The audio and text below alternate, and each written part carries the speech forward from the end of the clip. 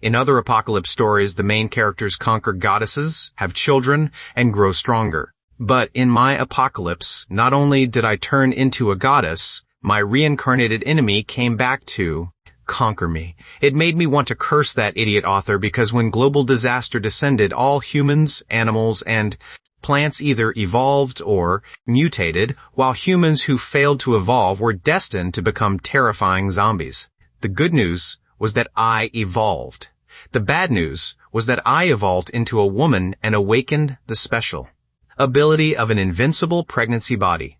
Not only were my looks and charm maxed out, but any child I gave birth to would completely inherit the man's attributes and abilities. At that moment, I stared at the flawless, perfect face in the mirror and sank into utter despair. Wasn't I completely finished now? The end of the world descending was already miserable enough, yet it had turned me into a goddess who buffed men. How was I supposed to keep playing? Like this? In despair, I pulled the blanket over my head, planning to sleep and never wake up again. But before half a day had passed, hunger woke me up. In order to survive properly in the apocalypse, I decided to start by gathering supplies from my neighbor's home. After brainwashing myself for a long while and rebuilding my confidence, I put on a determined expression, found a baseball bat at home, and opened the door. But in the very next second, a tall figure flashed past, and a collar was suddenly snapped around my neck. In panic, I instinctively swung the baseball bat at him, only for him to raise one arm and easily catch it. Then he looked at me in surprise. At only level 1, you already react as fast. As expected of one of the 4 dark calamities from my last life, the Demon Saintess, Blake Bennett. Who are you? What did you put on me? Before I could finish speaking, my neck suddenly tightened, and immediately afterward, a powerful electric current surged through my entire body, hurting so badly that I collapsed to my knees. It hurts. What is this thing? Who are you? Take it off now. This can't be possible. Demon Saintess, the cold man said. As he spoke, he summoned a black longsword out of thin air and slowly pointed it at my neck. I was reborn for the sole purpose of killing you. Although you haven't done anything evil yet, to prevent disaster before it happens. Please go die. As he spoke, the man raised the longsword high and was about to slash down. Wait. Seeing that, I hurriedly straightened up on my knees and shouted, Big brother, spare my life. I'll do anything you ask. I'm begging you. I don't know anything about a demon. Diaz, Saintess. As soon as I finished speaking, the man's long sword stopped right in front of my neck. I carefully lifted my head to look at him and found hesitation on his face. He was still very young and handsome too, the type even the campus belle would willingly chase after. Seeing me beg, the man also paused slightly. He stared into my eyes and said coldly, Damn you, Blake Bennett, what are you pretending to be innocent for?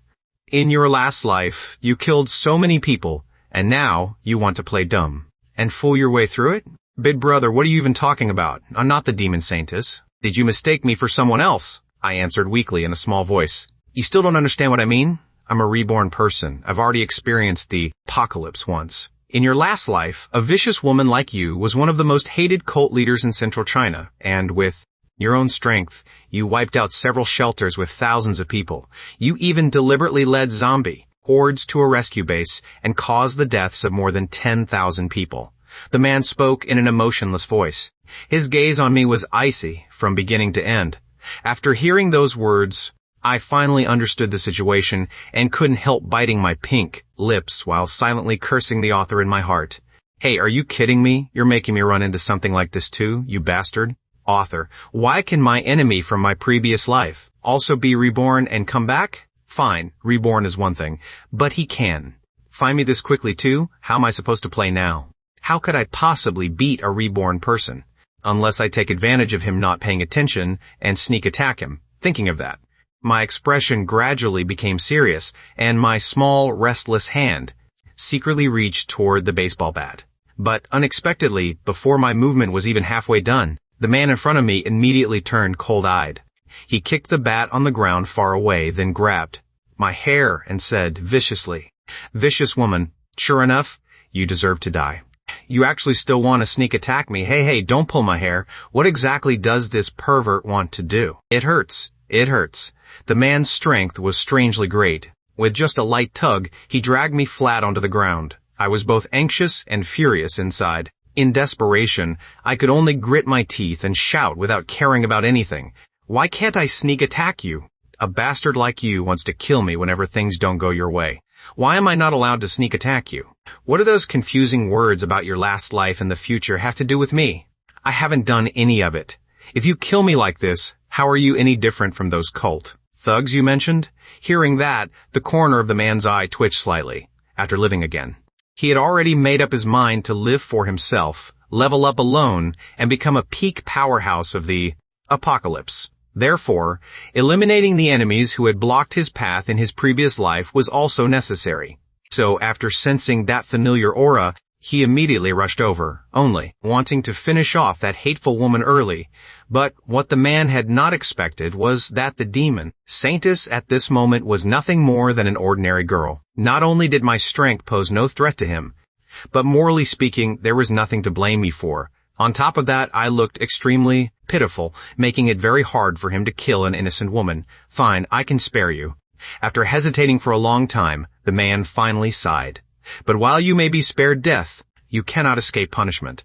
If I let you go, in the future you are very likely to still grow into a demon who kills people like cutting grass. Rather than let that happen, I might as well keep you by my side and strictly watch over you. What do you mean? I frowned at him, my eyes full of vigilance. But when I saw him looking me up and down, my heart suddenly tightened, and I hurriedly covered my chest. Sure enough, the corners of the man's mouth lifted into an amused smile. Then, in a condescending tone, he ordered, "My name is Ryan Foster. From today on, you are my woman. I will protect you, lead you to level up, and make you stronger in the apocalypse. What you need to do is rein in that hot temper of yours and obediently be someone's wife. The collar around your neck is an S-rank item. As long as the thought of attacking me appears in your heart, it will activate electric punishment. Even if you want to run, you won't be able to escape." What? Keep dreaming. When I heard the words someone's wife, I was so angry I nearly fainted and simply laid all my cards on the table. I'm a man, big brother. I'm a man. I only turned into a woman because I awakened a skill. Do you understand now? There's no future between two men. Is that so? Seeing that I was still being stubborn, Ryan only gave a contemptuous laugh. Who cares whether you used to be male or female? It's enough that you're a woman now. Besides, it's even better if you were originally a man. That makes humiliating you more interesting. Go put on black stockings for me, otherwise, just prepare. What? You. Hearing this absurd order, I tremblingly raised a finger and pointed at Ryan, but after choking for a long while, I couldn't say a word. What else could I do? My tiny life was in his hands. One wrong sentence and I'd be dead. Seeing my unwilling expression, Ryan impatiently snorted coldly. "Vicious woman. Looks like if I don't teach you a lesson, you won't remember." "Wait, brother, no, don't." Crackle. "Ah, it hurts." "Stop. Please spare me. I'll wear them, okay? I'll wear them." Shocked until my whole body glowed white, I cried out miserably. In truth, the electric shock wasn't painful to that extent, but the feeling of being collared like a dog and shocked at the neck made a man like me feel far too humiliated. That's more like it. Looking at me kneeling on the ground full of unwillingness, Ryan showed no pity at all. Was this a joke? This was the Demon Saintess, whose name had terrified everyone in his previous life. A vicious woman who took joy in killing and amused herself by torturing men. If she had already grown into that level of depravity, Ryan would have cut her down with one slash long ago. As for now, with a little guidance, perhaps she could be turned away from evil and back to the right path, and conveniently be taken as his woman. Thinking of that, Ryan silently nodded, approving of himself. Under his irresistible gaze, I could only crawl miserably up from the ground, and, with a face full of unwillingness, walk into the neighbor's bedroom, trembling as I took out 2 clean pairs of pantyhose. What an obedient good girl. And skirts too. Take 2 of them. They have to be short skirts. "You're bullying me too much." I ground my teeth and muttered under my breath, but afraid he would hear me. I could only force back tears of humiliation and take out 2 short skirts. "Here are the skirts. Are you satisfied now?"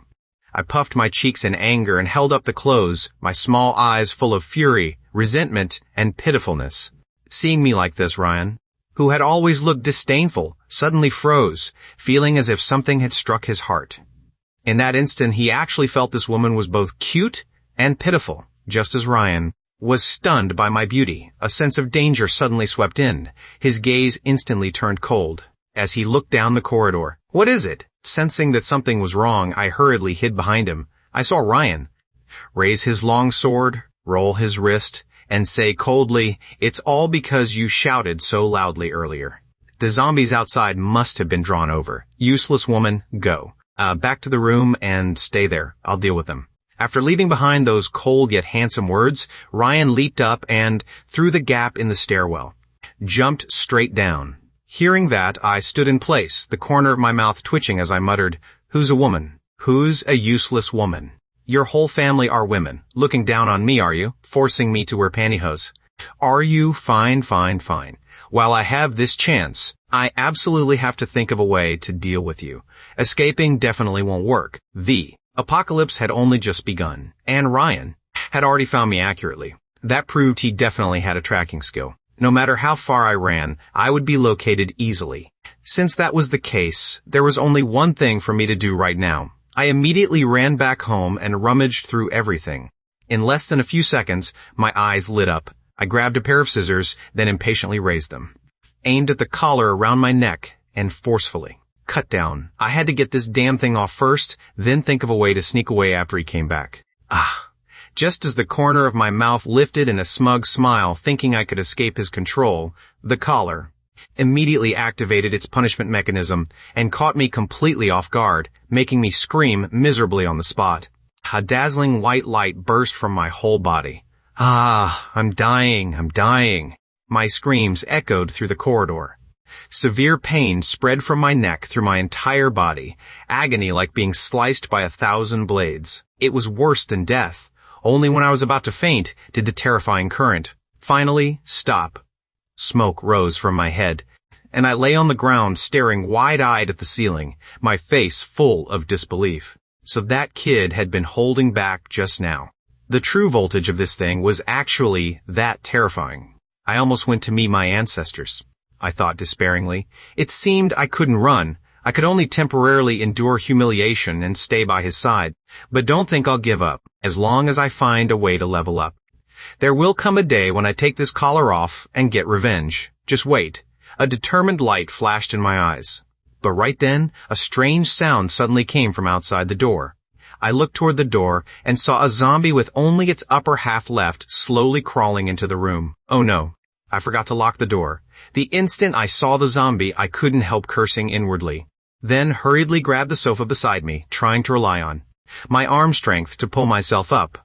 Unfortunately, the high-intensity current had made most of my muscles lose control. I couldn't even move and could only watch helplessly as the zombie crawled closer and closer. It's over. Looks like if I don't die at the hands of that stinky man, I'll be bitten to death by a zombie. First, I watched the zombie crawl closer, until it grabbed my ankle. No, don't. Help me, Ryan. My survival instinct made me burst out with a shocking cry. I waved both hands wildly and grabbed the sofa, desperately resisting the zombie's pull. But the more I screamed, the more excited the zombie became. Just as it opened its mouth full of fangs and bit toward my thigh, I closed my eyes in despair. It's over. I'm going to die here. But strangely, after a long time, no pain came. With a sliver of hope, I carefully opened my eyes. In my blurred vision, a tall back stood beside me. "You vicious woman." Ryan cursed expressionlessly. "Were you trying to cut off the collar? Otherwise, how did you get shocked so badly that you couldn't even handle a crippled zombie?" As he spoke, he raised his hand and pinched my chin, kneading my face lightly like clay. "The soft feeling isn't bad. What's wrong? Scared stupid? You're not dead yet." Hearing his voice, I finally came back to my senses.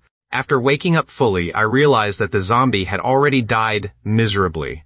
On the ground, I widened my eyes in shock. "You saved my life." "Vicious woman, still pretending to be stupid here? Didn't you hear me? Were you trying to remove the collar?" Ryan probably thought I was pretending to be dumb, so he kept scolding me. But this time, his movements were clearly not as rough as before. I saw him stretch out both hands, and while I was unprepared, he picked me up princess style. "What are you doing?" Feeling the man's body heat, I snapped back to myself and showed a frightened look. I hurriedly raised my small hands and tried to struggle. free, but because my muscles were still soft and powerless, I couldn't use any strength. Shut up, woman. This place is too dangerous.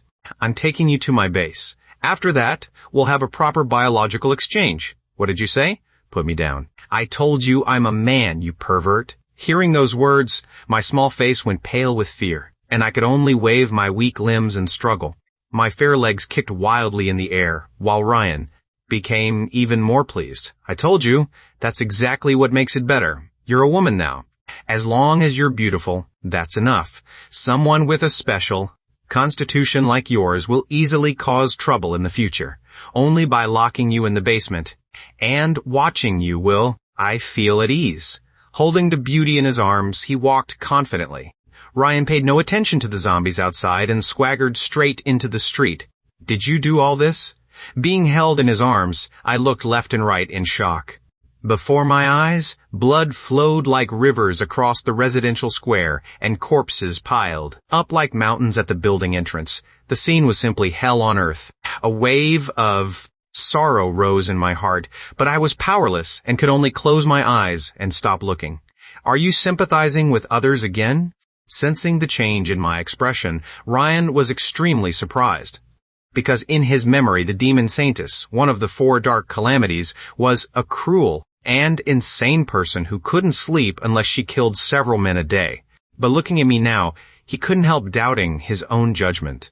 Could this woman really have become evil only because she suffered some shock? If he watched over her in this life, maybe she could live like a normal person. Thinking that, Ryan nodded affirmatively. Before long, Ryan carried me to another residential complex, only a little over a kilometer from my home. No wonder he said he sensed my aura as soon as the apocalypse began. So the 2 of us lived this close. We're here. What surprised me a little was that Ryan didn't go into the apartment buildings in the complex, but carried me into a small 2-story villa. The surrounding walls were towering, with dense coils of barbed wire wrapped across the top. The iron gate to the yard was as thick as tank armor, and that was not even counting the defenses inside the villa. Why are your home's defenses so exaggerated? I stared at the fortress-like villa before me and blinked, muttering. Ryan didn't hide anything either. He carried me inside with a calm expression. I told you long ago I was reborn. Since I was reborn once, isn't it normal to prepare a little before the apocalypse began? As he said that, Ryan had already taken me to the 2nd floor of the villa and placed me in the bathroom. He casually threw the black stockings and skirt from earlier onto the floor, then said condescendingly, "Now, either you wash yourself clean, change clothes, and make me happy, or I'll cut you down with 1 slash. My house doesn't keep useless things. The choice is yours." At that moment, I stared at the black stockings on the floor, symbols of humiliation, my shoulders trembling slightly. Once I put these on, my identity as a man would no longer exist. What awaited me would be endless humiliation and torment. But if I didn't wear them, with my current strength, I was no match for Ryan at all. Then the only ending left was death. Should I pretend to be a woman and pretend to compromise? Or should I die bravely like a man? After hesitating for a long time, a tear rolled down my cheek. In the end, I still picked up the black stockings from the floor. I don't want to die. I didn't know who that apology was meant for. In any case, I had compromised. My obedient appearance made Ryan nod in satisfaction, but his next words once again overturned my understanding. "From now on, you must call me Master. From now on, I'll call you Snowy. Understood?" As soon as those words came out, my small face instantly turned bright red. I stared at Ryan in disbelief. But after choking for a long time, I couldn't say a word. Seeing that, Ryan only gave me a faint glance. "What, you're not willing?" No, I almost used all my strength to shout that. Then, with wet eyes and a choked voice, I whispered, "Snowy will listen to Master from now on." But inside, I was roaring. "Sooner or later, I'll kill you. Good Snowy. Go bathe, change, and come out for me to look at." After leaving those words, Ryan left the bathroom, leaving only me sitting alone on the floor, feeling that the future was full of sadness and confusion. Half an hour later, on the rooftop, Ryan set up a grill and began roasting meat beneath the blood-red night sky. The aroma of meat was like a lit fuse. All the zombies in the residential complex turned toward the villa together. They could smell the fragrance from 100 meters away, and each, Jess's, revealed blood-red eyes rushing over like crazed beasts. In just a few minutes, they gathered outside the villa wall, while Ryan acted as if nothing was happening and focused on grilling, as if this were merely an ordinary family dinner. But when I had just come out of the bathroom and saw this scene, I was so frightened that I blurted out a curse. "What are you doing? Do you not want to live?" I looked in horror at the wall swaying and about to collapse, then hurriedly shook my head to force myself to calm down. In 2 steps, I rushed forward and grabbed Ryan's arm to warn him. "The zombies are about to break in." "You finished changing?" Ryan, whose arm I grabbed, turned his head, and the first thing he said was to tease my outfit, a white t-shirt, a black pleated skirt, smooth, glossy black stockings, and a cute face mixed with a hint of charm that almost made him blurt out, "Perfect." I could hardly believe my ears. Grinding my teeth, I glared at him and shouted angrily, "What time do you think this is? How are you still thinking about that? Can't you see the zombies are about to crush the wall? To pieces? We're going to die. It's all because you were bored enough to grill steak." Ryan wrapped one arm around my waist and chuckled. "It's all my fault? Then are you not eating later?" As he spoke, he speared a piece of beef with a fork as if teasing a cat and brought it to my lips. "I'm not eating." Being held made my entire body feel uncomfortable. It was the discomfort of losing my dignity. My once firm man's heart seemed to be wavering. But I had to admit that Ryan's arm was solid and strong, and his body heat brought an inexplicable sense of safety. The zombies downstairs didn't seem so frightening anymore either. Only when my stomach suddenly growled from hunger did I remember that an hour ago I had gone to the neighbor's house precisely because I wanted to find food. After meeting Ryan, fear made me forget my hunger. Now the smell of meat completely awakened my appetite. Ryan heard my stomach growling clearly, and his smile grew even smugger. He waved the fork. "Really not eating? Aren't you hungry?" I stared at the beef, my face red enough to drip blood, and whispered softly, "Can I eat it?" "What do you call me?" He raised an eyebrow, his tone teasing. My cheeks nearly burst into flames, and I looked at him angrily with eyes full of resentment. But in the end, I still opened my mouth and said in a choked voice, "Master, I want to eat this." Seeing me give in, Ryan's lips curved upward, and he generously brought the fork to my mouth. I took a bite and ate in satisfaction. But I still didn't forget to ask, "Then what about the zombies below?" He calmly cut a second piece of beef and thoughtfully fed it to me. "No need to care. It's just experience farming." Before he finished speaking, outside the villa suddenly exploded, and flames shot straight into the sky. All the zombies were blown away, the scene miserable to the extreme. I nearly vomited up the beef I had just eaten, but forced myself to swallow it. Looking back at Ryan, I saw that he hadn't even lifted his eyelids, and was still leisurely cutting steak, leveled up 4 times, too little experience. I looked at him as if looking at a monster. This man really was a lunatic. Whether it was buried bombs or system items, being this flashy would only attract more danger. But for some reason, the way I looked at him gained a trace of admiration. That calm yet arrogant style really was handsome. "Baby, still eating?" Ryan waved the fork, interrupting my thoughts.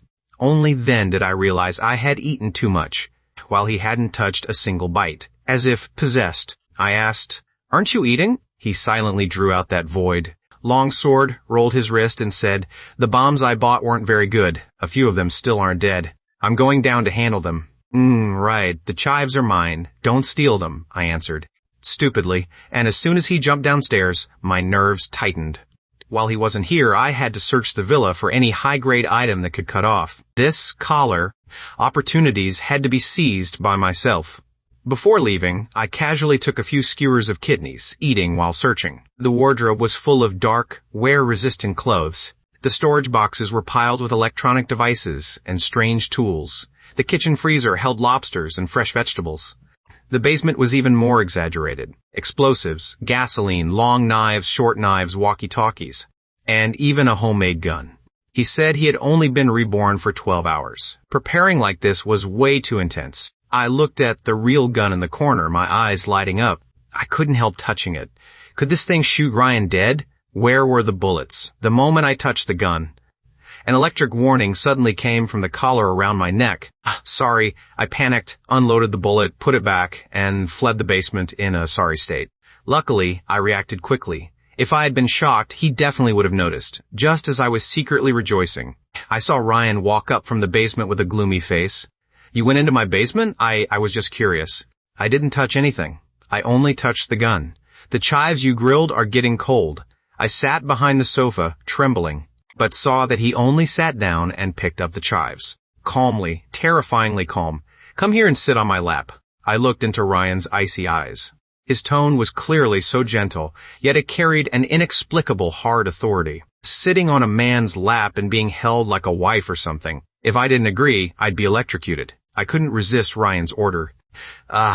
Thinking of that, I trembled slightly, wrapped my arms around Ryan's neck and plopped down onto his lap, fitting perfectly with Ryan into the posture of a loving couple. Good girl, so good. Holding the breathtaking woman in his arms, Ryan smiled with great satisfaction. Damn it. In a voice trembling, with sobs, I spoke with my eyes tightly closed, forcing a tear from the corner of my eye. Are you that unwilling? Is it that hard to accept? I answered with a somewhat resentful expression, my eyes soaked with tears and looking extremely unwilling. If it were you, would you be willing? If you were held by a man like this, would you be happy? Why not? Ryan answered without hesitation, and after hearing that, I widened my eyes in confusion. You really are the type who only cares about looks, aren't you? As long as someone is beautiful, why care whether they're male or female? If I were a beautiful woman, I'd definitely find a muscular man too. You saying I'm handsome? Doesn't that count as handsome? Looking at Ryan's sincere eyes, I pouted, somewhat disdainfully, but still admitted it. I provide you with food, drinks, and shelter. I'm not ugly either, and I have strong power and weapons. On what grounds do you have objections to me? What objections can you even have? If it were another woman, she would surely be eager to offer herself up. I'm letting you be my wife. That's me. Promoting you. His words seemed to make a bit of sense. After hearing them, my large eyes, which had originally been extremely resistant, immediately wavered. Without him, I was probably still struggling in the residential complex to survive and search for food. Wasn't eating barbecue here better than surviving out there? Thinking that, just then, the hand on my waist rubbed lightly with a bit of force. This made my cheeks turn slightly red, and the expression of me biting my lip became even more embarrassed. But still, no. Sure enough, I still couldn't accept it. Seeing that I was still shy and indecisive, Ryan didn't force me too much and only gently rubbed my head. After all, everything had to be done slowly. There was plenty of time ahead. At this moment, I seemed to catch some information, and hurriedly raised my head, asking him happily, "So that means you're willing to spare me tonight?" Ryan only widened his eyes, slightly in surprise. "Who told you that? I didn't say that. What I mean is that feelings grow over time." The scene shifted. I was carried into the bedroom in terror. The indescribable content here is omitted. When I woke up at noon, Ryan was no longer beside me. I looked at the unfamiliar ceiling, feeling wronged. Tears of humiliation slid down, and my whole body was so soft that I couldn't get up. I could only hug the pillow and silently curse. "Ryan, you beast. One day I'll kill you." While I was cursing, the door was pushed open, and he walked in covered in the smell of blood. "Awake, little bitch?" Ryan still liked using that hateful form of address, but unlike yesterday, his tone was extremely gentle. I immediately buried my face in the pillow, but he leaned over and kissed my cheek lightly. "I'll be gentler from now on. Don't you want to level up?" I turned my face away coldly. "Pour me a glass of water." He raised an eyebrow in surprise. "I'm the master." But seeing my wronged eyes, he finally sighed and went to pour water. When he came back, he helped me sit up and fed me water. After drinking, I continued to make things difficult. "I want braised chicken rice." This time, he finally couldn't hold back. He raised his hand and pinched my chin. "Don't push your luck." I hurriedly apologized. Half an hour later, I was holding a bowl of mediocre braised chicken rice and eating happily, after eating and drinking our fill. The two of us began going out to hunt monsters. The residential complex had long changed beyond recognition. 2 high-rise buildings had been crushed by giant vines. Branches twisted around steel bars like venomous snakes. The air was filled with the stench of blood, and distorted corpses were scattered everywhere. We were quickly surrounded by dozens of zombies. Just as I raised the homemade gun, Ryan pressed it down and handed me a white short blade engraved with inscriptions. "Use this. It's a system item. It cost $250,000. I took it with disdain and swung it twice. A cold stream of energy actually flowed through it. "How can a knife be better than a gun?" I muttered, only to be pulled into his arms as he dodged a zombie's pounce. This blade can automatically exorcise evil. A gun will expose our position. He sighed helplessly. How did you survive until then in your last life? Before he finished speaking, I was pushed forward to face the zombies. Big chest, no brains? I'll show you what real strength is. I gripped the short blade, leaned aside to dodge a pounce, and swung down, easily cutting off a zombie's neck. Host has killed an ordinary zombie. Experience, +1. As the notification rang out, I killed more and more fiercely. Wherever the blade passed, zombies fell, and my clothes truly weren't stained by a single drop of blood. My body also became lighter, the more I killed. This lousy, invincible pregnancy saint body skill actually had some use. By the time we reached the third building, I was suddenly wrapped around the neck by a tentacle, and, before I could react, I was lifted 3 floors high. The feeling of suffocation made my vision go black, my tongue foam, and my consciousness gradually blur. My final thought was only, Ryan, save me. When I woke up, I found myself inside the villa, in the bedroom. Am I still alive? I touched my face in disbelief. Slap, slap. My face could indeed feel real pain. My last memory was still stuck at the moment when that tongue had strangled my neck. Even I had thought I was definitely dead. Yet I really was still alive.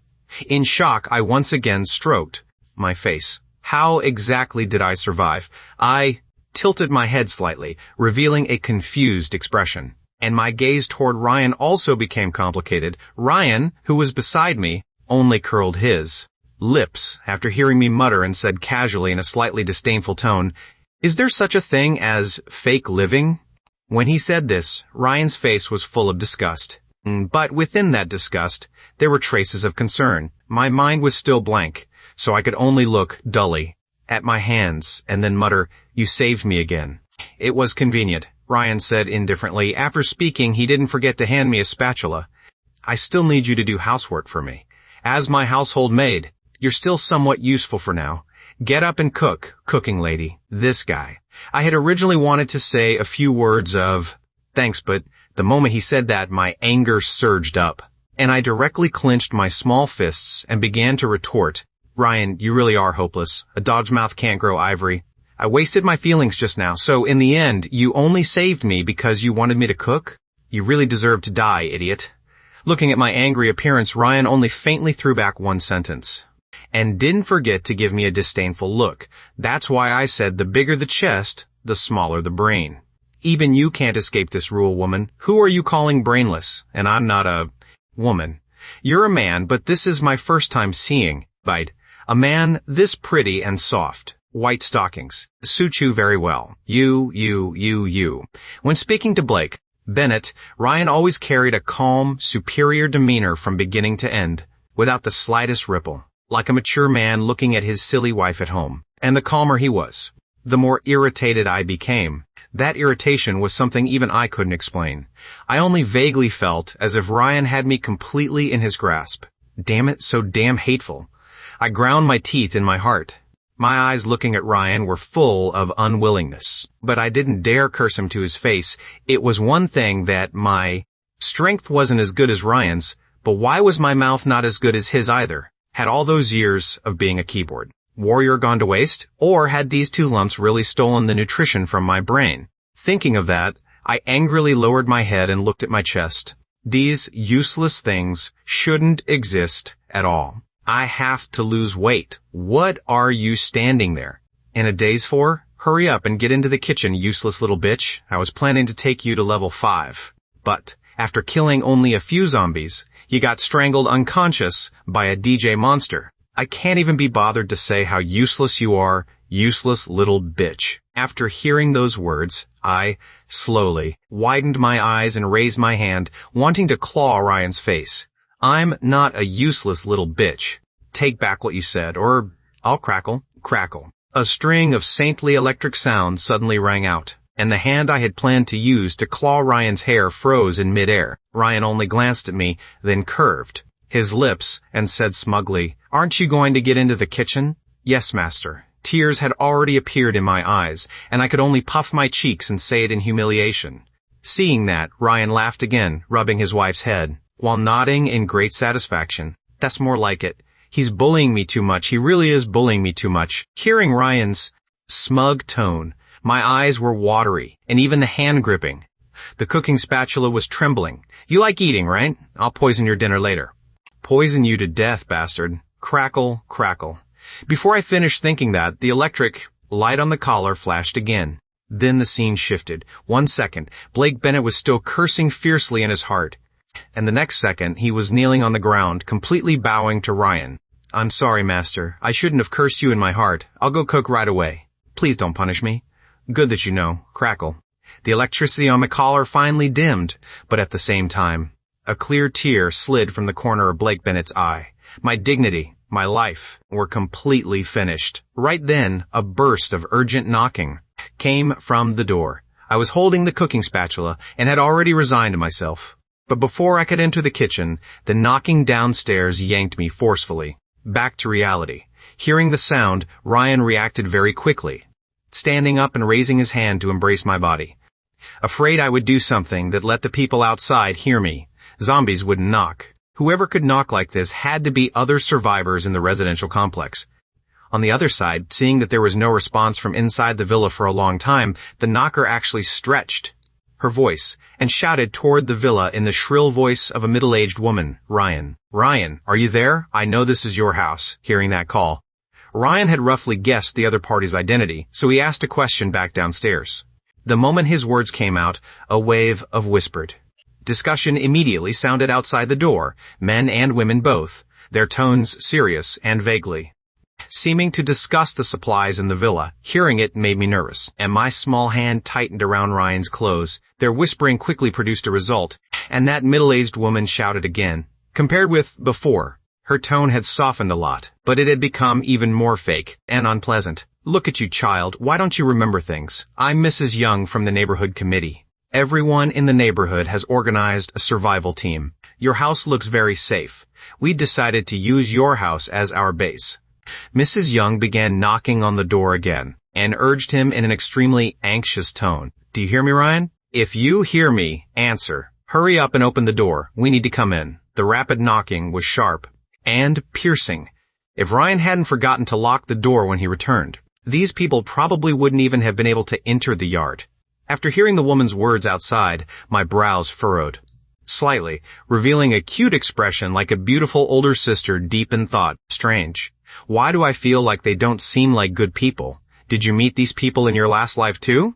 Of course I know them. How could I forget Vivian? Young? Ryan answered with a cold laugh. Although he looked as if he didn't care at all, I could sense hidden killing intent in Ryan's words, ready to burst out. Since there's nothing else to do, come downstairs with me and meet them. Don't hug. My waist. I shouted while Ryan held my waist and led me downstairs. A handsome, cold man in black, tall and powerful, walking with his soft and adorable wife in white stockings. This combination was simply a match made in heaven, and just looking at it made others envious. When Ryan opened the main gate, his cold eyes and fleeting sneer seemed somewhat sinister. In my last life, the lackeys of Victor Hall's Black Dragon Gang relied on their neighborhood committee identity to pretend to be noble and deceive many nearby survivors, turning men and the elderly into slaves of the Black Dragon Gang, and women and children into toys for the gang leader. I thought I wouldn't have any dealings with you in this life, but I didn't expect you to come knocking so quickly. That saves me the trouble of looking for you. Thinking this, the smile on Ryan's face deepened, frightening me in his arms so much that I shrank my neck. What's going on? So scary. Such dense killing intent. My body trembled unconsciously. And why was my heart beating so fast? It clearly should have been fear, yet for some reason I felt. Thinking of that, I secretly glanced at Ryan's side profile from the corner of my eye. That cold smile without the slightest warmth could truly be described with the word evil, yet for some reason it seemed incredibly handsome. No, why do I think Ryan is handsome? He finally opened the door. Why are you so slow? While I was still hesitating, the villa gate had already opened, and the middle-aged woman named Valerie, young, actually shamelessly, led a large group of people inside. Ryan sneered inwardly. Sure enough, as expected, there was no survival team at all, let alone any base. Following behind Valerie were 7 or 8 thugs, holding clubs, along with more than 10 weak-looking men and women trembling all over. Before Ryan could speak, 2 thugs, very familiarly stood to Ryan's left and right, taking threatening stances. As for Vivian, Young, who had been leading the way, she immediately showed a flattering expression, bent over, and fawned on the thug leader behind her. Mr. Hall, look, I wasn't wrong, was I? In this neighborhood, I know every household's assets and family members like the back of my hand. This kid Ryan not only has money, his house is especially big too. He must be hiding a lot of supplies. You got some ability, the middle-aged man called Mr. Hall sneered. As he spoke, his gaze had already shifted to my face, and that gaze full of malice made me uncomfortably nestle deeper into Ryan's arms. There was no way Ryan could forget this vulgar appearance. Who else could it be besides the Black Dragon Gang's leader, Victor Hall? At this moment, Ryan, who had been silent all along, finally spoke. I don't think I said you were allowed to come in. The people you brought don't look like good people. Look at you. Why are you speaking so distantly? After Ryan finished speaking, the thugs, holding clubs around him, immediately revealed mocking smiles. Some even cracked their knuckles. As for Valerie, Young, she felt not the slightest guilt about the current situation. Instead, she straightened her back and smiled even more smugly. Obviously, those young people behind her had all been tricked here the same way. This is Mr. Hall, the captain of our survival team, the great hero of the neighborhood. Mr. Hall is very powerful. He killed dozens of zombies in one day. He's now a level 4 awakened person, and is about to unlock a new skill. There are definitely benefits to following Mr. Hall. Mrs. Young even deliberately gave me a meaningful look, her face full of smugness, as if saying, did you hear what I said? If you want to survive, you still have to find a reliable man. Regarding Mrs. Young's explanation, Ryan only smiled playfully, slightly raised his chin, and tightened the arm around his wife a little. Then, in a tone of contempt, he answered these people, my wife and I have no fear of zombies at all. I appreciate your kindness. If there's nothing else, please leave. Ryan even raised his hand, politely in a gesture of invitation, but unexpectedly. As soon as he finished speaking, the 2 burly men on his left and right immediately pressed closer. The arms gripping steel pipes bulged with veins. Immediately afterward, Victor Hall walked closer with a savage smile. He slapped Ryan heavily on the shoulder, the corner of his mouth twisting as he spoke with a sinister smile that completely looked down on others. Your name is Ryan, right? Seeing so many of us and still staying calm. Young man, you've got some guts. Victor Hall's gaze had already moved to me, looking me up and down from my neck, burst to my whole body. I felt extremely uncomfortable under that malicious gaze. But even though I was scared inside, I still glared back proudly. Victor Hall only laughed contemptuously and shook his head, mocking. This isn't a peaceful society anymore. Young people can't survive on guts alone. You need a backer. If you know nothing, you'll sooner or later turn into a zombie like those pieces of trash. Something even I hadn't expected happened. Victor Hall actually patted Ryan's face with his hand, that twisted and arrogant smile almost clearly writing the word arrogance over his face. Let me play with your woman for a while, and I guarantee I won't play her to death. Then the matter between us will be settled. Ha ha ha ha. Let me play too, Mr. Hall. As soon as Victor Hall said that, the thugs around him began laughing loudly. Their arrogant and filthy laughter was especially piercing in the quiet residential complex, terrifying the weak young people outside until they trembled all over, covered their faces, and cried. Even so, Ryan's expression still didn't change. Ryan, why isn't he refuting him? I felt a little anxious. I was somewhat afraid Ryan would become angry and lose control. But at the same time, I was extremely furious at Victor Hall's words. Ryan, why haven't you dealt with him yet? What are you standing around for, thinking this? My expression grew angrier and angrier. Then my face suddenly froze, because the hand on my waist seemed to have pulled something out. What's wrong, brother? Why aren't you talking anymore? Don't tell me you were scared by our Mr. Few Hall and pissed your pants? Ha ha ha. Victor Hall's subordinates were still laughing loudly. But no one noticed that Victor Hall had somehow fallen silent. Only after they snapped back to reality Did they discover that Victor Hall's face was covered in cold sweat, his eyes wide, pupils contracted, and his legs trembling slightly? He was shaking, because extreme fear had made him unable to stand steadily. When Victor Hall tremblingly took one step back, the surrounding laughter immediately stopped.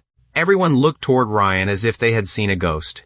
Even smug Mrs. Young trembled with fear and hurriedly backed away several steps. Ryan was pointing a gun at Victor Hall's forehead. "Where did you get that thing?" Victor Hall was terrified to the extreme, his whole face deathly pale.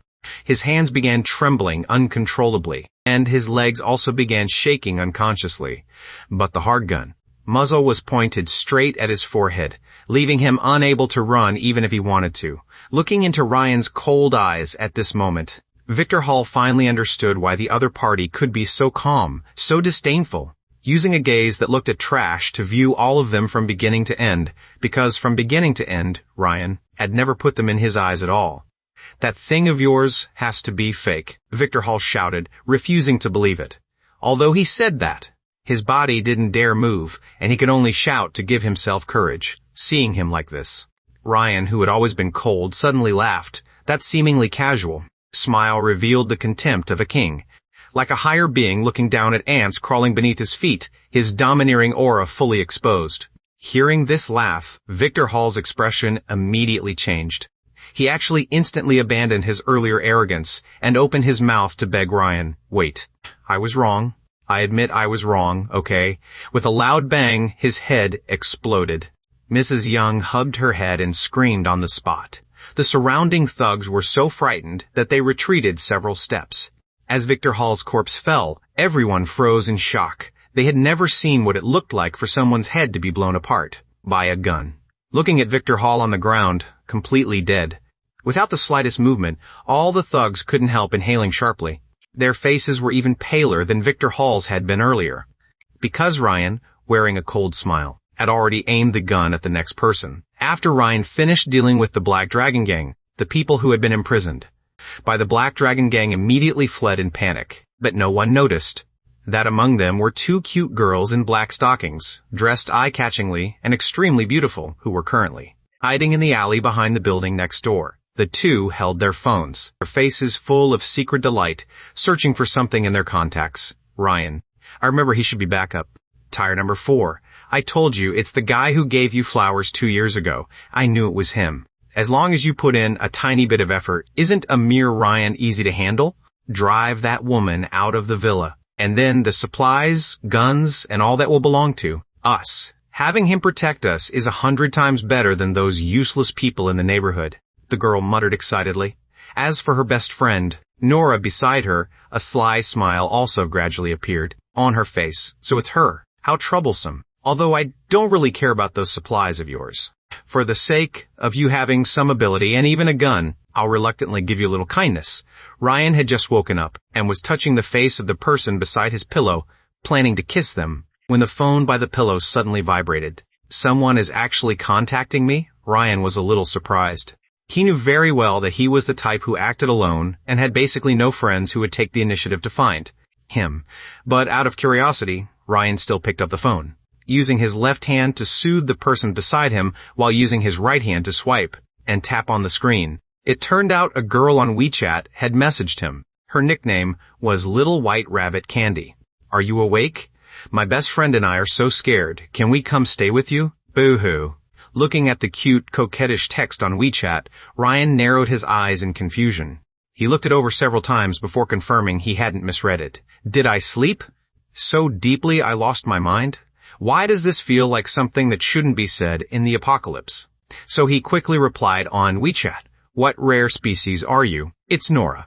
You even gave me flowers before. How could you forget?" The other party immediately replied to Ryan, and didn't forget to add an angry rabbit sticker, as if she were truly pouting at Ryan. Seeing this, Ryan thoughtfully touched his chin. "It's that girl. Isn't she the one I used to pursue? She used to live in the same neighborhood as me. I don't really remember anymore." In his last life, Ryan Lee had struggled through the apocalypse for several years, while pursuing Nora Quinn had happened 2 years before the apocalypse broke out. Counting it all, that was 7 or 8 years ago. So, to Ryan, the memory of knowing Nora Quinn was truly too vague, so vague that he basically had no impression of her. He only remembered that this girl seemed to be the type who loved money. He had pursued her for a while, discovered her true nature, and then stopped contacting her. "Do you need something?" But out of caution, Ryan still replied carefully. In the residential building beside the villa, Nora Quinn and her best friend Chloe Miller were lying on the bed, staring at the phone. The two of them smiled brightly at the same time, their smug expressions making their eyes curve into crescents. Their look was practically saying, "Kid, let's see if I don't have you completely under my thumb. Still pretending to be cold, huh? Who knows how happy you are inside?" Chloe Miller, who was beside her, said with a smile, while Nora Quinn lifted her chin even more smugly. "Of course, there's no man Nora Quinn, can't handle. Just wait and see how he begs me to move in." Amid the happy and excited laughter of the two women, Nora Quinn stretched out a finger and tapped the screen, sending Ryan a long message in one breath. "Hey, yesterday when you beat up those bad guys, I was among the captives, outside. You were seriously unbelievably handsome yesterday. You knocked all those people down so effortlessly. Thanks to you, I managed to survive. I really, really admire you, Ryan." After we got back, my best friend and I thought for a long time, and both felt that. The world is way too dangerous now. If we want to live, we have to stick together. After all, there is strength in numbers. So the two of us want to stay at your place for now. You were so good to me before, so you definitely won't turn us down, right? This is my best friend. Let me show you. As she said that, the corner of Nora Quinn's mouth lifted. She deliberately took a selfie of herself and her best friend. Both of them were young and beautiful girls, and few men could withstand such temptation, let alone when two of them delivered themselves to the door at the same time. Now that it was the apocalypse, law, morality, and humanity were collapsing little by little. Two young and pretty girls worshiping him and actively trying to please him. What man could possibly resist something this good? Don't worry, Ryan, you don't have to worry. Although it may feel a little awkward at first, we don't mind living under the same roof as you. I mean the same house. Don't misunderstand, okay? We can sleep on the sofa. After finishing the last sentence, Nora Quinn sent another cute rabbit sticker. The white rabbit paired with the photo of Snow White legs instantly pushed the temptation to the limit. But on this side, Ryan glanced at the photo and merely lifted the corner of his mouth. Sure enough, just as expected. In the bedroom, Ryan had seen plenty of people from every walk of life, and a scheming girl like Nora Quinn, who thought she could trick people out of supplies, was everywhere. He had long seen through her little tricks. To deal with this kind of person, Ryan suddenly pulled me into his arms and found an absolutely beautiful angle. With a snap, he took a photo and sent it the moment the message was sent. Nora Quinn and Chloe Miller were still laughing happily, already imagining the wonderful days of relying on Ryan, eating and drinking well in the villa. But the instant the photo appeared, the smiles of the two girls instantly froze on their faces. Yet this still wasn't over. The message, Ryan sent immediately afterward, made the corners of their mouths twitch nonstop. I don't like girls who are too flat, and besides, my wife would definitely get jealous. Ryan didn't forget to add a wicked grinning emoji. It was only an ordinary emoji, yet when Nora Quinn and Chloe Miller saw it, they both sucked in a cold breath at the same time. Their faces twisted so visibly, they almost turned into spirals. Nora Quinn nearly screamed those two words while trembling, and the person beside her, Chloe Miller, was even more confused. What kind of international joke is this? Chloe Miller shouted while pinching herself hard. Although she couldn't compare to the girl in the photo, she at least had some competitiveness. I'm so mad. That Ryan actually dared to mock me. Does he really think having a few lousy supplies means he can look down on everyone? Nora Quinn made an angry expression, completely dismissing Ryan. Chloe Miller, on the other side, also clenched her fists and ground her teeth as she echoed, "This man really kills the mood. No wonder Nora dumped him back then." Nora, don't be mad. Don't we still have another backup option? I think he created an apocalypse team group. Yesterday, the people who were threatened by Victor Hall were all pulled into it.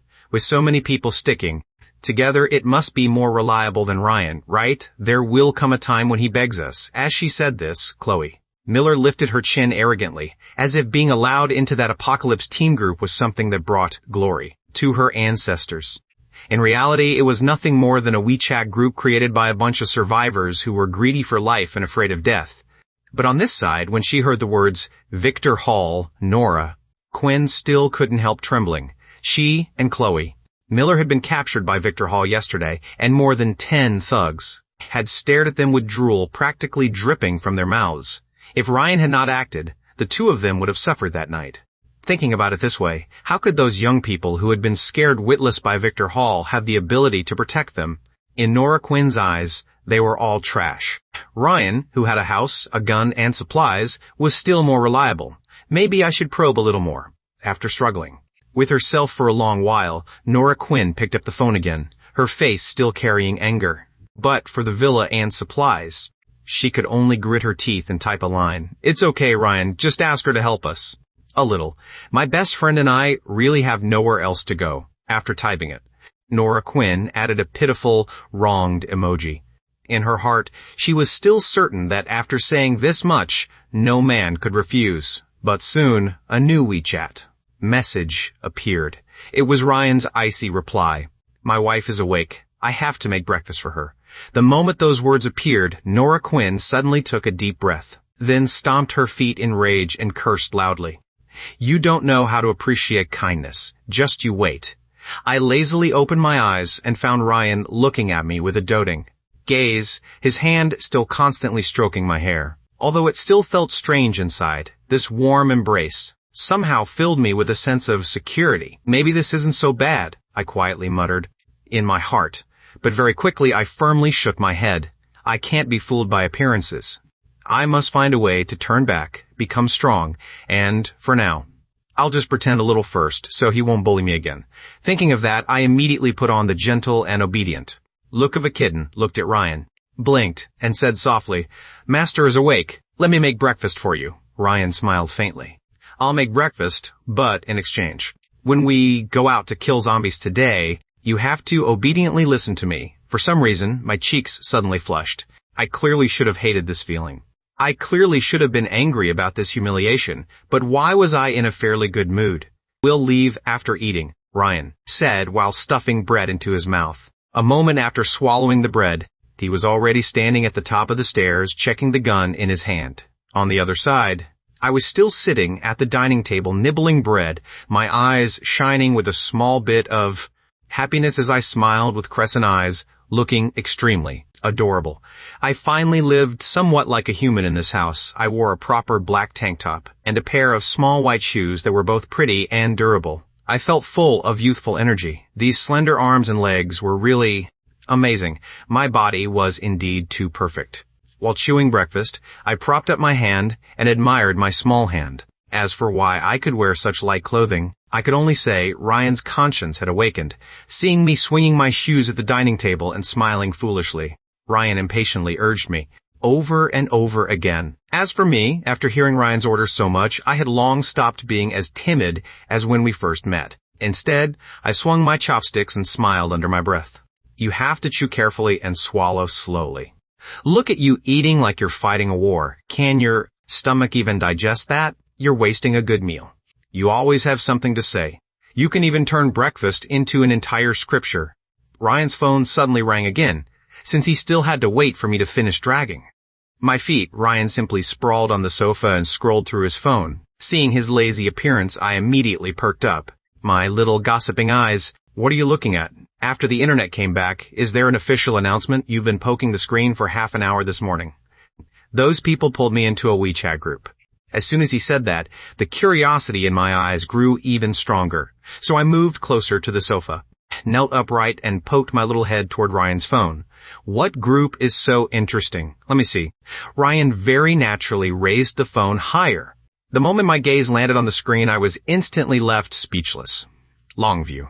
Residential Survival Association, Building 3, Unit 1, Room 101, Leo Harris speaking. Everyone, change your group remarks. The format is room number plus surname and name, convenient for the cadres to compile information. The amount of food stored at home, the number of people, and medicine should also be reported. Make a table and send it to the group. The association will uniformly allocate supplies. During special times, don't play tricks. Thank you for your cooperation. Looking at This way of changing remarks, the association leaders in the group spoke as if they were training employees. Their condescending tone made me think for a moment that I had entered the wrong company group. I couldn't help feeling confused. What are they doing? Can forming a group be eaten? Ryan complained expressionlessly, his tone full of disgust. These association cadres, especially that Leo Harris, are lying and saying they've already contacted the government. Using this gimmick, they trick survivors into trusting them. The lazy people who don't want to go out and find supplies naturally gather around and flatter him. Once the timing is right, the association will start openly robbing people. How sinister. After hearing that, I widened my eyes in shock, but soon scratched my face and asked, "How do you know so clearly?" I was reborn, Ryan rolled his eyes. In my last life, in less than 2 months, this association was already wearing the same pair of pants as the Black Dragon Gang. But this time, I dealt with the core of the Black Dragon Gang in advance. As for what happens next, even I'm not sure. Then why did you join this lousy group? Let them play by themselves. I didn't join on my own. Nora. Quinn pulled me in. The two of us chatted idly, neither of us taking the association seriously. But for some reason, when Ryan casually said the 3 words, Nora Quinn, the corner of my eye suddenly lifted. Then I leaned close to his ear and asked mysteriously, "Who is Nora? Quinn?" Ryan's body suddenly stiffened. I didn't know whether it was an illusion, but he actually sensed a trace of bone-chilling, killing intent, a pressure exactly like the Demon Saintess he had met in his last life. But when he turned his head to look, I was still that obedient, soft, smiling appearance. So he scratched his face and casually explained, "A girl I knew a long time ago. Yesterday, after seeing me kill Victor Hall, she wanted to move in and freeload off me. After I rejected her, she probably got furious, so she pulled me into the group to make the association rob my supplies." As he spoke, Ryan secretly glanced at my expression, wanting to confirm whether that killing intent just now had been an illusion. In the end, I had no reaction and only pouted as I muttered, "A scheming girl like that should be blacklisted." There, tagging you again. Tagging me for what? As soon as he heard that, Ryan, who had been sprawled out, sat up straight. When the two of us leaned close to the phone together, a familiar ID indeed appeared. Building 2, Unit 1, Room 302, Nora Quinn speaking. "Everyone, this is Ryan, the guy I just mentioned. His house has tons of supplies stored. Everyone hurry and take a look. With that many supplies, he still won't share some with the neighbors. Supplies are so tight right now. Good things should be shared, right? Ryan is so kind. He definitely can't bear to watch everyone starve, can he? This girl is really infuriating." Nora Quinn's every sentence revolved around supplies, and her scheming tone made me clench my small fists. But, looking at the message Nora Quinn sent, Ryan only curled his lips contemptuously. Sure enough, she's full of green tea tricks. She can't even see the situation clearly and is already rushing to push me into the fire. If Ryan had long grown used to seeing human nature in the apocalypse, then he did not take someone like Nora Quinn seriously at all. In his apocalypse, only strength and resources were the hard standards for measuring a person's value. No matter how beautiful a woman was, if she was only fit to be a vase for display, sooner or later she would become a man's toy. A person like Nora Quinn, who relied on a bit of beauty to boss people around, wouldn't need Ryan to act. In less than 2 months, someone would naturally teach her how to behave. This time, the group immediately exploded. Messages filling the screen were all aimed at Ryan. Does Ryan really have that much food stored? Definitely. Last night, the smell of cooking came from his house. Haven't you watched zombie movies? Zombies have sharp noses. Making so much cooking smoke, isn't he afraid of attracting a zombie horde? Have some morality, okay? Come out and explain. Say less. He has a gun. Victor Hall was shot dead by him yesterday. Building 2, Unit 2, Room 601, Simon King withdrew a message. Seeing Simon King instantly withdraw his curse, I couldn't help bursting into laughter. Ryan, however, didn't care at all and rubbed my hair. But unexpectedly, in the next second, the association president Leo Harris jumped out. Although he knew Ryan had a gun, he still put on an official tone and sent a voice message to persuade him. "Ryan, I already understand the situation everyone has reported in the group. Many people privately messaged me to report. that your house really has quite a lot of canned food stored, right? Isn't this just perfect? The nearby supermarkets have all been occupied by zombies, and several supply teams we organized failed. Now is a matter of life and death for the residential complex. We must have a sense of the bigger picture and unite to help one another. Set an example for everyone and hand over your surplus. Supplies. Keeping 1 week's worth of food is enough. The rest will be uniformly. This is also for everyone's safety. What do you think? Leo Harris also added a handshake emoji under the voice message.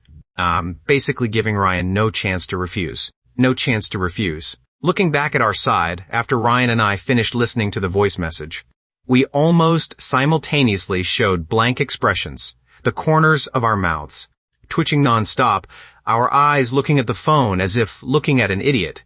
After a few seconds of silence, Ryan pressed his temples and said with a headache-filled expression, "Let's hurry out. If we don't leave, I'm afraid these people will disgust me so much, I'll vomit." Wait. Seeing Ryan's helpless appearance, I hurriedly waved my hand to stop him, the corner of my mouth lifting into a wicked smile. Immediately afterward, I suddenly raised the phone, threw myself into Ryan's arms, and raised my middle finger at the camera. With a snap, I took a selfie. As the shutter sounded, the photo showed a handsome man holding his beautiful and seductive wife.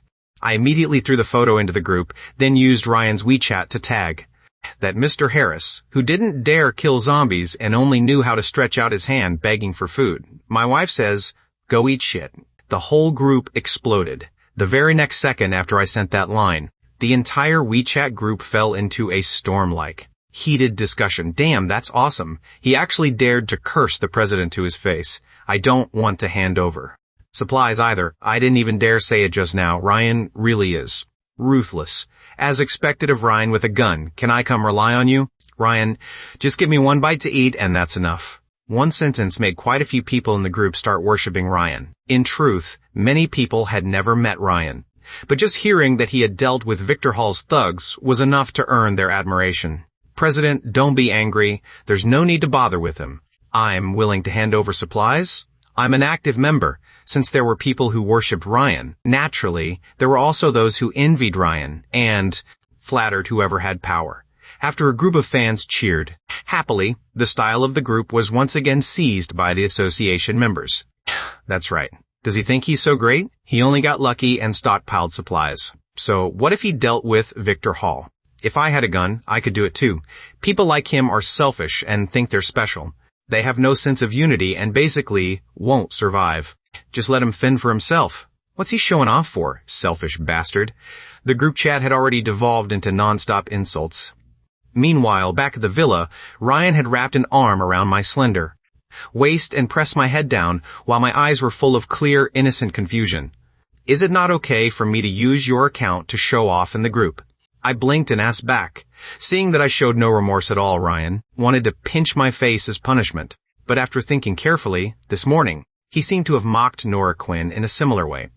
So after hesitating for a moment, Ryan couldn't help laughing. He only rubbed my head and let go. Forget it. Ignore them. Let's go kill zombies. As he spoke, Ryan walked toward the stairs with a handgun, while I obediently followed behind him, asking curiously as we walked, "We still have to go out? These people are all thinking about your supplies. What if your house gets robbed after you leave? What else? I'll blow them up." Hearing my question, Ryan said something terrifying in an extremely calm tone. "I never said the bombs I buried were only around the perimeter walls. My phone has surveillance cameras around the villa.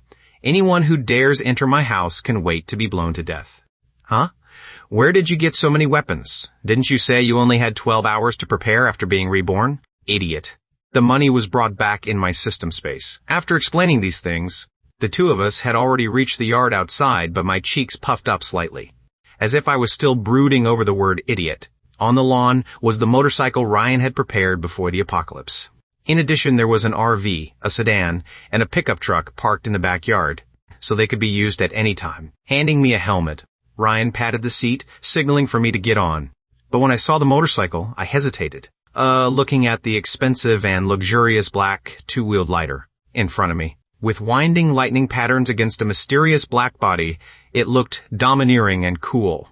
No man who liked feeling the wind could refuse such a beautiful bike. But I still couldn't help muttering inwardly, does he want me to sit behind him?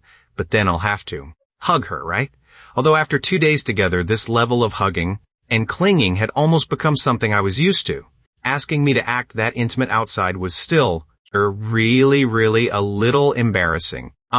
Thinking that, my knees shyly pressed together, and beneath the helmet, my fair face also flushed faintly. I looked very unwilling, but Ryan didn't care about any of that. He didn't want to waste time getting tangled up in such things. So he turned his head and impatiently urged me, "What are you spacing out for? Don't you still want to go get your phone? Hurry up." I was forced by Ryan's imposing presence. After struggling for a long while, I still trotted over, spread my legs, and lightly stepped onto the back seat. My small hands reached out and hugged the man. I gently bit my pink lips, showing a bashful look. At the same time, Ryan only felt 2 large mountains made of cotton pressing against his back. The originally quite comfortable bike was instantly squeezed until it made him feel a little short of breath. For some reason, 4 idioms appeared in his mind. The sea accepts all rivers, tolerance makes one great, carrying a heavy burden, enduring humiliation for the greater good. Sea, could you maybe not hug me so tightly? Ryan realized something was wrong and turned back with a face full of black lines, trying to remind me not to stick so close, otherwise, how was he supposed to focus on driving? But after hearing him, I completely failed to understand what Ryan meant. I still tilted my head with a puzzled look and answered innocently, "Huh? What? I'm just hugging normally. I'm not even using strength yet." "Seriously?" Ryan couldn't help. Complaining inwardly, but changing vehicles at this point would be too troublesome. So, Ryan could only grit his teeth and start the motorcycle. "Fine. Just endure it and it'll pass." Ryan muttered something under his breath while I stretched my neck from behind and asked curiously, "What are you enduring?" "Nothing," Ryan said with a face full of resentment. As Ryan skillfully twisted the throttle, the motorcycle began letting out roaring sounds. Many zombies heard the noise and looked toward the villa all at once. But before they could gather, the body of the bike shot out like a gale, quickly breaking out of the zombie encirclement and speeding into the distance. "Hey Ryan, there are too many zombies." Ryan drove very fast, and the surrounding scenery rapidly retreated behind us, while I sat behind him, inevitably worried. There were too many zombies. Looking out, there were at least hundreds, even thousands, wandering on the street, not to mention those that had already eaten people and evolved into intelligent zombies that knew how to hide in the dark, like that long-tongued zombie from before. But toward this, Ryan's eyes remained calm. He only tilted his head very casually and shouted, "They're all just ordinary zombies. No matter how many of that type come, they're useless. Relax." "Oh." After hearing Ryan's words, I obediently answered, although I agreed very nicely on the outside. Inside, I still couldn't help muttering, "No matter how many come, they're useless, you really know." How to brag. If 10,000 came, could you kill them all? Ryan is really both lustful and loves showing off. On what basis did someone like him get the chance to be reborn? It's unfair. I kept muttering inside, but my small hands tightened their embrace a little. Speaking of which, I still didn't know what Ryan's skill was. Last time, when the long-tongued zombie strangled me, I had no memory of how he saved me. He could rush over in time from such a far distance, which proved his speed was definitely very fast. Fast speed, strong perception, and accurate shooting. Wait, I know now. He's a reconnaissance-type ability user. He's a scout. Thinking of that, I immediately showed an expression of sudden realization. No wonder I always felt Ryan had plenty of weapons and skills, but didn't seem that powerful. So it turned out he wasn't a combat class, but a support-type scout class. So that's how it is. Then this is simple. I had originally thought my awakened skill was too useless and defeating. Ryan would take quite a bit of effort, but if Ryan was also support type, then defeating him wasn't impossible. As long as my level surpassed his highest level from his previous life, wouldn't I have more skills and be stronger than him? Ryan. Oh, Ryan, I finally found your weakness. Just wait and see. He. Thinking that, the corner of my mouth had already lifted slightly, revealing an evil smile that was both charming and moving, yet somewhat gloomy. I looked extremely smug. However, even a smart person like me inevitably forgot a few important things. For example, I forgot that Ryan might be hiding his strength and was simply too lazy to use his skills against ordinary zombies, which was why he didn't look that strong. For example, Ryan had survived in the apocalypse for several years in his last life. If I wanted to surpass the level he had in his last life, I would at least have to kill zombies. And monsters for years, maybe even more than 10 years.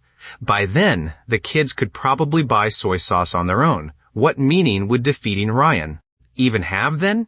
What is this woman grinning stupidly about? Ryan, who was still driving, revealed a puzzled expression. But very quickly, he smiled happily and shook his head helplessly, muttering, in his heart, forget it. If she's happy, let her be happy. She's pretty cute, so it's not bad, while the two of them carried their own thoughts and rushed back toward my home. The number of zombies on the road grew greater and greater. With a terrifying roar echoing down the street, a tall red zombie with a fierce expression actually blocked the road and charged over. Fortunately, Ryan's driving skills were exquisite enough, and with an easy drift, he dodged it. Whoa, that zombie moved so fast. And it was way too strong. Snapping out of my sudden realization, I couldn't help shouting. I had clearly seen just now that the flesh across the charging zombie's body had already rotted away, replaced by bulging red muscles so swollen they looked ready to burst, dripping with fresh blood.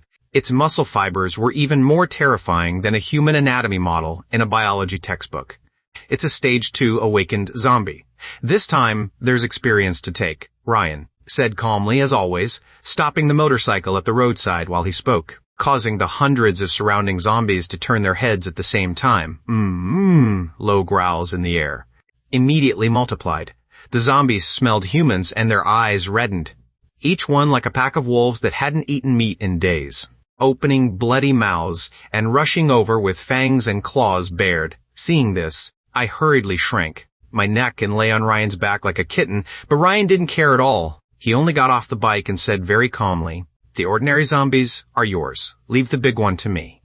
After killing these zombies, we'll go upstairs and get your phone. Hurry up, I want to get you to level 10 today. Huh? I'm supposed to deal with them? There are at least 200 or 300 zombies here. Wouldn't I be guaranteed to die if I went alone? I pointed at myself in disbelief, my clear, flawless eyes full of confusion. But Ryan, Bast, didn't say a word. His eyes were calm from beginning to end, and that firm expression seemed to be telling Blake Bennett that she could do it. After all, she was the famous Demon Saintess. Just a few hundred zombies, no problem. I'm dead. Boom, boom, boom, boom. While I was still doubting my own strength, a heavy sound echoed over the entire street, like a giant hammering the ground. Again and again, as that terrifying sound drew closer and closer, the panic in my eyes also grew stronger and stronger. Because at this moment, that bloody, muscular zombie was actually charging straight over from the distance. It had expanded by more than 2 or 3 times, and its 100-meter sprint speed was fast enough to make one's hair stand on end. The sound just now was actually its footsteps shaking the earth, and while running, it crazily roared, meat. Oh my God, zombies can actually speak human language. I really didn't expect that. In the blink of an eye, that muscular monster had charged from over 100 meters away to right in front of us. The road along the way was cracked everywhere by its steps, and quite a few zombies were even rammed to death by it on the spot along the roadside. In front of this zombie, I was like a stray dog by the road. Hey, is this really something Ryan and I can kill?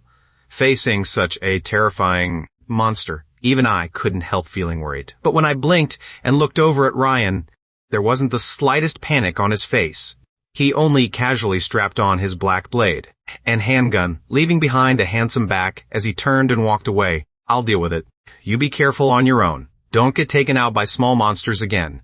After saying that, Ryan's figure had already launched into the air, his movements as agile as a ninja in an anime. After a few consecutive jumps, he flashed in front of the muscular zombie. By the time I came back to my senses, he had already used his long blade to leave a bloody gash on the zombie's shoulder. His speed was so fast, I basically couldn't see it clearly. Damn, he's strong. I couldn't help exclaiming inwardly. That clean, decisive slash, that chilling killing intent, paired with Ryan's unfathomably cold and handsome face, made him look exactly like a final boss from an anime. And, for some reason, as Ryan's powerful figure moved back and forth like a hero, clashing with the giant monster, an emotion of admiration quietly bloomed in my heart. Memories of the night even surfaced uncontrollably in my mind. Hey, Why is my face getting hot? My pink fists clenched tightly and beneath the visor of the helmet, my face showed a faint blush, even my legs trembling slightly without my control. Could it be that my body is reacting to Ryan? Impossible. Absolutely impossible. Gritting my teeth, I shook my head hard and finally escaped that confused emotion. My gaze also became firm. I am Blake Bennett. What I must do is become the king of the apocalypse. I have to take all the beautiful older women, Lolas, and wives into my harem. Right now, I'm only enduring humiliation. A mere Ryan will sooner or later be defeated beneath my feet. I absolutely will not willingly become someone else's wife. Not now, and absolutely not in the future. As I roared desperately in my heart, my gaze became extremely sharp. And when I came back to my senses, dozens of zombies had already surrounded me completely. Clearly, I had to start fighting on my side, too. There were probably around 100 of them, but they didn't look very threatening. Looking at these staggering zombies, although there were many of them, there was no fear in my eyes at all. To the current me, zombies with low intelligence, slow movements, and stiff motions were truly nothing special aside from looking very scary. So, I flashed out like a white phantom, like a nimble fox, swinging my hand down and taking out 5 zombies in front of me one after another. The blade sliced through the wind sharply, and splashes of fresh blood became arcs flying through the air. Host number 1 has killed an ordinary zombie and received experience. Sure enough, the system's notification sounded, invisibly giving me a great sense of satisfaction. Oh. The other zombies smelled blood and instantly went mad, baring their fangs and claws as they roared. But even so, it was useless. My movements were too agile, and my body was extremely slender. Those clumsy zombies couldn't even touch the corner of my clothes. After several flashes back and forth, a few more zombies fell to the ground with heavy thuds. Host number 1 has killed ordinary zombie number 2 and received 2 experience points. I had to admit, there was a reason I could become the Demon Saintess in my last life. My combat talent really was very strong. Every slash was extremely precise. When zombies lunged at me, I could turn sideways and dodge at the most perfect angle. And while dodging, I could also swing back and counterattack. Occasionally, there would be sinister zombies sneaking up from behind, but my body was too flexible. I could easily perform a 180-degree leg lift, and, with one turn, send the zombie that ambushed me flying with a beautiful girl kick. My long, slender jade legs lifted high, the sharp sound of wind like scissors tearing through the air. Before the ambushing zombie could even see what happened, the cute little sole of my shoe had already struck its jaw and kicked the whole zombie away. Then, with a thud, it fell to the ground and died. Host number 1 has killed ordinary zombie number 1 and received 1 experience point. Host number 1 has killed ordinary zombie number 3 and received 3 experience points. Host number 1 has killed. Host number 1 has risen to level 4 and received a 2.7 boost to all attributes.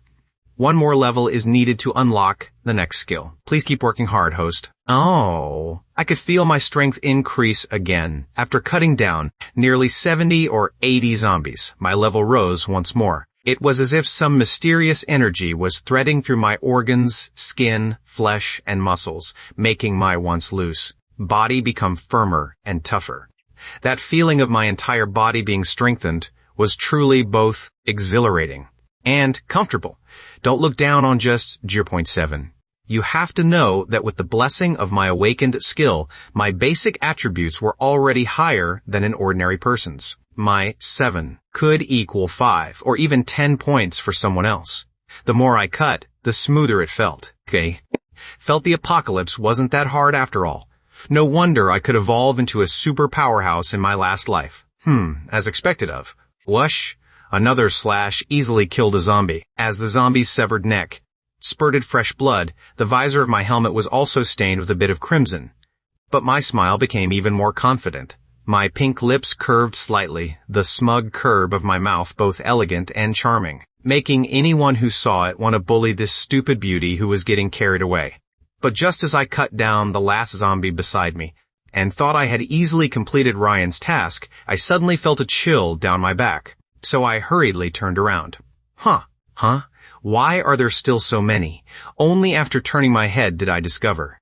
There were actually over 100 zombies behind me. After all, this was a city block. A street without at least 1,000 people would already count as sparsely populated.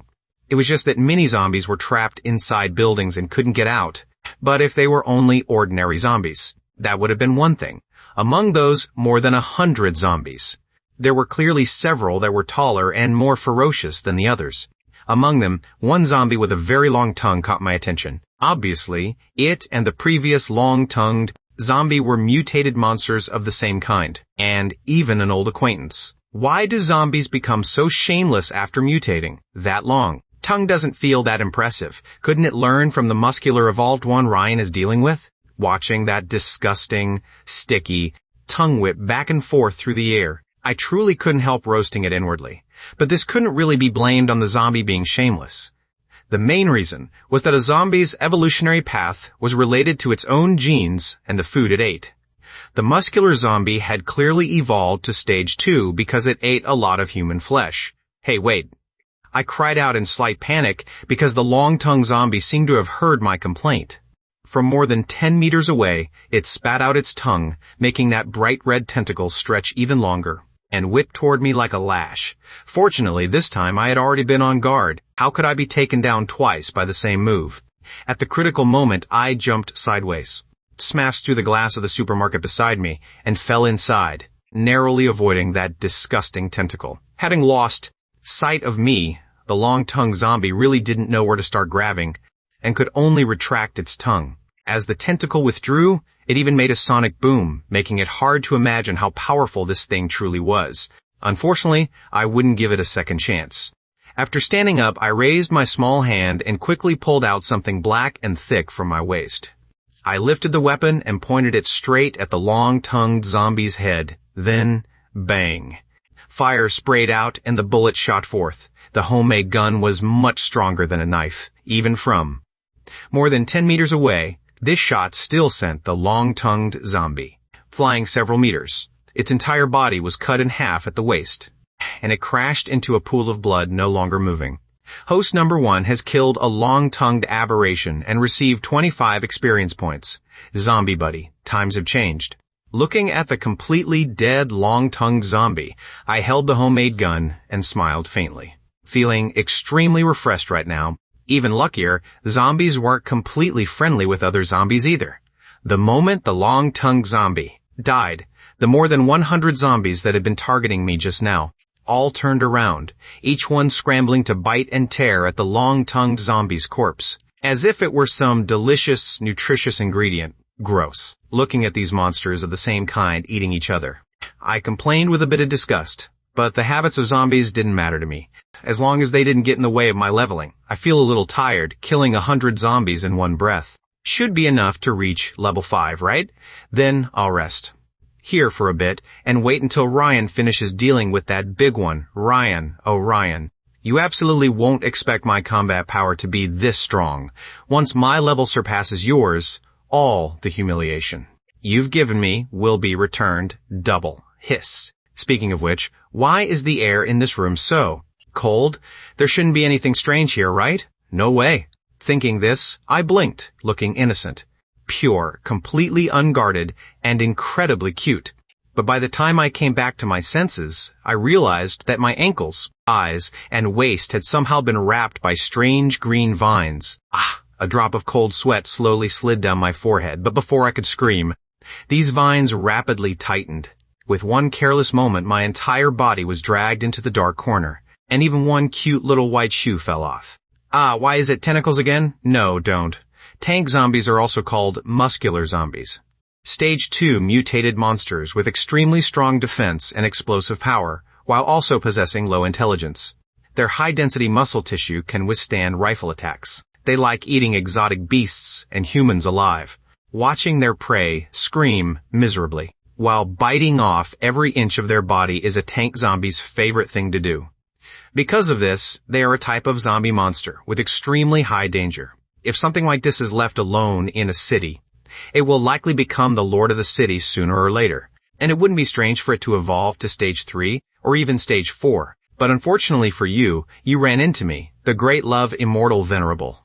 The tank zombie once again let out a roar that shook heaven and earth. Although its body had already been cut until it was covered in wounds, it still forced itself to swing a punch, smashing an entire wall down. Got you, he silently muttered, and Ryan's gaze also turned cold. The tank zombie swung its fist again, but still couldn't hit Ryan. Instead, Ryan sprang up and very easily landed on the tank zombie's shoulder. The tank zombie's muscles had swollen to 400%, making it look like an ugly rotting giant, but precisely because of that, the tank zombie's arms could no longer move freely due to its massive muscles. No matter how it scratched and clawed, its hands couldn't reach its own shoulders. And at the same time, Ryan's eyes were cold as he raised the black blade high and stabbed straight down at the monster's head. Slash. The sound of the blade tearing through flesh and blood was extremely piercing. The nearly 1 meter long blade actually sank completely into the monster's body. But that alone was still not the end. At the same time, after that stab, Ryan aimed his handgun at the wound on the top of the monster's head and fired repeatedly. Bang, bang. Bang, bang, bang. Even with a suppressor, the gunshots still rang out with deafening force. Each bullet blasted a large spray of blood and brain matter from the zombie's head. Sensing the threat to its life, the tank zombie began struggling violently, charging left, and crashing right, smashing through several walls. But no matter how it struggled, it couldn't throw Ryan off. Only when the last bullets in the magazine were all fired did the zombie's head finally split completely open, and only then did it collapse to its knees, falling into a pool of blood with a thud. Host number 1 has killed Tank Zombie number 1 and received 750 experience points. Host level has risen to level 17 and received a 1.4% increase to all attributes. It's finally over. Hearing the system notification, Ryan let out a breath of relief. Although he had many skills, his level had, after all, restarted from the beginning. Having him deal with such a high-intensity monster right away was honestly a little too much. Immediately afterward, Ryan bent down and took the golden box from the tank zombie's head. High-level zombie brains all had things like this, which could be sold to the system or processed by the system into items. In short, they couldn't be wasted. This went pretty smoothly. Looks like I have hope of reaching level 20 today. Ryan held the golden box, extremely excited, and lightly waved his hand. The golden box between his fingers disappeared into thin air. He had used his system space to store the golden box away. But when he turned back to look, a trace of confusion appeared on Ryan's originally excited face. He looked left and right, apart from a group of zombies lying by the roadside and gnawing on something. There was no sign of anyone else. Wait, where's my wife? Ryan blinked strangely. Don't tell me the one being eaten by the zombies is her, he cursed under his breath, and at the same time, Ryan's right arm quickly rose. Then a huge black crescent-shaped blade, shimmering with ripples, flew out and scattered that group of zombies in one strike, leaving flesh and blood everywhere. Clearly, he had been reluctant to use a skill when dealing with the tank zombie, but the moment he thought Blake Bennett might be in danger, he ignored everything and directly used energy. Ryan himself didn't know why he was like this, but when he looked carefully, he discovered the unlucky thing being pressed down and crazily bitten by the zombies was still a zombie. There was no trace of Blake Bennett at all. Where did that stupid woman run off to now? Ryan cursed aloud, but inside, he couldn't help letting out a breath of relief. Very soon, he sensed Blake Bennett's aura inside the supermarket beside him. She was right nearby. Why is her aura so chaotic? With that thought, Ryan put away his handgun and, in a few quick steps, jumped into the supermarket. Inside, it was pitch black. Goods were scattered messily across the floor, and there were quite a few zombie corpses. Ryan quickly followed the direction of Blake Bennett's aura, until he pushed open an iron door. Inside, Blake Bennett's figure finally appeared, except, after seeing Blake Bennett, Ryan wasn't anxious at all. Instead, he burst out laughing with a "Why did you get caught again?" "I don't know either. Why are you so slow? Hurry up and help me, Ryan."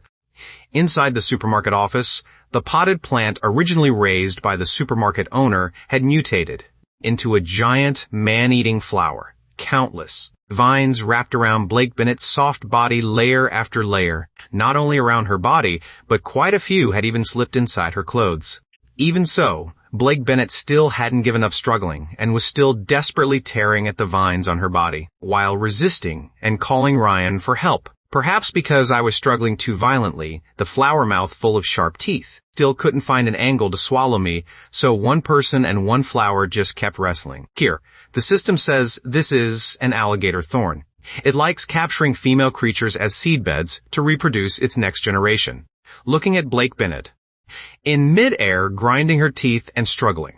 Painfully, Ryan immediately became interested and stood beside her with an expression of watching a show as he explained. Look at that greenest vine. It contains a large amount of neurotoxin. If it pierces your stomach, you're done for. You'll become a zombie flower demon physique that can't live without the emerald vine thorn. This young lady here probably doesn't want that to happen, right? You bastard. If it's that dangerous, then hurry up and help me. I'm almost out of strength. Being tangled up by the vines was already annoying enough, and now Ryan was even mocking her. Blake Bennett felt at this moment that she even had the urge to kill Ryan. Even so, Ryan still looked unhurried and relaxed, and even had the leisure to pull over a chair from nearby, sit beside the man-eating flower, cross his legs, and admire the beautiful scene. That won't do, Blake Bennett. I feel like I can't save you. Hey, why not? Ah, gross, it's stripping my clothes.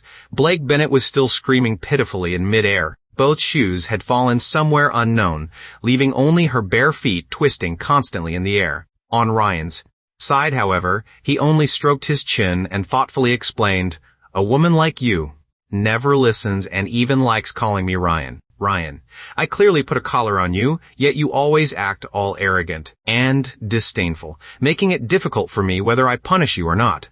This makes things very hard for me as your master." After saying that, under Blake Bennett's terrified gaze, Ryan actually stood up, turned his back to me, and made a gesture as if preparing to leave. Shaking his head, he concluded, "Although I'm a little reluctant, it really does seem better to change to another maid.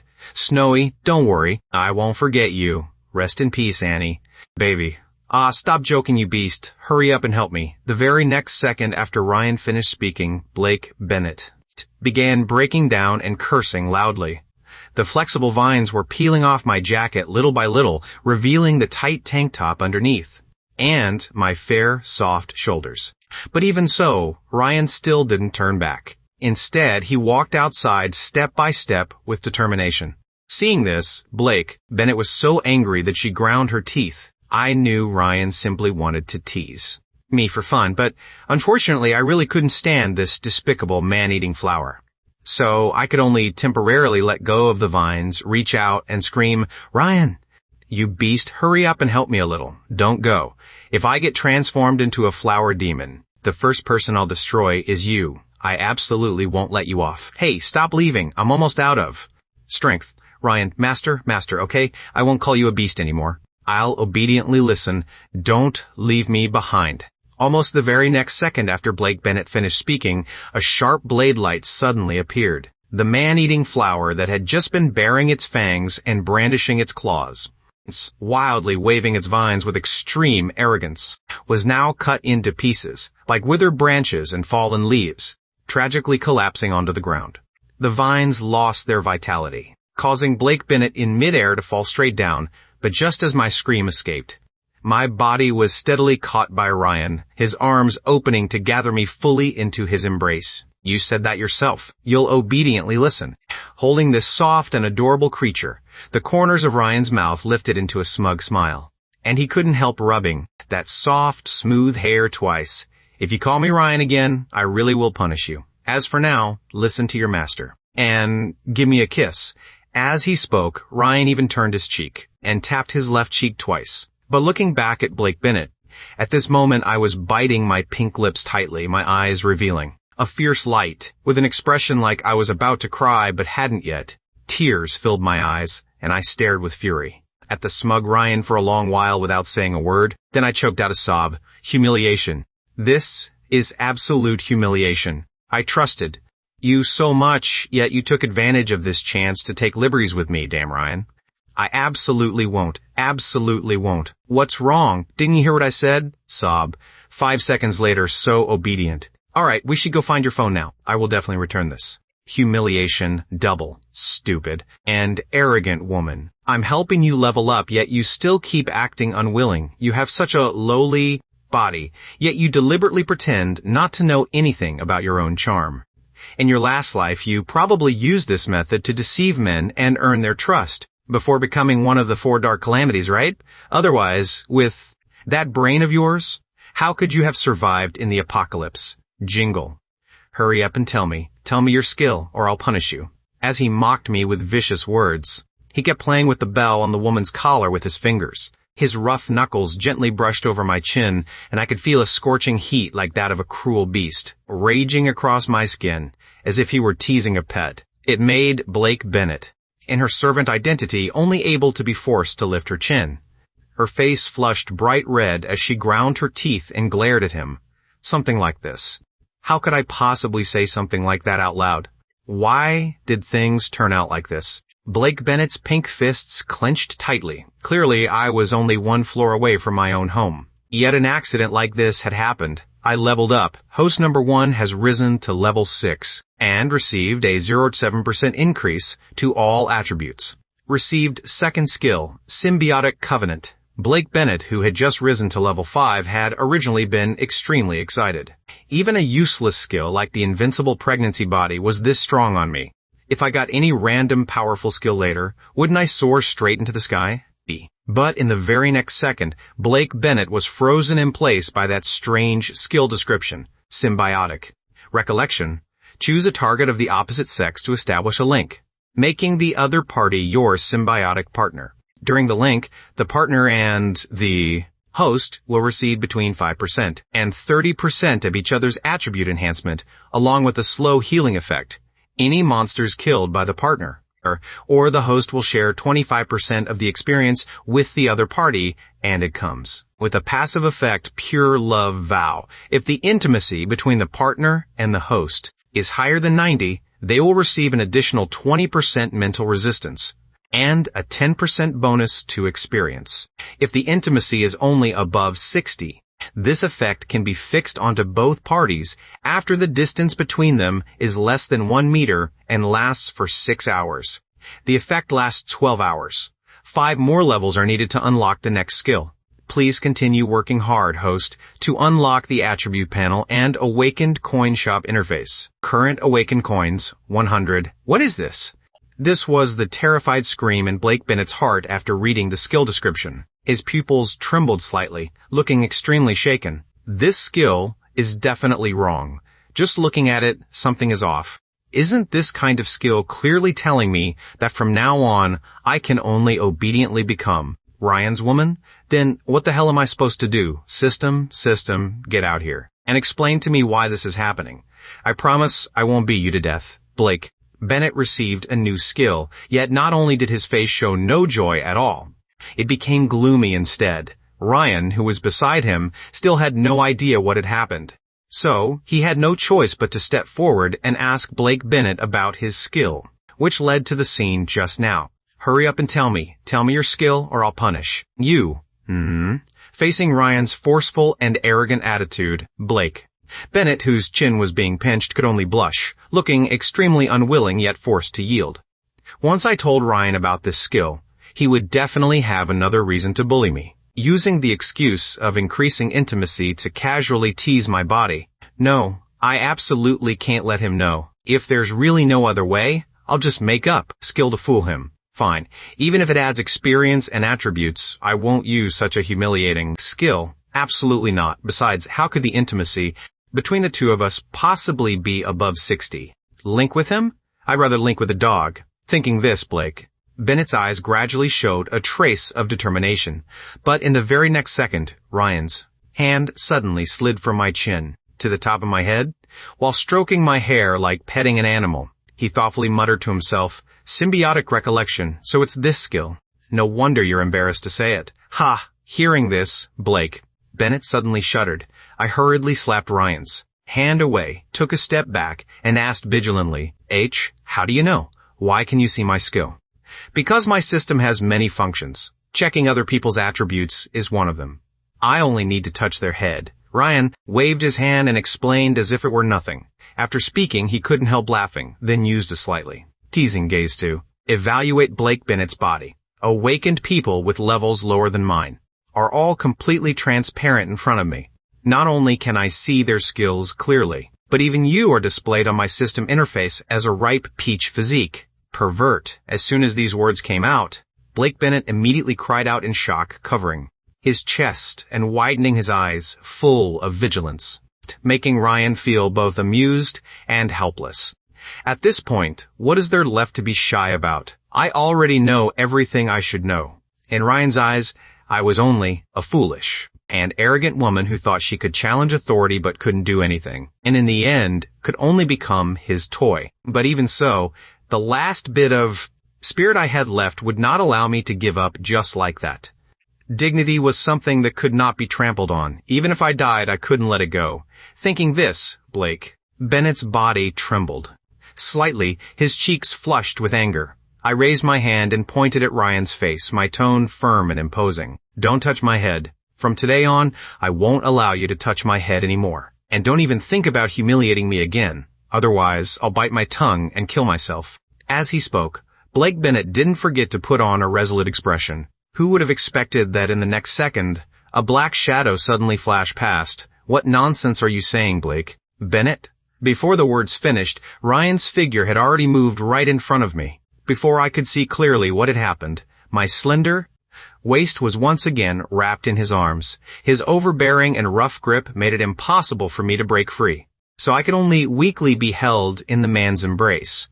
At this moment, that low, magnetic, domineering voice also slowly sounded beside my ear. Do you think you can still escape? His icy tone was full of threat, making Blake Bennett, who had still wanted to resist, tremble slightly. Ryan was clearly somewhat angry now, as if he especially hated the words suicide. Therefore, his gaze was even colder than before, like an arrogant superior looking down on. Asked his servant, "You already became mine long ago. Your body is mine, your life is mine, and your soul is mine too. In this life, you will never escape from my palm. If you dare say irresponsible things like wanting to kill yourself again, I'll press you onto the bed and beat you until you cry. Do you hear me, you little bitch? How can you be like this?" Under Ryan's fierce scolding, a tear appeared at the corner of Blake Bennett's eye, making him look both extremely angry and extremely wronged. Jay, just because I was a bad person in my last life, you bully me. Just because in my last life I killed a lot of people, you control me like this.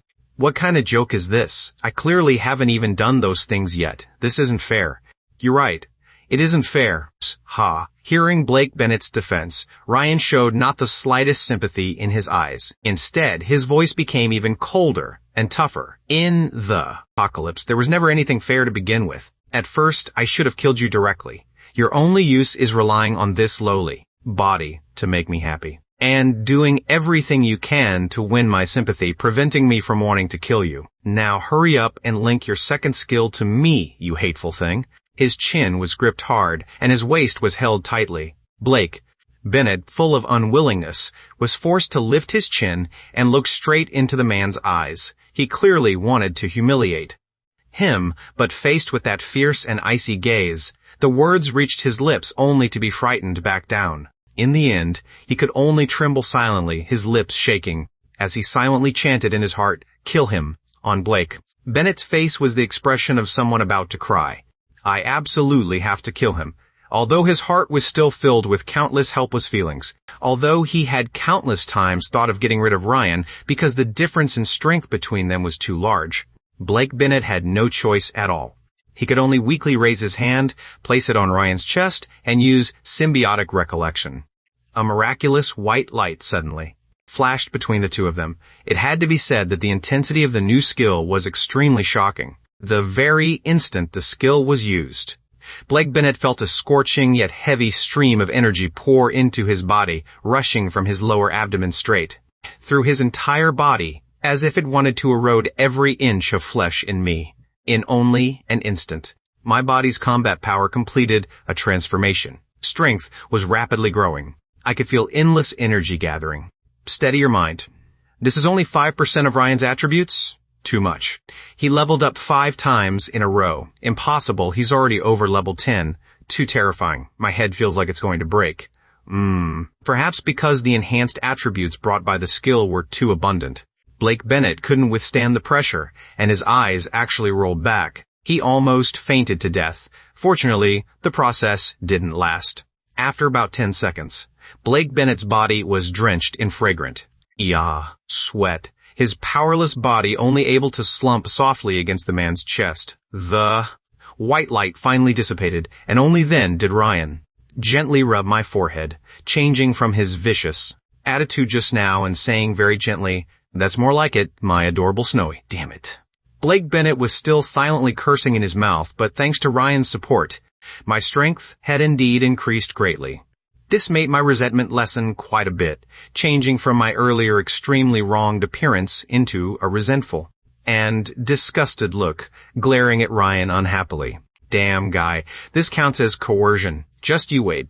One day I'll make you pay the price. I'll return all of today's humiliation to you. Seeing my swollen-cheeked, silently furious appearance, Ryan once again revealed a doting smile, then grabbed my small hand and headed toward my home. All right, we've finished with the skill. Go get your phone. Don't forget what we came here to do. Only after Ryan reminded me did I finally realize that we had already reached the floor of my home. The phone and charger were still inside. If we wanted to contact my family, I had to get them first. Thinking this, I hurriedly trotted toward my house, took out the key, and opened the door. But just as I entered, I saw the door lock had traces of being gnawed. Hey, why does my door look like this? I frowned in confusion. Ryan, who had followed me around my house, also walked over. Bullied by Ryan, so I could only grit my teeth and swallow my words. Back down. What came next was simple. Blake Bennett returned home as if he had truly come back to his own house, first carefully stepping into the living room to confirm there were no zombies inside. Then jogging a few steps into the bedroom to find his phone and prepare to call his younger sister. Along the way, the bell on his collar kept jingling nonstop, making him really look a little like a mischievous cat, wandering around the house. All I could say was that Ryan's taste was truly malicious and interesting, but only after I got the phone did I discover that it had long run out of battery, so Blake Bennett had no choice but to look for a charger. But unexpectedly, the charger cable was broken too. Why is it broken? Blake Bennett picked up the charging cable, his face full of confusion. At that moment, Ryan, who had been wandering around my house, also walked over, took the charger, glanced at it, and said, "Probably bitten by mice. Mutated rats are very powerful too. They eat everything, even rocks, and their reproduction speed is shockingly fast." Then what do we do? Hearing Ryan's words, Blake Bennett blinked, seeming a little panicked. Seeing me like this, Ryan rolled his eyes again, and could only explain in a helpless tone, "What else? Take it back and charge it. Why do you seem to be getting dumber and dumber? Don't tell me all the nutrition in your brain has been sucked dry by those 2 lumps on your chest. And no, it hasn't."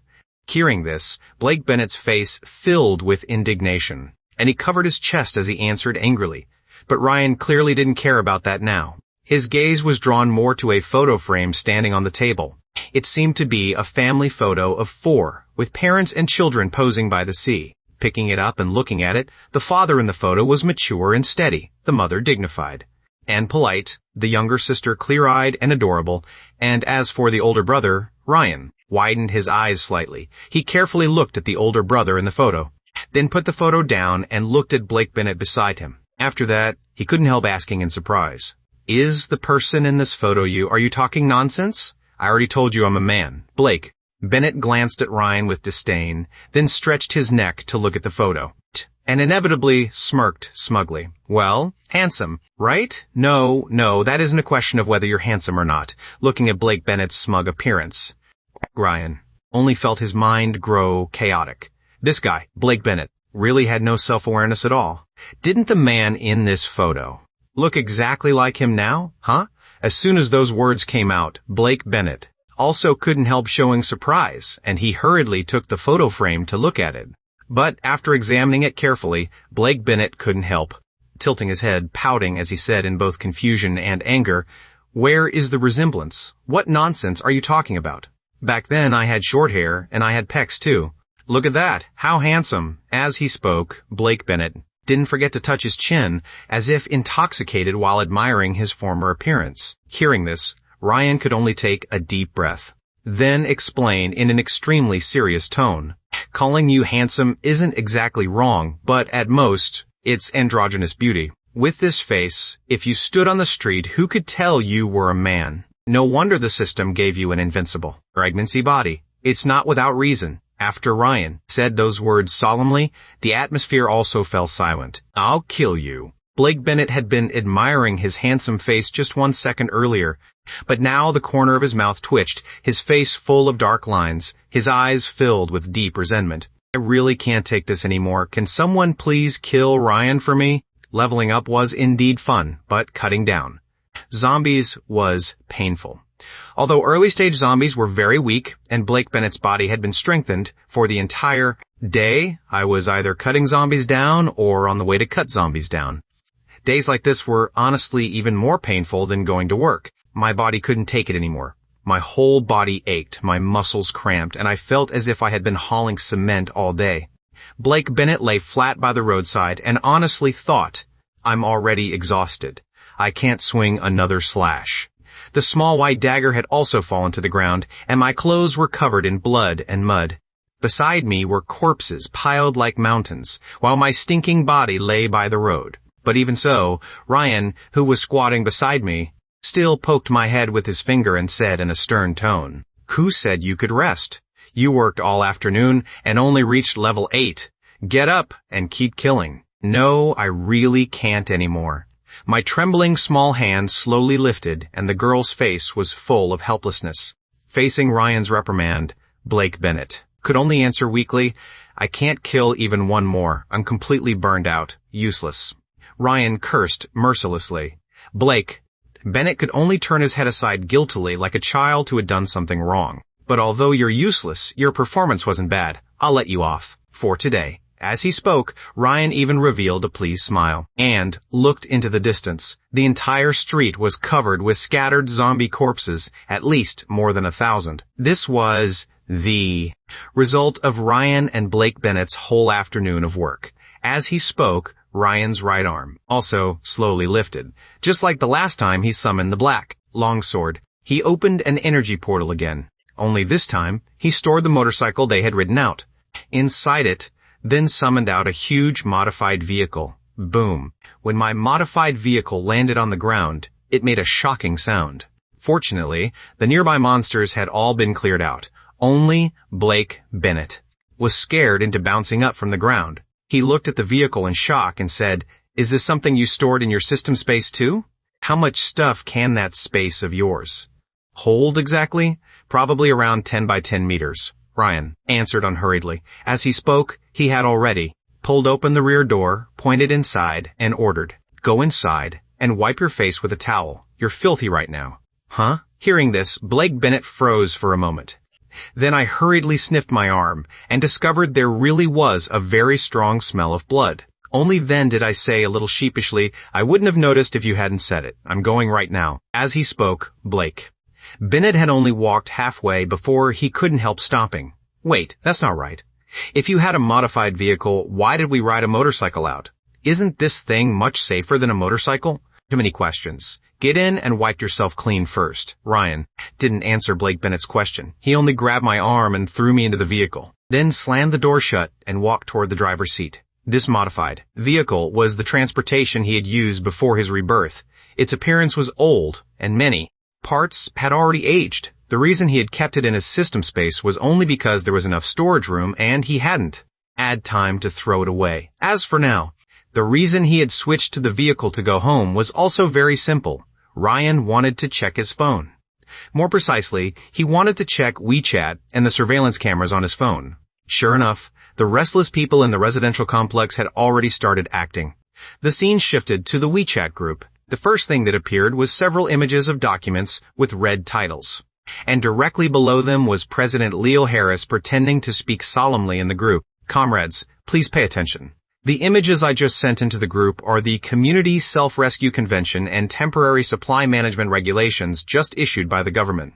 regarding the Community Self-Rescue Convention and Temporary Supply Management Regulations. According to Chapter 3, Article 5 in the images, supplies with food reserves exceeding 1 month must all be reported to the community's temporary manager, including certain comrades in Unit 1, Room 701, Unit 6, Room 303, and the private villa. The supplies you possess have clearly exceeded the regulated range and must be reported and handed over to the Association for Unified Distribution, Room 701, Room 303, and Orion 2. I knew the country would finally step in. As soon as Leo Harris finished speaking, a crowd of people below immediately began agreeing. People who are selfish and harmful to unity like this should be severely punished. Especially that Ryan. Doesn't he have a gun? Let him and his wife volunteer for the neighborhood and clear the monsters outside.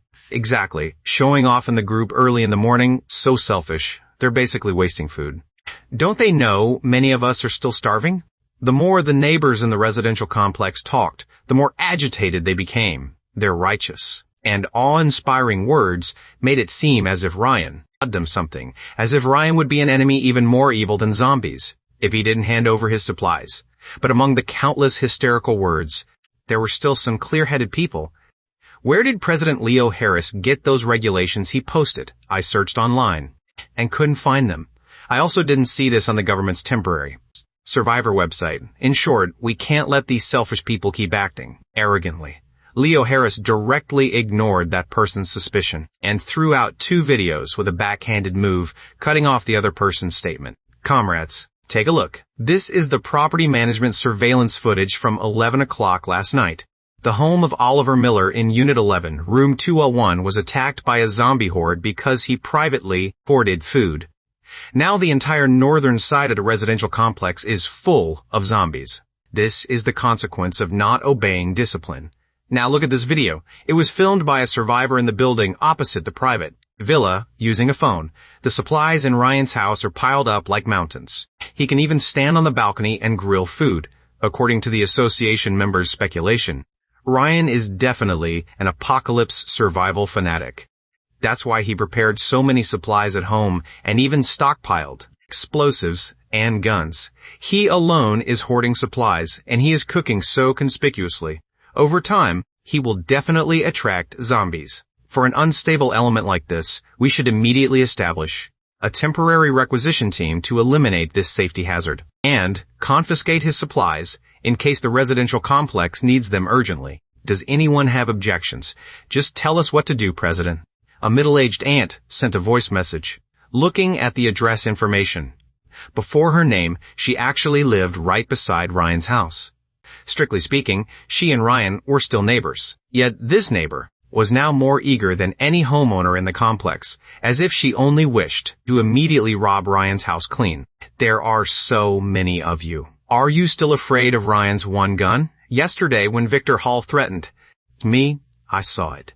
Ryan's handgun should already be out of bullets. The last 2 thugs were beaten to death by him barehanded. Stop talking nonsense. Ryan went out during the day. He's not home at all. Then what is there to be afraid of? Go confiscate his supplies. After that, the following discussion in the group was about where to gather, what tools to bring, how to break open the iron gate of the Foster family's yard, and so on. A group of people chattered and discussed for several minutes. Very soon, more than 20 people responded and went out. There were even more of them than Victor Hall's group yesterday. But seeing this, Ryan, who was far away from home, only lifted the corner of his mouth, revealing a cold, sinister, and cruel smile. Good. Dogs really can't stop eating shit. I've lived again, and these people are still this arrogant. In my last life, I didn't pay attention. I only knew many people had their supplies stolen by the association. Now I understand what happened. Unfortunately, in this life, you chose the wrong opponent. Thinking this in his heart, Ryan smiled even more coldly. Taking advantage of me not being home to steal my things? Then the little toys I prepared will have a place to be used. While thinking this, Ryan moved his finger and switched the phone screen to the villa camera. Sure enough, quite a few people had already gathered outside, both men and women, and even quite a few elderly people.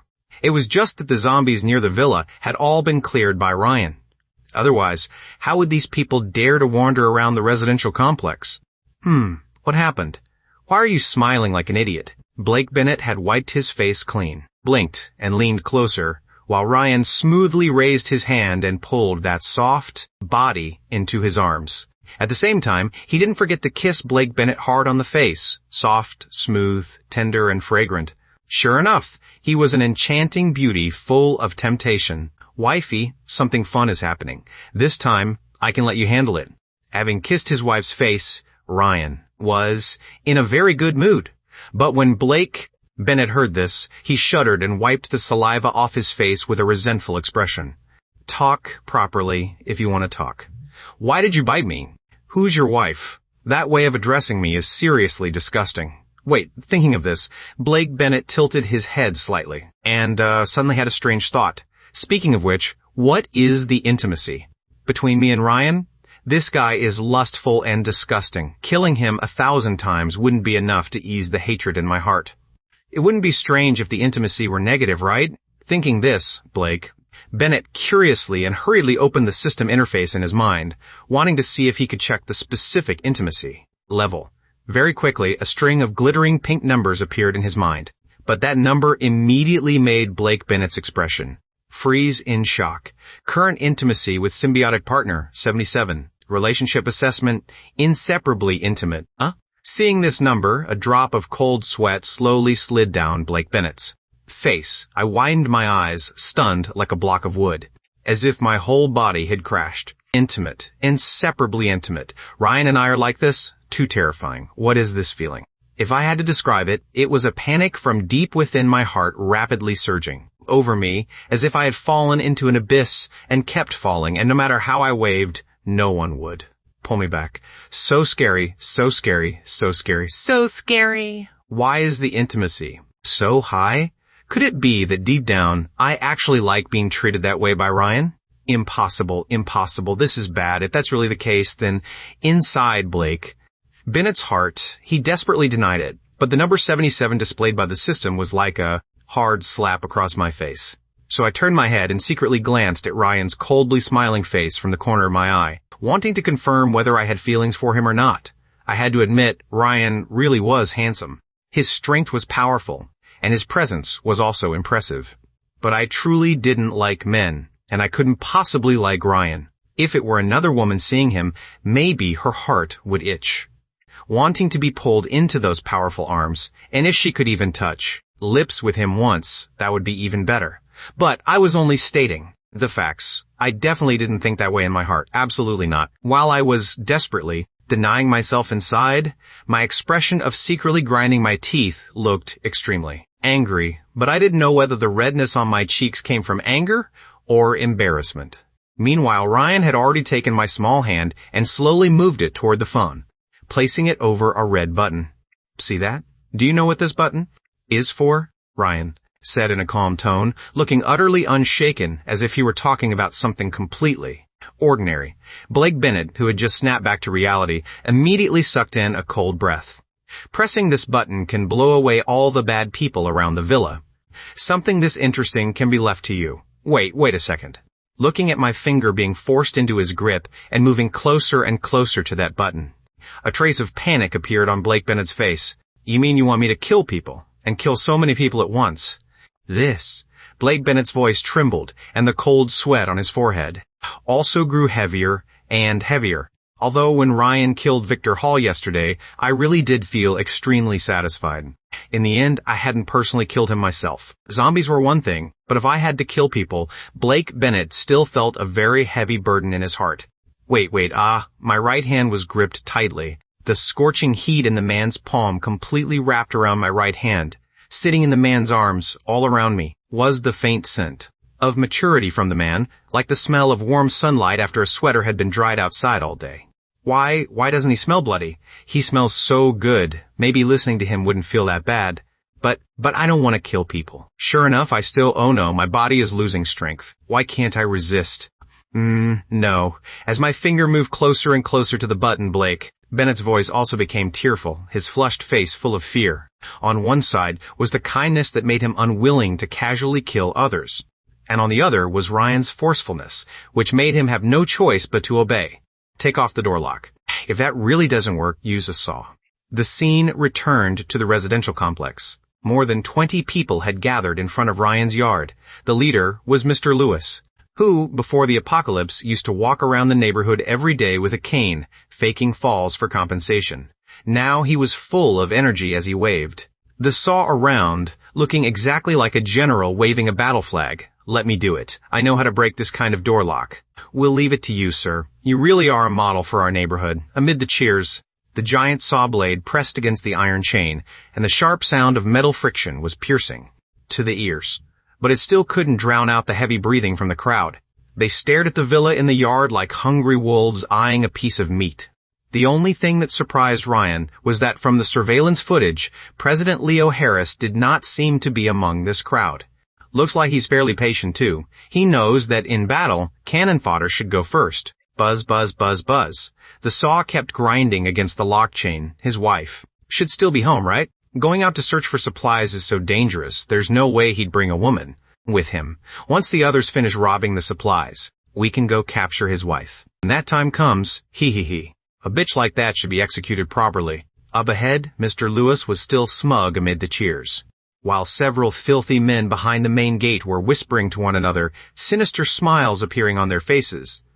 But they had never thought about why there were so few zombies in the residential complex, why they could walk around so freely inside the complex, while the city outside was a dead land, where demons ran rampant. And right at this moment, they never would have expected that the woman they intended to treat as a trophy was currently struggling non-stop for their lives. No, don't. Blake Bennett was practically about to break down, crying and screaming with all his might.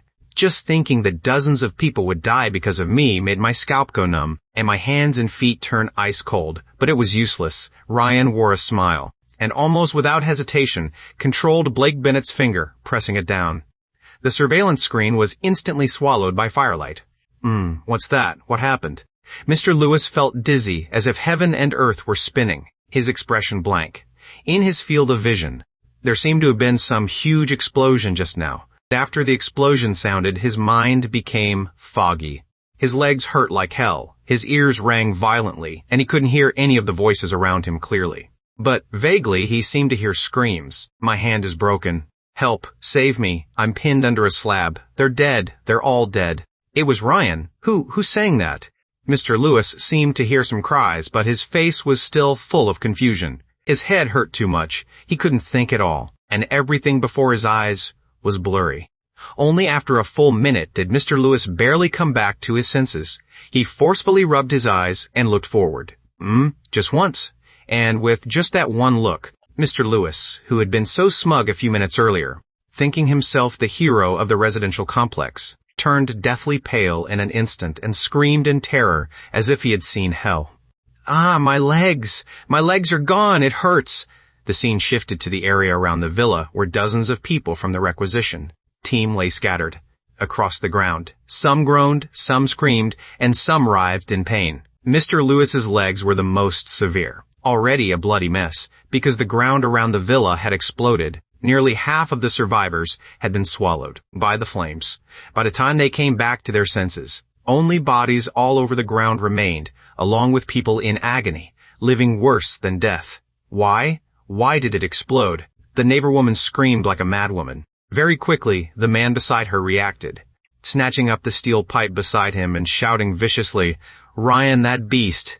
He buried explosives to guard against us taking his supplies. He buried bombs around the villa ahead of time. How despicable.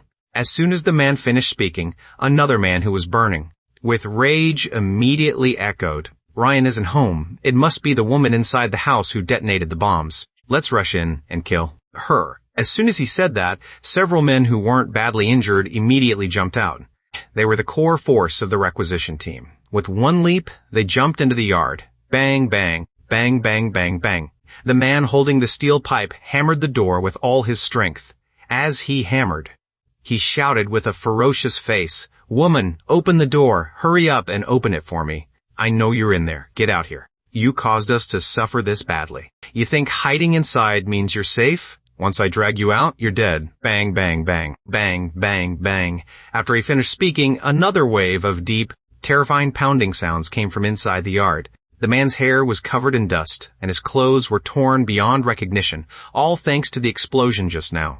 He was furious to the extreme. Today he had to vent all his anger. But strangely, no matter how hard he hammered the door, this door remained as if made of alloy, not moving at all.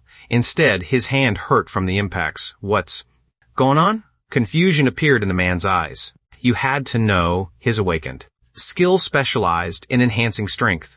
Before the apocalypse, he could have kicked open this kind of door with one kick. Now that he had an awakening drug, it should have been even easier to break open. But the current situation was completely different from what he imagined. The feeling was like an egg striking stone. Not only did it not move at all, there wasn't even a single scratch. Wait, at this moment the man realized something, and horror finally appeared on his face. He gently brushed the surface of the door with his hand. Only then did he discover that there was actually a faint layer of energy ripples on the door. It was a defensive skill similar to magic. Could it be that the entire villa was realizing something was wrong? He immediately rushed to the other side of the villa and forcefully pressed on the windows and walls. Sure enough, he discovered that this magic barrier existed everywhere. In other words, Ryan had either used a skill or an item using an energy source capable of covering the entire villa to completely seal his luxurious home. How is that possible? Finally realizing the gap in strength between the two sides, the man took a step back with disbelief all over his face, looking at the villa with an expression as if he were looking at a primordial mountain. At this moment, the villa in his eyes was no longer a place full of supplies, but a fortress that could not be shaken at all. At the same time, faint tremors came from outside the residential complex and the survivor. Requisition team members who had survived the explosion suddenly turned pale, because in every direction around them, zombies were slowly gathering. Drawn by the sound of the explosion, countless zombies had come from the nearby streets. They bared their fangs and claws, letting out terrifying, low roars, and rushed toward the villa's surroundings like wild beasts. At this moment, those who had been trying to rob the villa finally realized what true despair was. Run, run. The zombies are coming. Someone screamed first, and immediately afterward, the temporary requisition team fell apart like frightened birds and beasts, and everyone scattered in panic. Don't chase me. Go chase them. Don't go. Somebody help me. I can't get up. Ah, save me. The zombies caught me. In an instant, screams rang endlessly in their ears. The low roars of zombies came one after another. The neighbor woman and a young girl were running away, side by side. But the zombies behind them seemed to have been injected with chicken blood, running as fast as the wind, their bloody mouths terrifyingly wide open. Seeing them getting closer and closer to the two of them, in that moment of desperation, the aunt's expression suddenly turned cold, and she lifted her leg to trip the girl beside her. Ow! The young girl screamed and fell flat on her face, while the neighbor woman didn't even bother glancing at her. With her hands freed, she ran desperately, even faster than when she fought over eggs in the supermarket. The world is big, but my life is the biggest. Sorry, girl. With that thought, her figure ran farther and farther away, while the young girl could only look at her back in fear and helplessness, stretching out her hand and shouting with all her might. Don't leave me behind. Someone save me. What answered the young girl was not some hero, but the terrifying, gloomy roar of zombies. The young girl turned back in despair and saw 3 ferocious zombies already right in front of her. Useless tears spilled from her eyes, and pale yellow liquid also flowed out from beneath her skirt. Now she regretted it. She regretted it bitterly. Regretted running over to take advantage because of momentary greed. Otherwise, how could she have ended up like this? No. Her miserable scream echoed throughout the residential complex. But at this moment, everyone was running for their lives. Who still had time to help her? Yet at the moment when the young girl was most desperate and terrified, a tall back suddenly appeared, the leading zombie. Didn't even have time to react before that black shadow swung a hand and slashed down, cleanly killing all the surrounding zombies. Swish. As the black blade drew an elegant arc, blood sprayed out like petals, scattering into the air. The young girl, who had just recovered her life, was so frightened she nearly stopped breathing.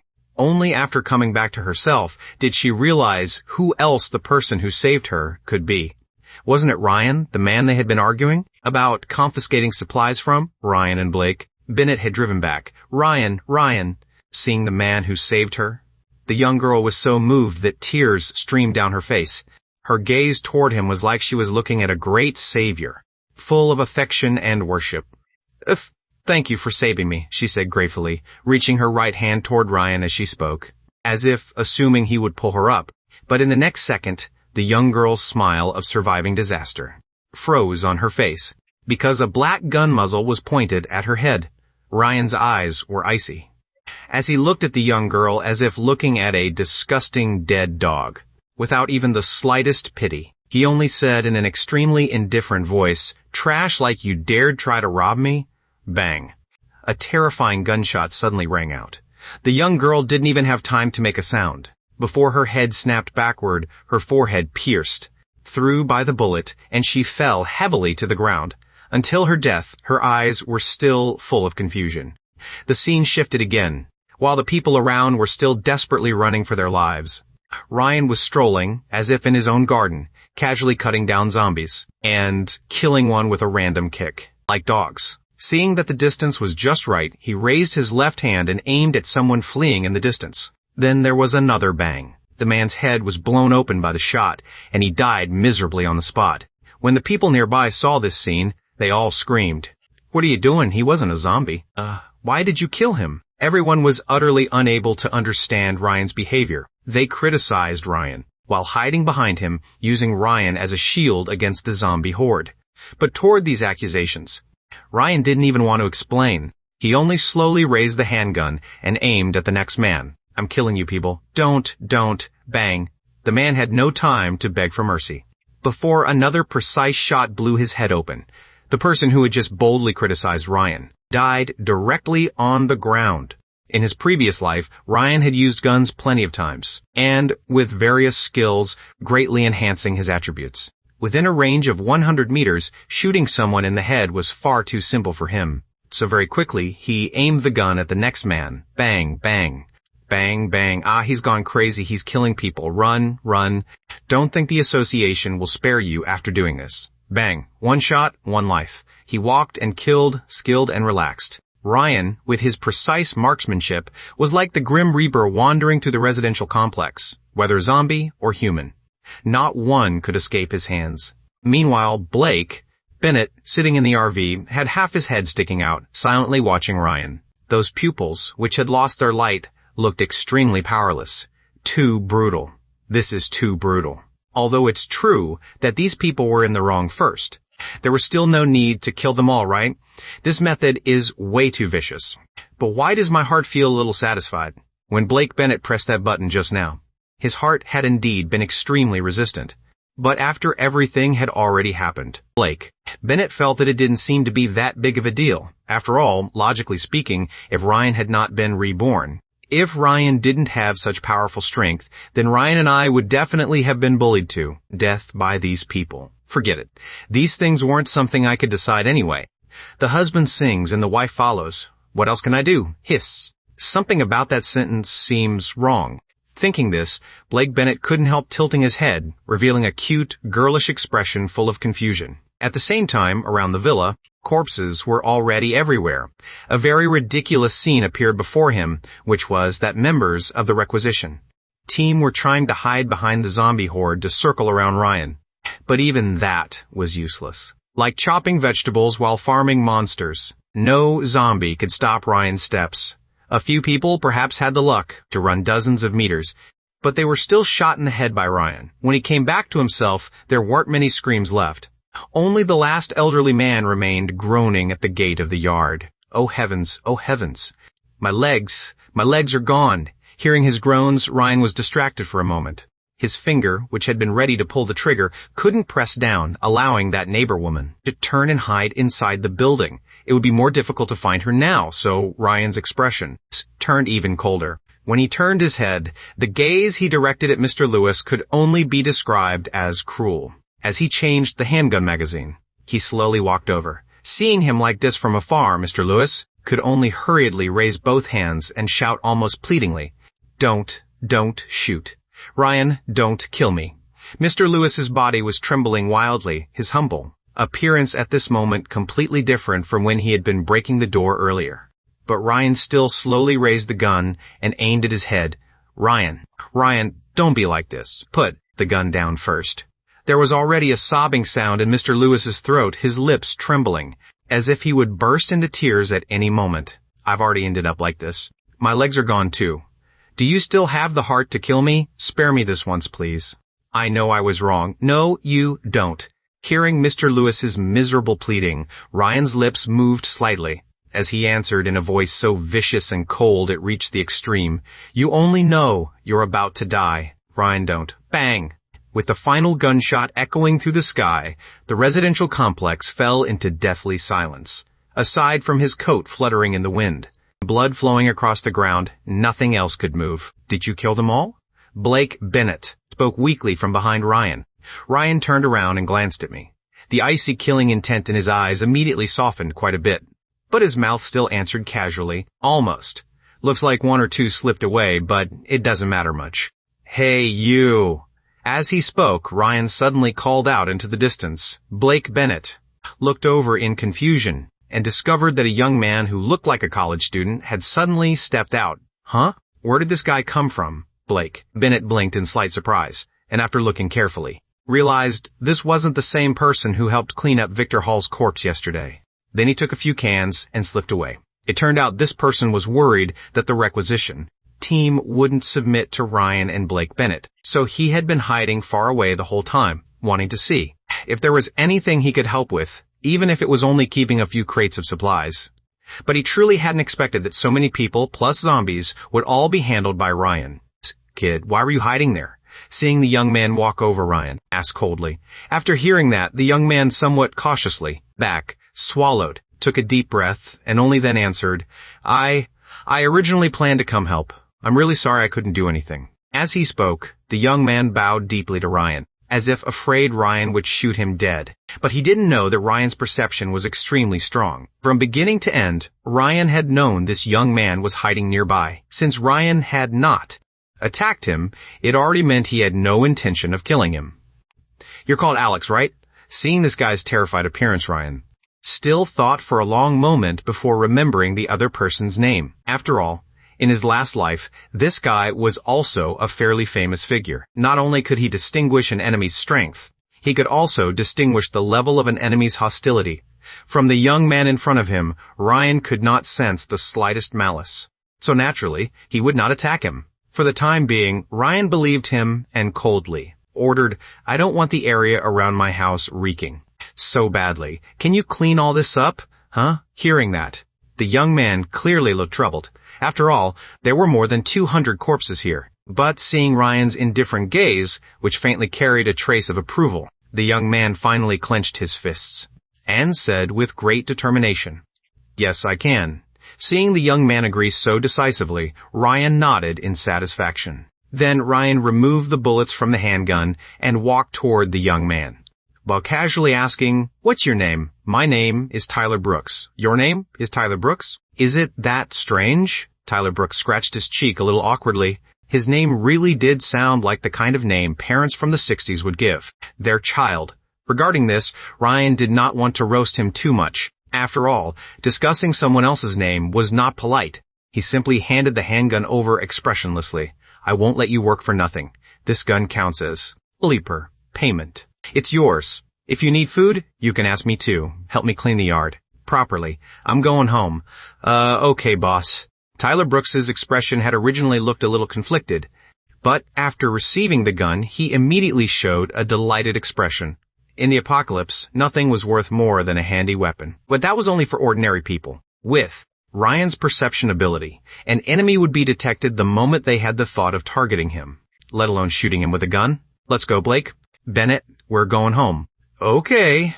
Blake Bennett obediently followed. Ryan heavily wrapped an arm around his wife's slender waist. And at the same time, he did not forget to pick up his phone and glance at it. Sure enough, Leo Harris, anxious, as if burning with impatience, was still continuously asking in the WeChat group, Comrades, did you get in? How many supplies does Ryan have at home? What's the situation? Have you seized the supplies yet? Can any comrade answer me? Where did everyone go? President Leo Harris. Stop asking. Everyone is dead. And you'd better be careful when you sleep tonight, Ryan. Sent those 2 lines with a cold smile, also attaching a photo of corpses strewn all over outside the residential complex. Ryan cleaned up all of them and the zombies too. Damn, Mr. Foster is awesome. Was Mr. Foster part of the underworld before? His methods are way too ruthless. Awesome. It should have been like this long ago. I've been sick of that Leo Harris for ages. What's Survival Association? It's clearly just a little group he set up himself. I searched online and couldn't find any government announcement at all. One stone instantly stirred up 1,000 waves. After the scene of Ryan finishing the killing was sent into the group, the survivors immediately broke into a wave of exclamations. Of course, this was only natural. The people who were greedy for small benefits, bullied others by relying on power, and loved joining in the excitement had all been shot dead by Ryan.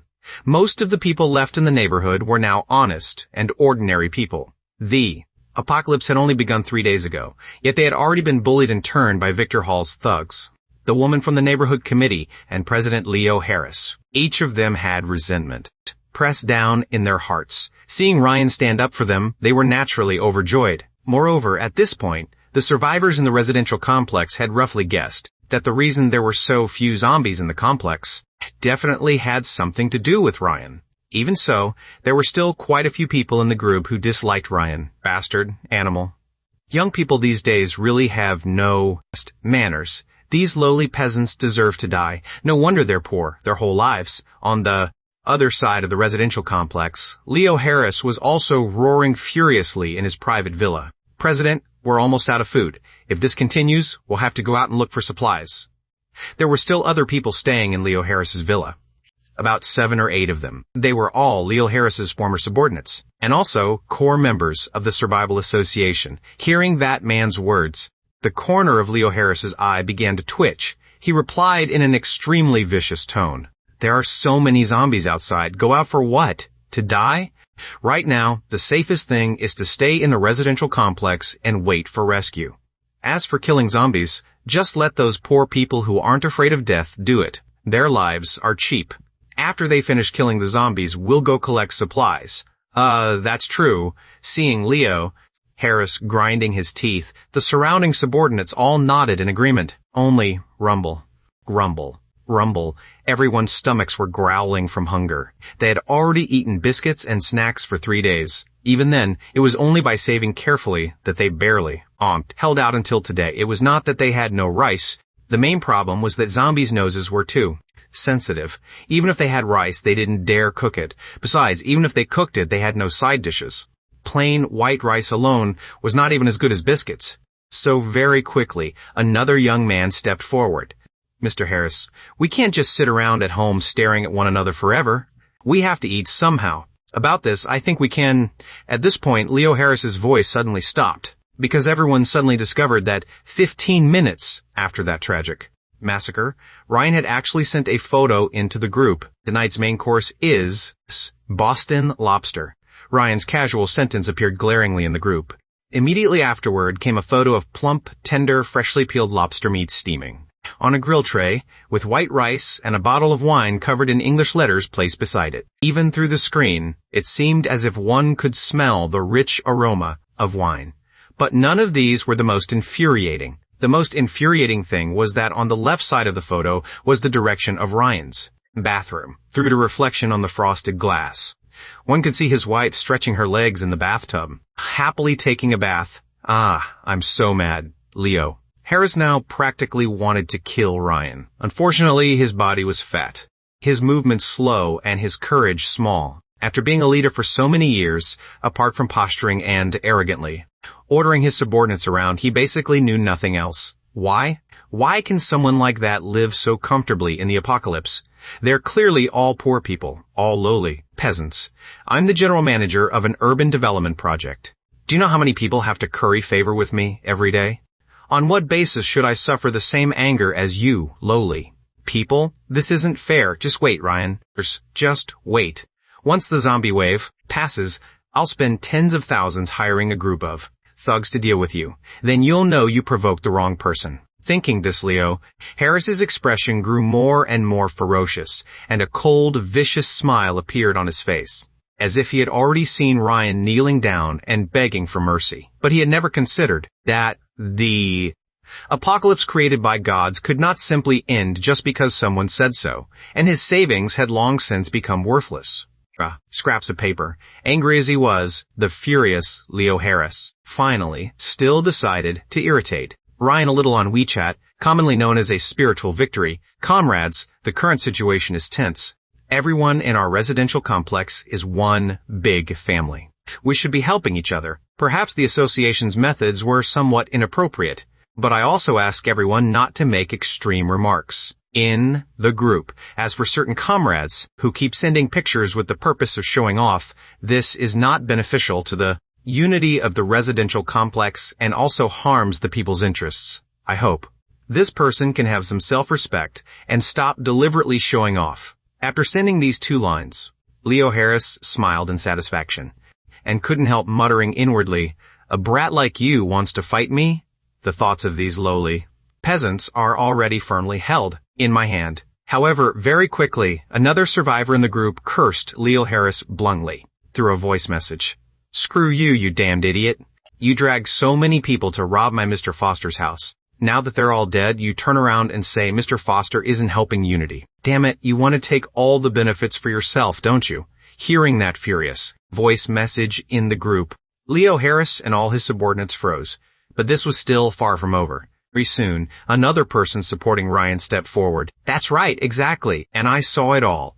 The zombies in the complex were all cleared by Ryan, and the supplies were stockpiled by his own family.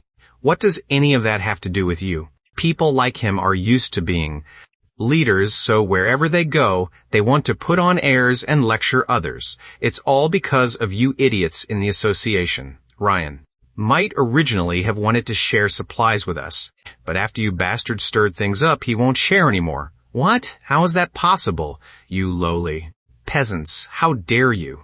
Leo Harris showed a terrified expression. He slumped onto the floor, hands trembling, looking extremely panicked.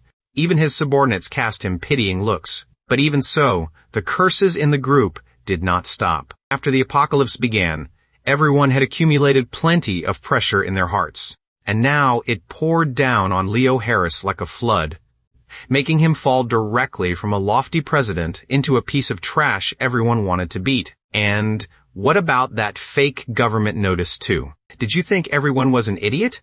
He should apologize to Ryan. Exactly, he should apologize, carry thorns on his back and confess his guilt, kneel on the ground and apologize. The survivors in the residential complex became more and more agitated as they talked, and in the end, it gradually turned into a public denunciation of Leo Harris. Seeing such a ridiculous scene, the corner of Ryan's mouth also lifted slightly, finally revealing a pleased smile. Looks like this world isn't entirely full of scum. Since that's the case, I can't let them down. The supplies in my house can't be distributed, but outside supplies are fine. Consider it a reward for speaking up for me. Thinking that, Ryan moved his finger and sent a message. The zombies on the northern side of the residential complex were all drawn here and killed just now. I also cleaned up the area around the complex. There probably aren't many monsters left now. Killing zombies can raise your level. I suggest everyone go to the nearby supermarket to look for supplies, and kill a few zombies along the way to increase your strength. Otherwise, if you keep staying at home, sooner or later you'll run out of food and ammunition. After saying that, Ryan smiled, shook his head, and tossed the phone aside, no longer looking at the group. This was all he could do for these people. Unexpectedly, after Ryan's words were sent, the group's denunciation of Leo Harris became even more intense. Look at Mr. Foster. He helped us clear out the zombies, yet you led people to rob his house. You're not even human. You're shameless. What president? Get lost. The curses grew more and more numerous, but Leo Harris's figure was no longer seen in the group.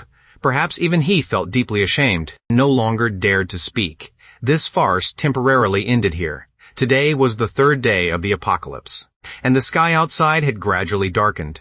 Meanwhile, on the other side, inside the villa bathroom, a soft, smooth, adorable creature, fair and delicate, charming in every possible way, was sitting in the bathtub holding a phone and smiling foolishly. It still had to be Ryan. With just a few words, he completely crushed Leo Harris. As expected of the powerful opponent I've chosen, Blake Bennett was smiling proudly, though everyone in the group was praising Ryan. For some reason, I felt a strange sense of pride. My soft foot slipped out of the water, creating shimmering ripples on the surface, as if I were smug about Ryan's excellent performance. But very quickly, after Blake Bennett finished being happy, his face turned cold again, and he sat up with a serious expression. Then now, it should be time. Time to call my little sister and my parents. The moment I thought that my family might no longer be alive, Blake Bennett's heart became extremely heavy. I slowly moved my finger and pressed the call button. Although I had already guessed the result in my heart, I still couldn't help holding on to a trace of hope. Beep, beep, beep, beep. The call connected, and the cold electronic sound now seemed unusually long, making Blake Bennett's hand begin to tremble slightly. Why hasn't anyone answered yet? Why has no one answered after so long?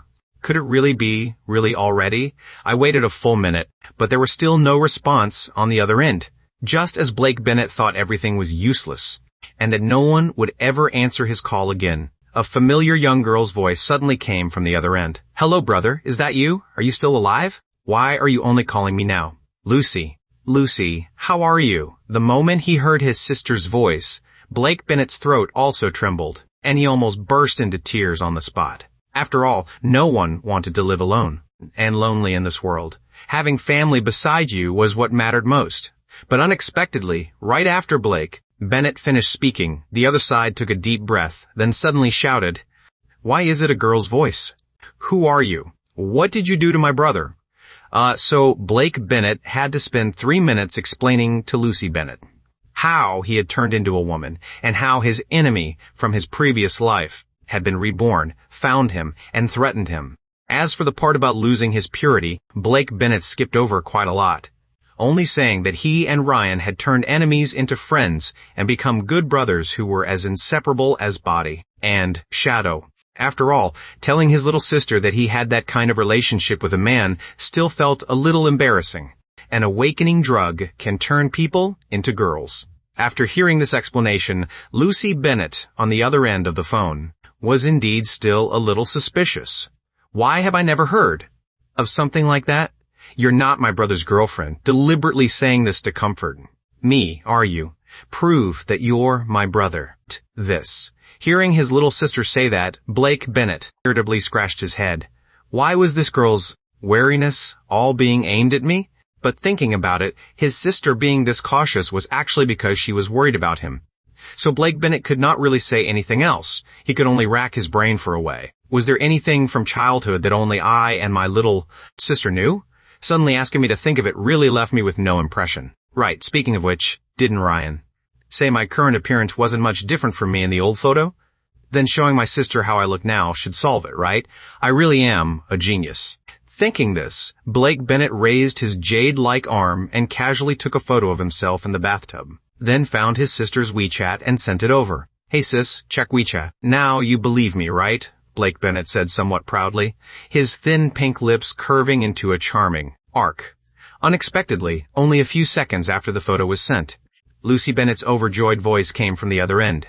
It really is my brother. It really is you. You're alive. That's so great. Wait, are those two things floating on the water? Your chest. Oh my God, the system really knows quality. I told you long ago that you should try wearing women's clothes.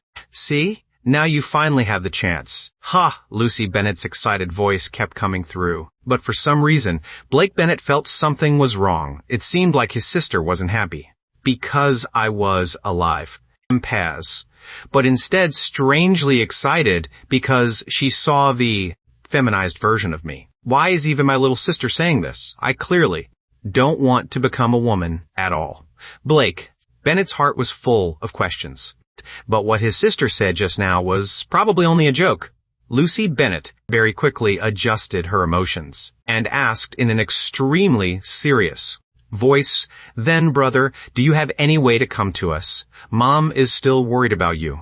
As for Dad, he isn't free to come here right now. In the shelter, there's only one doctor, and that doctor is Dad. There are injured people everywhere here, and Dad is bandaging patients. Mom is alive too. That's great. As long as everyone is alive, That's enough. Hearing that Mom was still alive, Blake Bennett immediately choked up slightly. But when he thought of his mom and little sister, too lonely, women living alone in the apocalypse with no one to take care of them, Blake Bennett felt uncomfortable inside. He hurriedly held the phone and answered the other side. Whether I can go or not, I have to ask Ryan first. After all, he's my good brother now. Wait a little. Okay, my little brother. Then let's hang up first. There are quite a few monsters outside the shelter, so I don't dare talk loudly. Let's talk on WeChat. Okay, wait for my message. After saying that, Blake Bennett hung up the phone. Immediately afterward, he even made an excited fist-clenching gesture. Great. Blake Bennett couldn't help crying out. After all, even I hadn't expected Mom and my sister's luck to be this good. You had to know when the apocalypse had just begun. Half of humanity had turned into zombies, and those who turned into zombies immediately attacked the other survivors, saying that 80% of people died on the first day of the apocalypse would not be strange at all.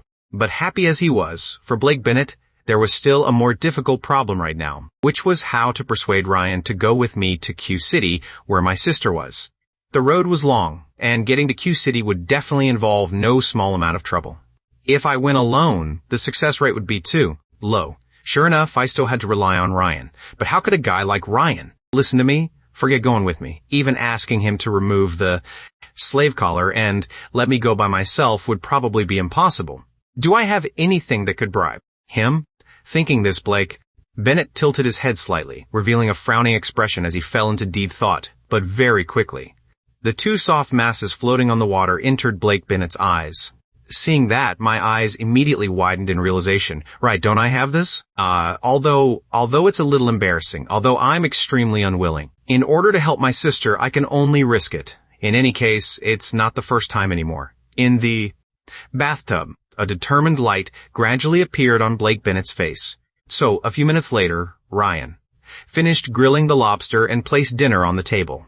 Aside from lobster, there was boiled broccoli, French fries, grilled steak, and various other things, plus several kinds of sauces. They were all Western dishes requiring very little technique, yet they were very delicious. Humming a little tune while cutting the steak, looking at this fragrant table of Western food, with rich colors and exquisite plating. Even Ryan couldn't help feeling smug. Let's see her dare say my cooking is bad this time. Even if it's only grilled food, I can cook, okay? Little bitch, if you dare say one word about it not tasting good later, I'll teach you a lesson. Thinking that, the corner of Ryan's mouth lifted slightly, his cold face paired with a gentle smile, making the words, warm, handsome man practically written all over him. He cut a piece of steak, dipped it in sauce, and elegantly put it into his mouth, enjoying the sensation of a taste bomb made from fiber and protein, exploding in his mouth. Delicious, as expected of me. But in the very next second, after Ryan praised his own cooking, the fork in his hand suddenly fell to the floor. Clink, clink, the fork dropped, and made a crisp sound.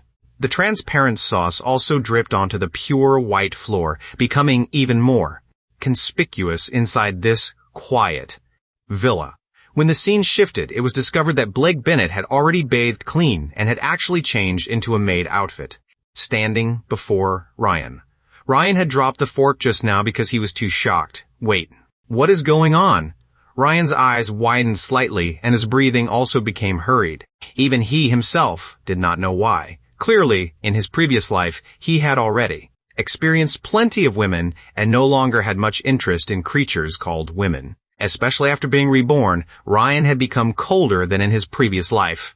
A person like him, who had grown used to seeing the darkness of human nature, believed he would no longer develop feelings for anyone. But look at this creature before him. A white apron, a black short skirt, and a front and back curvaceous figure in the maid outfit that looked even softer and more graceful. The lace was also elegant to the extreme, just like her appearance, especially the white stockings, perfectly wrapped around those jade legs with golden proportions. The clean, spotless colors paired with those smooth curves made her look exactly like a work of art.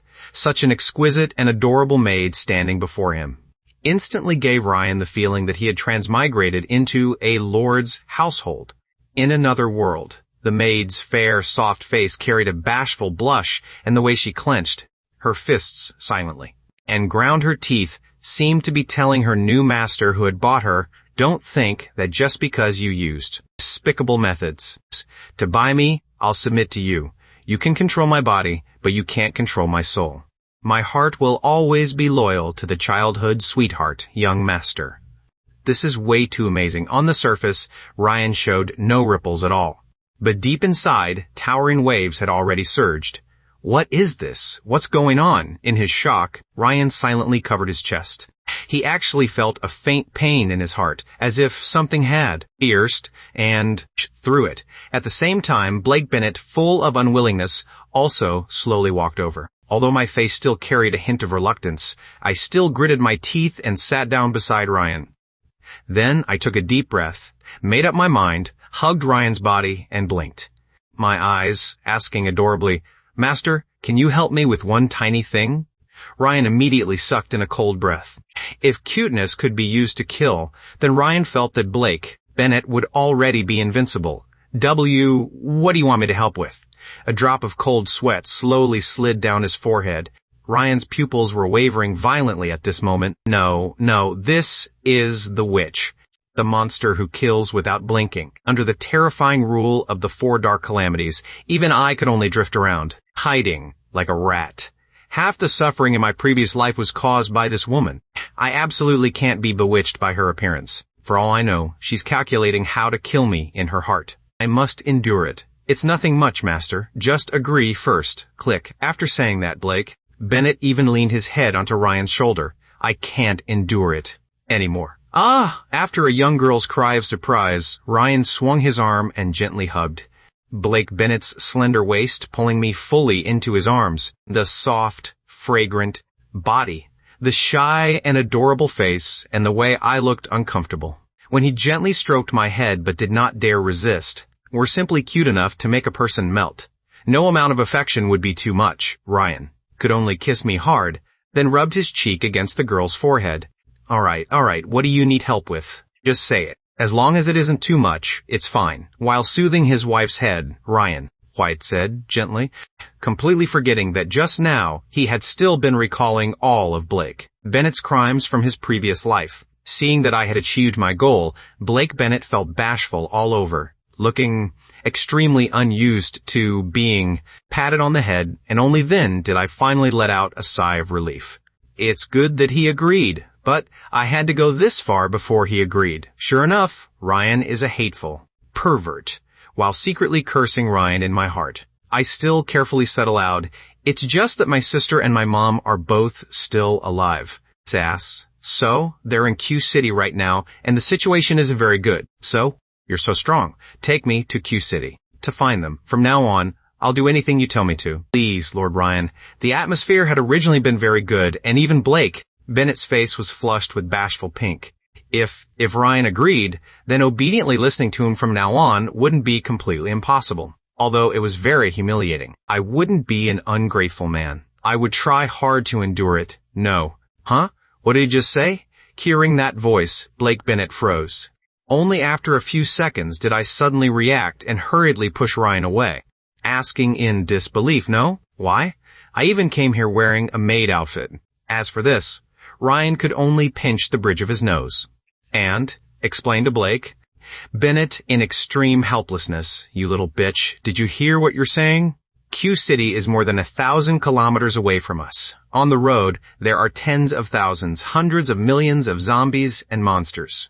Forget zombie hordes. On such a long road, we'll definitely run into stage 3 monsters, maybe even stage 4 ones. Even I would find those extremely difficult to deal with. If we run into them, I might be able to stay alive. But you will absolutely die. So before your level reaches 50, I won't leave this city, and neither will you. Obediently level up to 50.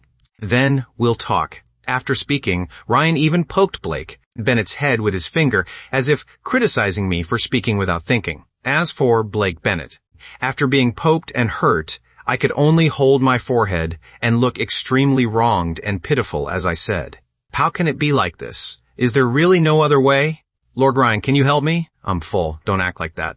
Hearing such an adorable plea, Ryan felt another stab of pain in his heart, and simply couldn't stop himself from cursing. This woman's charm wasn't even fully activated yet, and she was already impossible to refuse. How could he refuse this? A soft little hand like a cat's paw tugged at his sleeve. And that pitiful expression was like a child begging their parents for a hug. It's not like there's no way, Ryan answered as if he had lost control. He had never expected that. Clearly, he should have been the stronger side, able to use absolute power to humiliate and tease this hateful witch at will. But looking at her, now every movement she made stirred people's hearts, like a succubus capable of manipulating emotions. No matter how hard he tried to restrain himself, he still couldn't help wanting to spoil her. There was even a moment when Ryan felt that what he had done to Blake Bennett had been a little too much. So, in helplessness, Ryan could only try hard to put on a disgusted expression to hide himself, turned his head away and said disdainfully, "It's not like there's no way. My system has a long-distance teleportation function. As long as awakened, coins are consumed, items can be teleported. I can give your sister and your mom one S-rank weapon each, and that'll solve it." Really? As soon as those words came out, Blake Bennett's eyes immediately bloomed with delighted light. In truth, I had almost already wanted to give up just now. After all, asking a man I had only known for 3 days to help me save family members more than 1,000 kilometers away was unrealistic no matter how I thought about it. I didn't expect Ryan to actually have a way. Of course it's true. Ryan still spoke disdainfully, although he looked extremely cold. His eyes occasionally glanced toward Blake Bennett's face. "So cute, but I can give the items. You have to tell them to keep a low profile. People's hearts these days are vicious, and bad people are everywhere. They absolutely cannot let others discover that they have items in their hands. Otherwise, it's hard to say whether someone with evil intentions would try to harm them." Why did you stop talking? At this point, the atmosphere became a little quiet. Ryan turned his head in confusion and discovered that Blake Bennett had been silent since earlier, trembling slightly, whether from joy or anger he didn't know. But just as Ryan wanted to poke Blake Bennett's face and ask what nonsense I was thinking about this time, Blake Bennett suddenly lifted his head sharply, eyes sparkling with worship, and threw himself around Ryan's neck. Before Ryan could react, I kissed him hard on the face. "Ryan, you're amazing, Ryan." Ryan, after being kissed, instantly petrified on the spot. Blake Bennett, after doing this, also stared wide-eyed with his mouth open, only then realizing what stupid thing he had just done. I actually took the initiative to kiss him. How did this happen? Just now my mind went blank. And because I was too happy, my body moved uncontrollably and hugged him. Why did it become like this? Blake Bennett slowly realized it, screaming desperately. Inside, as if the last thing left in his heart had turned to ashes under that kiss. But looking at Ryan's expression at this moment, he actually did not look happy at all. Instead, he had grown quite a bit colder. He even spoke in an extremely cold and extremely fierce low voice. Teleporting over 1,000 kilometers costs 10,000 awakened coins. 2 people means 20,000. On average, killing 3 ordinary zombies only drops 1 awakened coin. Do you know how long it will take you to repay this amount? Gulp, hearing Ryan's magnetic yet cold voice. Blake Bennett nervously swallowed, looking as if he were trembling, and, just as I thought, in the next second, Ryan had picked me up princess style, and spoke from above in an extremely firm tone. "So now, I'll have you pay the interest first. Wait, I need to message my sister first." Relics are one of the important items that can be purchased from the system shop, and can also be obtained by killing monsters from stage 3 and above, compared with weapons summoned directly into the real world. Relics are more like equipment installed onto an awakened person's soul, just like skills. They can increase the host attributes, increase the host resistances, or grant the host all sorts of strange effects, such as doubling the awakened points gained from this of killing monsters, increasing bullet damage by 50%, and so on. In the late apocalypse, a good relic could even determine the outcome of an entire war. Of course, the price was also very expensive. Even Ryan's 2 S-rank relics cost 8,000 awakened coins, plus the long-distance teleportation fee. The total cost was more than 20,000 awakened coins. But Ryan didn't care about that, because his system space still stored a large number of monster corpses and various resources from before his rebirth. Selling some of them to the system was enough to make up the price. And at the same time, on the other side, more than 1,000 kilometers away, Lucy Bennett and her mother, who were still trapped in the shelter, also quickly received the items Ryan sent over. Once this S-rank relic is bound, it can become invisible and automatically form a protective barrier when in danger. It can also let people gain experience after killing zombies and level up faster. As long as Mom and Lucy are careful, even if they encounter danger, they should still have the ability to protect themselves. But I couldn't help reminding Lucy several more times. Sis, I know, I'll be careful. Thank you, sister-in-law Ryan. Looking at the message Lucy Bennett sent back, I was instantly frozen in place. Sister-in-law Ryan? What is that supposed to mean? This girl is really getting more and more outrageous. How could she call me sister-in-law? No, wait, in terms of relationship, shouldn't she call Ryan brother-in-law? Why am I the sister-in-law? No, that's not right either. I'm her older brother. I'm her older brother. Don't casually change someone else's gender. Hey. What answered me was the bright, toothy grin expression Lucy Bennett sent, her smile extremely smug and somehow carrying a mocking feeling, which made the corner of Blake Bennett's eye twitch slightly. So I held the phone, preparing to use my identity as an elder to teach this disobedient little sister a lesson. Who gave you permission to call your brother? Sister? But unexpectedly, before my finger could touch the screen, Blake Bennett's body was pulled over by a powerful force. I cried out in surprise, the phone falling onto the blanket, and my waist was also pulled into his arms. My calves and arms struggled non-stop. But unfortunately, Ryan's strength was too great. With only a little force, he firmly held Blake Bennett in place. Then, with that hateful hand, he casually ruffled my hair. Little bitch. I spent 20,000 awakened coins and 2 S-rank items for you. So how do you plan to repay me, Tell me. His rough, scorching fingers kept moving through my hair, messing up my originally soft and smooth hair, while Blake Bennett could only grab his arm and shout angrily, damn it, don't rub, my head. Get off me.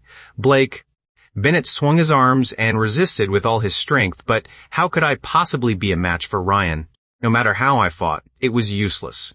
In the end, I could only be like a naughty child, struggling while cursing. You still dare bring this up?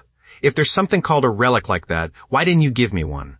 Anyway, you brought back a lot of items from your rebirth, right? Are you trying to use me for free? About that. Hearing Blake Bennett's words, Ryan blinked and revealed an innocent expression. Because relics are binding items. I do have a lot of them, but they're not the best type, my relic. Slots are already full, while yours are still empty. I feel like this is an opportunity to equip you with 3 SS rank relics. At least in my previous life, I never saw anyone who could equip 3 SS rank relics at the same time. After hearing this explanation, Blake Bennett, who had still been struggling, suddenly froze. I dumbly raised my head, my face slightly red, my clear eyes, revealing an adorable expression that was both shy and confused. Why are you treating me so well? Because you're my wife, Ryan answered without thinking, his expression calm, as if he were stating something perfectly natural. But those words made Blake Bennett suck in a cold breath and instantly widen his eyes, pushing Ryan away. Then, with a face full of disgust, I shouted, "Who's your wife? You're the wife. Your whole family are wives. I'm only forced to listen to you because of this damn collar. Don't misunderstand." Oh, is that so? Looking at Blake Bennett making a fuss, Ryan curved his lips and laughed smugly. But last night, didn't you say? Don't say it. Blake Bennett's face turned bright red. What Blake Bennett said last night was definitely something that made me extremely embarrassed. So after reaching this point, Blake Bennett was both ashamed and angry, and crawled out from under the blanket, hugging his head and burying his face into the bed. The white pajamas outlined my curvy figure clearly, and even lying on my stomach, one could see the majestic side curve. My fair, soft skin was as white as jade at any moment, flawless and perfect. My ears became bright red, and my soft feet curled hard. In short, cute enough to kill. Those 4 words automatically appeared in Ryan's mind, while those words that seemed to be scolding Ryan were to Ryan nothing more than daily romantic seasoning. As for the current Ryan, even though he clearly knew the woman before him was the calamity, who had harmed an entire region in his previous life, no matter what, he could no longer hate her. So what if she harmed an entire region? That was all in the last life. Now she's my woman. Thinking this, Ryan reached out and easily pulled Blake Bennett back under the blanket. All right, I won't say it anymore. Be good. Damn it. Even after being pulled back, Blake Bennett was still grinding his teeth. The unwilling look in my small eyes was full of resentment. And the way I turned my head on purpose, refusing to meet Ryan's eyes, was like a sulking little girlfriend. But interestingly, this time, there were no tears at the corners of Blake, Bennett's eyes. As for being held in Ryan's arms, I no longer seemed to resist as much as I had at the beginning. Whoosh, whoosh, whoosh. The wind was strong today, so the air was also a little cold. Strong gusts blew through the gaps in the window, and the whistling covered up the low growls of zombies and the rustling sounds of monsters crawling. But it also made the whole city seem even gloomier and quieter. Rustle, rustle, skin rubbing. Against the blanket made a pleasant sound. Blake Bennett felt cold, so he shrank his head back and more, obediently pressed close against Ryan's chest, holding the woman in his arms and feeling that soft, reassuring warmth. Something in Ryan's eyes seemed to slowly melt. In the end, he could only sigh, pat his wife's back, and say with a smile, "Wifey, I'm hungry. Can you cook for me?" What do you want to eat?" Blake Bennett raised his head, looking full of resentment, but his mouth still obediently asked Ryan, "Anything. Whatever you make is fine," Ryan said casually, and as he spoke, he rubbed his cheek against his wife's face. Toward this, Blake Bennett once again pushed him away with disgust. And as I got out of bed, I said with a displeased face, "Then I'll just stir-fry 2 plates of eggs for you. Someone like you doesn't deserve anything with complicated steps. Anything is fine. But speaking of which, when I call you wife, you answer pretty quickly. Looks like you're already used to it. Used to it, my ass. Go, die. Boom." A pillow slammed heavily into Ryan's face. By the time he removed the pillow, Blake Bennett was no longer in the bedroom. Only the sound of slippers slapping against the floor as I ran into the bathroom. To wash my face remained. Cute enough to kill. Those 4 words once again appeared in Ryan's mind. A few minutes later, damn it, this is really too damn hateful. Blake Bennett changed into casual clothes, tied on an apron, and stood in the kitchen still secretly grinding his teeth. While taking ingredients out of the fridge and thinking fiercely inside, clearly he still knew restraint before. But now he's completely calling me wife. Wife. Who is his wife? I'm not becoming a wife. That smug idiot, that pervert who only knows how to tease women. Just you wait. All of this is nothing but an illusion, created by yours truly. It's acting so I can defeat Ryan one day. There will come a day when Ryan lets his guard down, and when he is at his most careless. I'll stab him in the back without hesitation. When that time comes, Thinking this, a smile appeared on Blake Bennett's face, as if I had already seen the scene of Ryan, clutching his wound and kneeling on the ground, using a regretful, unwilling expression to beg me for forgiveness. "I'm sorry. I should have treated you better. I should have spoiled you even more. Forgive me. Why does something seem wrong here?" Toward the image that appeared in his mind, Blake Bennett tilted his head in extreme confusion, but that still wasn't the important thing. The important thing was that when I came back to myself, I finally discovered that the beef for stir-frying had already been marinated in a bowl. The fresh chives had been cut into sections, the rice was washed, the water level was just right, and the rice cooker had been turned on. While in my hand was the small bowl where I had just cracked 3 eggs. Just now, while beating the eggs, I had been smugly imagining the scene of defeating Ryan. Wait a second. The hand holding the chopsticks trembled slightly. Looking at everything in the kitchen that I had finished in only a few minutes, Blake Bennett's pupils began to tremble slightly, looking both extremely frightened and extremely shocked. "No, damn it, this isn't right. Didn't I say I was only going to fry him eggs? Why did my body unconsciously start cooking? And I was even enjoying it, damn it. Could it be that I actually really want to cook for Ryan? Could it be that deep down, I've already become a real housewife? Don't do this. If this keeps going, I'll really become someone's wife. Wake up, Blake Bennett." Blake Bennett was desperately screaming inside. Unfortunately, no one could understand my fear and helplessness at this moment. But just as Blake Bennett was tangled up over whether he had become someone's wife or not, from the corner of my eye, I caught a figure outside the window. Only then did I snap out of my tangled thoughts and turn to look. A familiar figure was busy outside the villa. Oh my God, he's actually still there. Blake Bennett let out a sound of surprise. "Hey, come here." The figure outside was Tyler Brooks. He was called into the yard by Blake Bennett. Blake Bennett truly couldn't stand watching anymore. This overly honest brother had actually gotten up early in the morning to clean up the residential complex.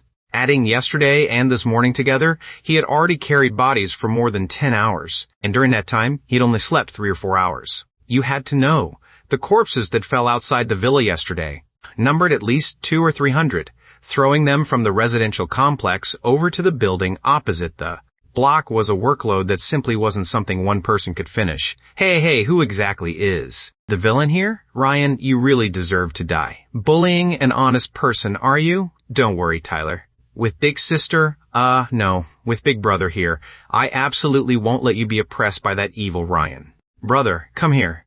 Blake. Bennett stood at the villa door and waved at Tyler Brooks, because he had been carrying corpses for a long time. Tyler Brooks was now covered in bloodstains and mud, looking dusty, filthy, and covered in grime. He walked to the villa door and stopped about 2 meters away, yet there was no resentment on his face from doing hard labor all day. Instead, he scratched his head honestly and gave Blake Bennett a foolish smile. "Hello, sister-in-law." "Sister-in-law, you called." "Fine. Damn it." Hearing that term, Blake Bennett almost cursed out loud. Fortunately, I had strong self-control, so I only pouted and suppressed the anger in my heart, then squeezed out a friendly smile and said, "You haven't eaten yet, right, Tyler? The food happens to be almost ready. Come in and eat with us."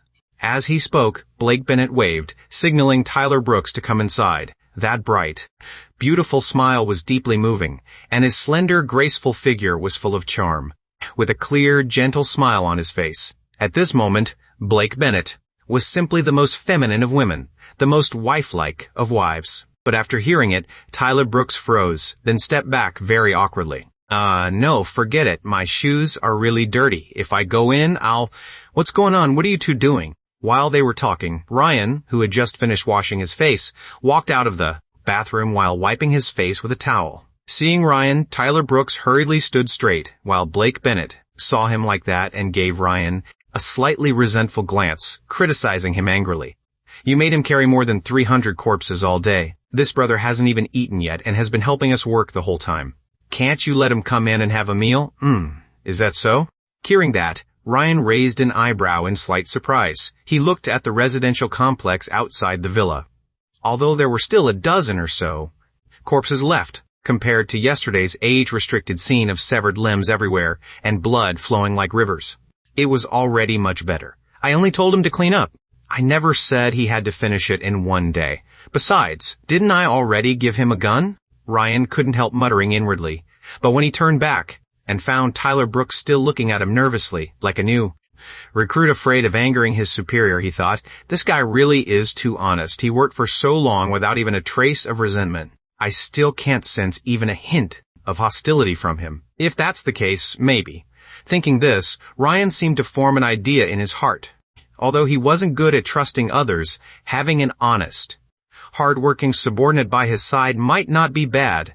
As for Blake Bennett, a wife was a wife, and a subordinate was a subordinate. How could the two be mixed together? To explain here, Ryan's perception skill could sense the aura of people around him who were lower level than he was, their magic power, attributes, hostility, and so on. Perhaps some people would not feel hostility toward Ryan when they first met him, but after experiencing certain things, developing hostility later was entirely possible. Yet Tyler Brooks before him, even after working for Ryan for an entire day, still hadn't produced even the slightest hostility. This proved that he really was an extremely honest and well-behaved person. Like Blake Bennett, he was an existence Ryan felt was completely non-threatening. This truly made Ryan somewhat surprised, and he inevitably developed a good impression of Tyler Brooks's character.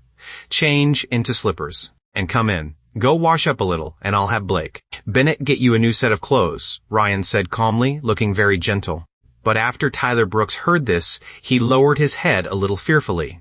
"Let's forget it, Mr. Foster. You already gave me a gun, and in the end, I still haven't finished cleaning outside. I'd better do what I tell you to do. Stop babbling at me." "Yes, Mr. Foster." Ryan didn't give Tyler Brooks a chance to finish speaking, after coldly scolding him. Tyler Brooks hurriedly straightened up, looking like a new recruit, waiting for the drill instructor's orders. "Blake, Bennett, standing beside them, saw this scene and couldn't help. Narrowing his eyes, revealing an interested smile while secretly teasing in his heart. Ryan always acts so cold, but he's actually very warm toward people he has a good relationship with. Could he be the type who is cold on the outside, but warm on the inside? Thinking this, Blake Bennett seemed to have discovered a secret and smiled even more happily, while Ryan had already turned back into the house. Blake, Bennett pointed Tyler Brooks to the first-floor bathroom and reminded him, "There's a sink over there. Wash your face clean. I'll go get you a set of new clothes." "Thank you, sister-in-law," Tyler Brooks answered excitedly, not noticing the corner of Blake Bennett's eye twitched slightly.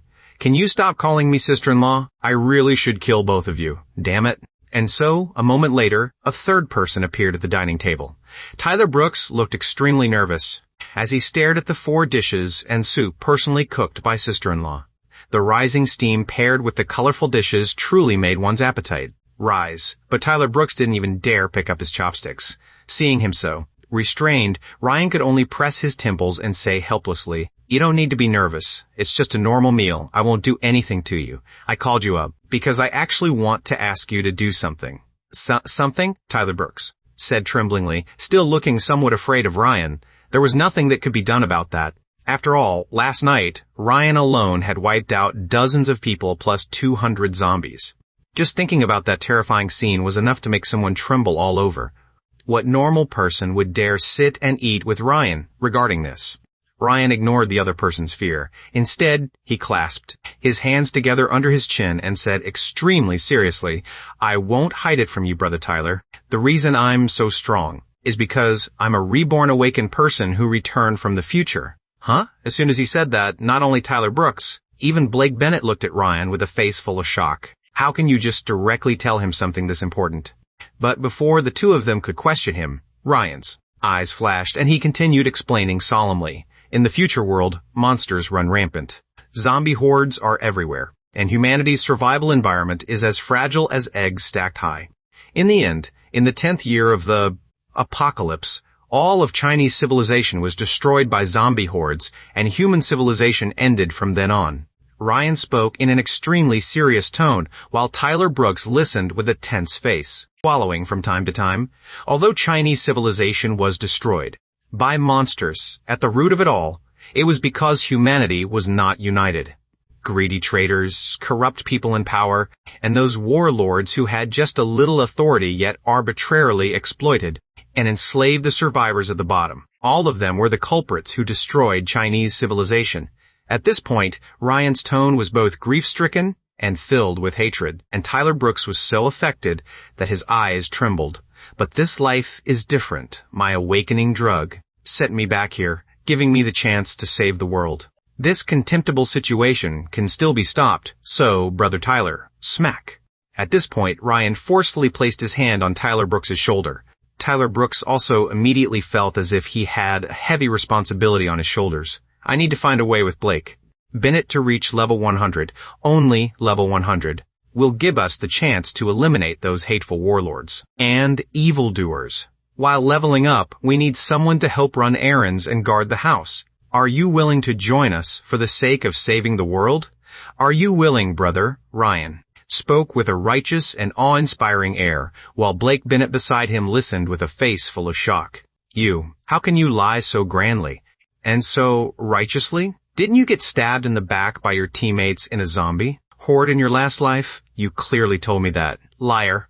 This is completely deceiving someone. A low-level lie like this surely won't convince anyone. So something like that happened? You actually believe him? Before Blake Bennett could finish complaining inwardly, Tyler Brooks beside him revealed an indignant look, grabbed Ryan's hand with one hand and nodded hard. I understand, Mr. Foster. I understand everything. No, you don't understand. Inside, Blake Bennett was already clutching his head and screaming, while Tyler Brooks's eyes burned with blazing fire. He answered in a solemn voice with an expression of complete loyalty. From today onward, whatever Mr. Foster tells me to do, I'll do it. For China, for the future of all humanity. I absolutely won't have a single complaint. From now on, I'll be responsible for guarding the house. Very good. Hearing Tyler Brooks say this, Ryan nodded with great satisfaction and patted Tyler's shoulder hard again. Then from today onward, We're brothers. There's a storage shed outside the villa that I modified. The facilities and food inside are all complete. It was originally a backup, but now I'll let you live there. Also, Brother Tyler. This is a super powerful item your brother brought back after being reborn. An S-rank relic. Put it on, and your strength will grow stronger. I wasn't even willing to give this to your sister-in-law. Yes, Mr. Foster. Thank you, Mr. Foster. Beast. Looking at Tyler Brooks nodding in gratitude, Blake Bennett had nearly collapsed inside as he screamed, but just as the atmosphere was harmonious and joyful, Ryan was feeling fortunate that he had been able to recruit an obedient underling when his phone vibrated again. Buzz. Buzz, buzz, buzz. Ryan picked up the phone in slight surprise, thinking it was Leo. Harris tagging him in the group again, but unexpectedly, another familiar ID appeared on WeChat. Wilding 2, Unit 1, Room 302, Nora Quinn. Ryan, you have to be careful. Mrs. Fields, your neighbor, brought several gangsters with guns into the residential complex. They're planning to come find you now. Huh? Looking at the words on the phone, Ryan showed a confused expression. Why would Nora Quinn kindly warn me? But very quickly he figured out the reason. Nora Quinn's food was probably almost gone, and the two attacks organized in the neighborhood had both failed to harm Ryan in the slightest, making Nora Quinn finally realize that Ryan was an extremely powerful backer. So she lowered herself again and tried to cling to him. Regarding this, Ryan only smiled carelessly and said in an extremely cold voice to Tyler Brooks beside him, Tyler, a group of greedy people are coming to disturb us. Do you want to help me go out and deal with them? I'll follow Mr. Foster's orders. The enemy was about to arrive, and they had guns. They could ambush the villa at any moment. Ryan's home had fallen into great danger, and the situation was urgent. Facing a situation like this, Ryan's choice was to click, use his index finger to pop open a can of Coke, pull a chair out onto the balcony, insert a straw into the can, and pat his thigh. Blake Bennett covered his face and unwillingly sat on it.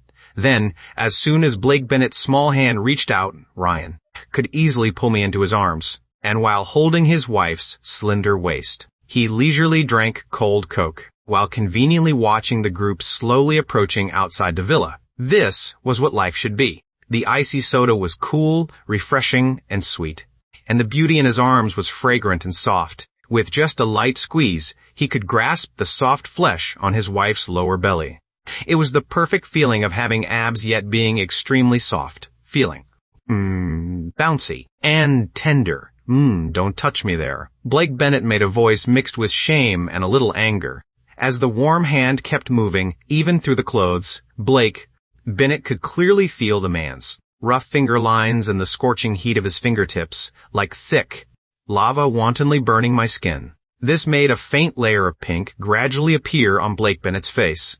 But even though I had warned him, Ryan clearly had no intention of letting me go. The more I resisted, the more reckless Ryan became. He even wanted to kiss that shy face hard, to declare his ownership to the whole world. You said I'm not allowed to touch. Say that again for me. Sorry. Damn it, the redness on Blake Bennett's face grew even brighter, but no matter how ashamed and angry I was, in the end, I could only bite my lip and reveal a humiliated expression. When those gangsters arrive later, I'll see what you do. Nora Quinn said they have guns, yet you're still this smug. A person like you will sooner or later get yourself killed. Wait, no, thinking carefully. If Ryan loses, won't I fall into the hands of those gangsters? This is the apocalypse now. There is no law or morality anymore. Once I'm caught by those kinds of people, I might be. Thinking of that, a drop of cold sweat slowly slid down Blake Bennett's forehead, and at the same time, my arms hugged Ryan a little tighter, my face pressing close to Ryan's shoulder, not daring to move away. Looking back at the other side, there was no worry at all on Ryan's face. Instead, he patted his wife's head and rubbed his chin against Blake Bennett's forehead, reminding me, just obediently watch the show. No need to worry. Take out your phone and look at the group. All right. Perhaps because he was afraid of being captured by the gangsters, Blake Bennett looked much more obedient than before. He took out the phone and presented it with both hands in front of Ryan. Blake Bennett had completely become Ryan's dedicated phone stand, and just as Ryan expected, the atmosphere in the group had changed again. Family, it's time to punish. That murderer, I found a security team from outside. They're all experts at killing zombies, and they have guns too. This time, they'll definitely be able to deal with Ryan," Mrs. Fields said excitedly in the group, and after speaking, she didn't forget to send a photo. It was a selfie of her standing among a group of people. This group, calling themselves security, all wore dark uniforms, had tall builds and fierce faces. Hanging at their waists were either batons or short knives, and quite a few of them held handguns. Looking at the badges on their shoulders, one could tell these people were all employees of New World Group 1 kilometer away. On the surface, that place was a legal company, but behind the scenes, it was actually a gangster loan sharking operation. They were thugs even before the apocalypse. No wonder they were able to organize a team so quickly. Looks like after I was reborn, I changed the timeline, causing Mrs. Fields, while fleeing, to run into these thugs, which is why she brought a group of unfamiliar people into the residential complex. But it doesn't matter. They're all just trash. Thinking this, Ryan laughed very disdainfully and conveniently took a sip of Coke. In the eyes of the survivors in the residential complex, Ryan's biggest backing was nothing more than his level and his handgun. Once there were people like him who had killed large numbers of zombies and possessed firearms, Ryan's advantage would be completely gone. But in the end, the points above were merely the survivor's imagination. Mrs. Fields, what are you doing? Why did you bring these people into the residential complex? Ryan and Blake. Bennett raised their eyebrows in slight surprise because there were actually still people in the group speaking up for them. Hey, aren't the people Mrs. Fields brought in gangsters? I recognize their evil badges. People like this might be even more dangerous than zombies. After all, Ryan helped us eliminate the zombies. What do Mrs. Fields and Leo Harris's people know how to do besides throwing their weight around in the group? Exactly. Now they're even bringing gangsters in. Mrs. Fields, you really deserve to die. Ryan was right to kill you people.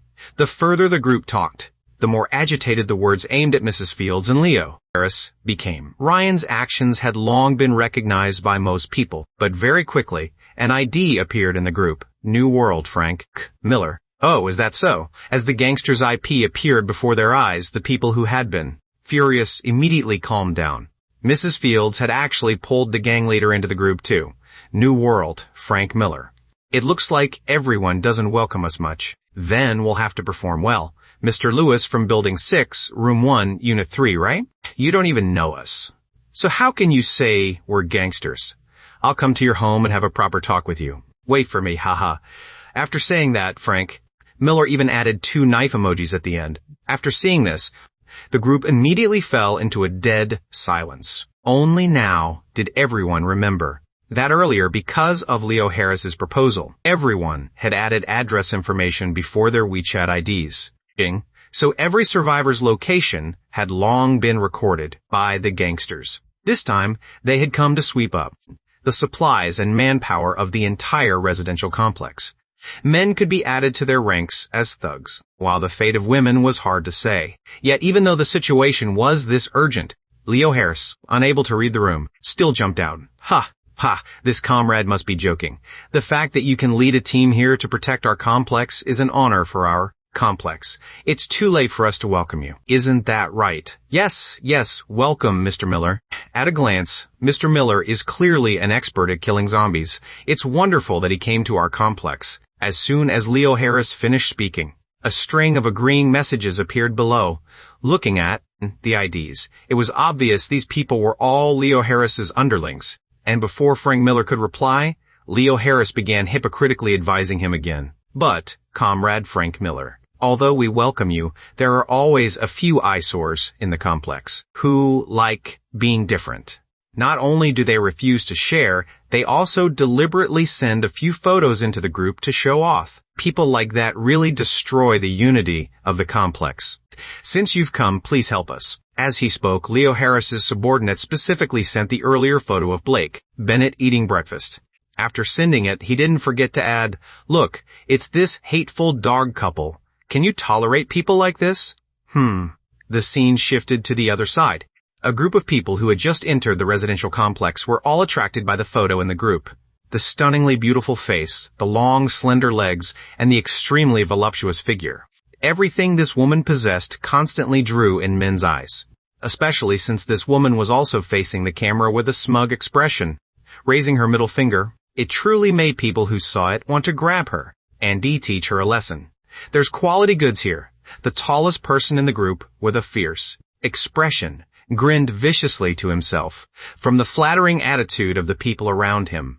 It was clear this man was Frank Miller. Looking at Blake Bennett's photo, Frank Miller couldn't help licking his lips, and the smile on his face gradually became filthy. I originally thought we could only loot some supplies, but I didn't expect this place to actually have such a top-tier beauty. Not bad.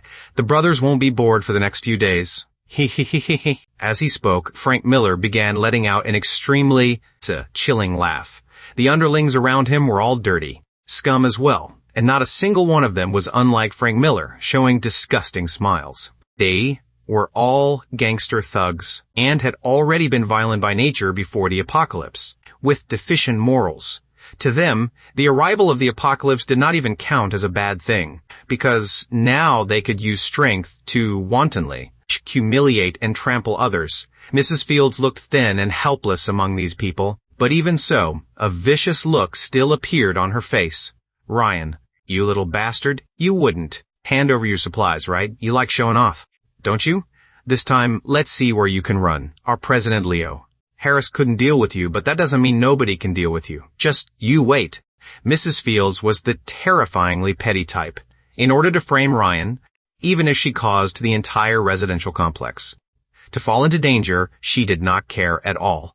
But she had clearly forgotten that if the gangsters could rob Ryan's home, then naturally they also would not let go of her supplies or the associations. It was only a matter of order. Old lady.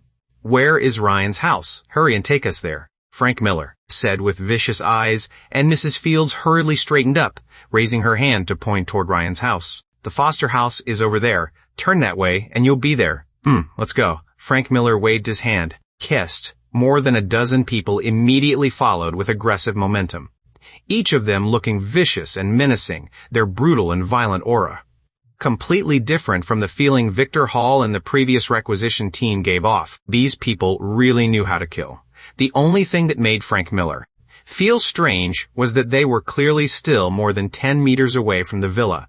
Yet before them stood a young, honest-looking man who looked like a college student, blocking everyone's path. Hiss. Are you Ryan Foster? Looking at the young man's stern eyes and unwavering, determined expression, Frank Miller froze slightly, hesitated for a few seconds, then asked him. This young man was also very direct.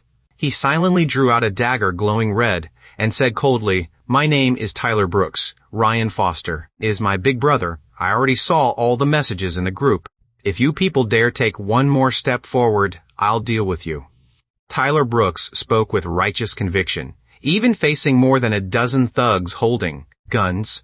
There was not the slightest fear in his eyes, because Ryan had told him that with a relic, even if the other side had guns, they couldn't hurt him. I trust what Brother Ryan said, Tyler Brooks repeated fiercely in his heart. His blazing gaze seemed as if it could burn the air itself. He had already completely regarded Ryan as a great existence. Seeing him like this, Frank Miller's group all showed mocking expressions. Ha! So you're Ryan's. Oh? You want to take on all of us by yourself? This idiot probably killed a few zombies, and thinks having a useful skill makes him invincible under heaven, huh? Ha ha ha ha ha. As they spoke, Frank Miller and his underlings began laughing loudly, their fierce laughter echoing through the empty residential complex, sounding especially piercing. These people had all killed zombies before, so each of them was at least level 3 or 4. How could they possibly be afraid of a mere college student? But no matter how wildly they laughed, there still wasn't the slightest fear on Tyler Brooks's face. He only held the dagger in front of himself, taking a stance to meet them in battle. Oh, so you really want to die? Seeing that he still refused to run, Frank Miller impatiently raised his handgun, cocked it, and aimed it straight at Tyler Brooks's head. Kid, your hair hasn't even grown in, and you already want to fight your uncles? Do you see what this is? As he spoke, Frank Miller even shook the standard pistol in his hand, and laughed mockingly in an even smugger tone. Since you're young and hot-blooded, I'll give you 5 seconds. Get lost, or I'll shoot you dead with one shot. 4, 3. Brother Frank. This guy is an idiot. seeing that Tyler Brooks still stood there without moving. Frank Miller's subordinate couldn't help mocking him, but he didn't notice Frank Miller's gaze gradually turning cold. So, that's how it is. Still not running? So confident. Looks like my brother, he has a skill after level 5. If we rush up carelessly, we might actually get handled by him. Then I can't give him any chance. Kid, don't blame me for playing dirty. Die. Thinking that, the corners of Frank Miller's mouth gradually split open, revealing a sinister, wicked, violent, and cruel smile. He clearly hadn't even counted down to 2, yet Frank Miller's finger had already quickly pulled the trigger. Bang. The bullet suddenly shot out. The unexpected gunshot startled everyone. While Tyler Brooks was hit accurately in the face, his entire head jerking to the side. He didn't even dodge? Inside the villa, Blake Bennett covered his mouth and let out a scream. I even thought this little underling, Tyler Brooks, was pretty good. How could he just die like that? But regarding this scene, Ryan only shook the can of Coke in his left hand and explained casually in a relaxed tone. S-rank relic, Steel Star Lodging. It greatly increases the host's defense, vitality, and endurance. Every time the host physically attacks an enemy, it will permanently increase those 3 tributes slightly. Damage from projectile items is additionally reduced by 30%. As he spoke, Ryan smiled calmly and lightly patted his wife's back. Handgun bullets can't possibly pierce an awakened person equipped with a defensive relic. Let's just watch the show, huh? After Ryan slowly finished speaking, Blake Bennett, both shocked and confused, looked down from the villa again. At that moment, Tyler Brooks, who had just eaten a bullet, was standing in place under the terrified gazes of the thugs, slowly turning his head back. Brother Ryan really didn't lie to me. Powerful strength brought confidence. Tyler Brooks's eyes became even firmer than before. His sharp gaze radiated powerful and blazing light. That was not only loyalty toward Ryan, but also hatred for all heretics and all enemies who had forced humanity to the brink of destruction. Are you done talking nonsense? Tyler Brooks said coldly. His voice clearly wasn't loud, yet it made the thugs opposite him tremble unconsciously, and Mrs. Fields was so frightened she retreated backward. Now it's my turn. The scene shifted inside the villa. Blake Bennett's face showed a blank expression, because just as the situation below was about to explode, Ryan actually lowered his head and kissed Blake Bennett's face lightly, then placed Blake Bennett down on the chair. He couldn't even be bothered to look at the battle downstairs. Alone, he hummed, while summoning a new handgun from his space, checking the magazine and sights, confirming the alignment was correct, then humming as he picked up his usual suppressor and slowly screwed it on. His long, powerful fingers moved neither fast nor slow, every motion revealing a calm and elegant aura. Only when the suppressor made a click and was fully tightened did a faint smile appear on Ryan's face. Only then did Blake Bennett come back to himself and blink. I heard a small choked sound like a young animal coming from my throat. When I finally snapped back to reality, Blake Bennett realized his knees were pressed together and his toes inside his slippers were curled up as if trying to endure something. Looking at Ryan's tall, handsome figure and thinking of how this man doted on me every day, my cheeks unconsciously flushed. Huh? Was I moved just now? I widened my eyes. Ryan was only loading a handgun. Why did I feel his movements were so elegant and handsome? My heart was beating faster too, looking at the man before me. With his firm muscles, strange thoughts rose in my mind, and I suddenly shook my head hard. No, why would I have thoughts about Ryan's body? Wake up. If this keeps going, I'll really become a woman. But no matter how I struggled, the thoughts in my head could not be driven away. After all, I now had the invincible pregnancy body, and my female hormones were secreted far more than before. My preferences and personality had long been affected. By the time I calmed down and turned to look, Ryan had already raised his gun and aimed at Frank Miller's group. What the hell? What kind of monster is this, Frank? Miller's subordinate shouted in terror. Bullets couldn't pierce Tyler Brooks's face, and a long sword was easily blocked by his arm. Get lost. Tyler Brooks threw a punch, and the thug holding the knife had his head knocked to the side before collapsing to the ground. The others backed away in fear. Frank Miller roared, "Shoot his head and crotch." The thugs had just raised their guns when Tyler Brooks charged over like a 100-meter sprinter, kicking one man. Crack. The man's arm was caught between his ribs and the sole of Tyler's shoe, and the bone broke on the spot. Bang, bang. Gunshots rang out, and the bullets were all blocked by Tyler Brooks's hands. Ridiculously, the thugs firing wildly kept screaming, "You shot me. How do I change the magazine?" It turned out most of them had never used guns. After one round of shooting, all of them jammed or ran empty. Tyler Brooks lowered his hands, fire burning in his eyes. His fist swung out, sending a thug's teeth flying. In less than half a minute, half of the thugs had been beaten flat on the ground by Tyler Brooks. Blake Bennett, watching from the balcony, was stunned. Is the relic Tyler is wearing that strong? It's even more powerful than me. Why don't they use their skills? In truth, the skills of these level 1 awakened people were too ordinary in close combat. They could only rely on their bodies to take hits. Not to mention the berserker armor on Tyler Brooks not only increased defense, but also increased attack, while granting ranged immunity. They couldn't beat him at all. Retreat. Frank Miller turned pale with fear and led his subordinates in a frantic run. Tyler Brooks pulled out the gun Ryan gave him, but he still didn't dare shoot. He could knock people down, but he couldn't bring himself to kill. Right at that moment, Ryan stood up from the balcony, his gun muzzle aiming at the people below. Bang, bang, bang. Several gunshots rang out, and the thugs fell one after another, clutching their heads, brain matter splattering everywhere. Frank Miller and the others were so terrified they screamed and begged for mercy. But every one of Ryan's shots was fatal. The final shot hit Frank Miller's shoulder. He endured the pain and staggered into a building, shouting as he ran, "Just you wait." Looking at the enemy who had disappeared, Ryan had yet to say anything when Blake Bennett behind him curled his lips in a smug smile and crossed his long, slender, snow-white legs over each other. As he crossed his legs, he teased playfully, "Useless. You still let one get away. Tisk, tisk, tisk. Not good enough." Ah! Hearing his wife mock him, Ryan turned his head back unhappily, only to find Blake Bennett crossing his legs, looking down at him from above with a provocative face. Although he really was a little smug, that arrogant posture paired with his breathtaking beauty somehow made him 3 times cuter than usual. So Ryan did not argue back. He only laughed happily and casually scolded, "Little bitch. Wait until I get back. I'll deal with you then." Blake Bennett, whose foot had been swinging, instantly froze in midair, and a trace of panic flashed quickly through my eyes, even making my pupils tremble slightly.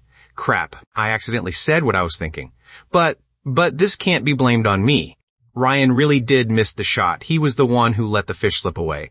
Now he has another reason to bully me. Damn it. Sometimes, once people get familiar with each other, their inner thoughts slip out uncontrollably. Blake Bennett felt extremely regretful because of this, while on Ryan's side, he had already jumped down from the balcony, several meters of height, and he landed lightly. Then, holding the gun with its magazine changed, he slowly walked over. The thugs around him were already all dead. Only an old woman with limp legs remained, trembling as she knelt on the ground, along with Tyler Brooks, who suddenly shuddered. After coming back to himself, he hurriedly ran to Ryan's side and bowed respectfully. "I'm sorry, Brother Ryan." "Enough. It's fine." Ryan waved his hand, cutting Tyler off. He knew Tyler Brooks felt guilty because he couldn't kill Frank Miller. But thinking carefully, even Blake Bennett, who killed people like grass in his last life, showed great resistance when pressing the detonation button. Ryan had not been the type who could kill people casually from the beginning either. Everything needed a process. So toward Tyler Brooks, he only taught him calmly. "Things are different now. Your kindness doesn't mean others will be grateful. Forget it this time. Next time, remember to pull weeds out by the roots." Okay. Seeing that Ryan didn't make things difficult for him, Tyler Brooks hurriedly stood at attention and responded. The respect in his eyes increased even more. Ryan pointed his gun at Mrs. Fields' forehead and sneered, "Mrs. Fields, let the residential complex group decide whether you live or die."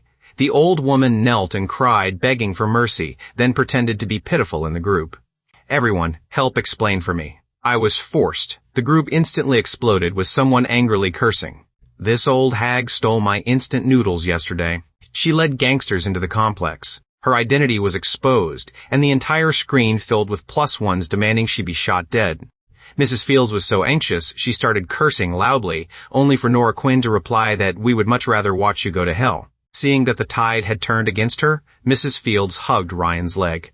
I'll give you money. I'll introduce my daughter to you. Before she finished speaking, a gunshot rang out. Her corpse fell into a pool of blood. Ryan kicked the body away in disgust. Tyler, clean this up. Then he hummed as he returned to the villa. At the same time, inside the villa, while Ryan was still executing Mrs. Fields, Blake Bennett had already comfortably lain on his stomach on the bed, waving his fair little feet, while scrolling on his phone. Finally, bursts up, those annoying guys were dealt with, too inexperienced. Ryan really still has to be defeated by me. But unfortunately, too much time was wasted. With that effort, it would have been better to kill more zombies and level up. Speaking of which, I remember the system seemed to have unlocked. Some function last time. Let me open it and take a look, if I can't kill zombies. Studying the system isn't bad either. Blake Bennett didn't want to be a vase eating for free and waiting to die. I had to constantly find ways to improve my strength.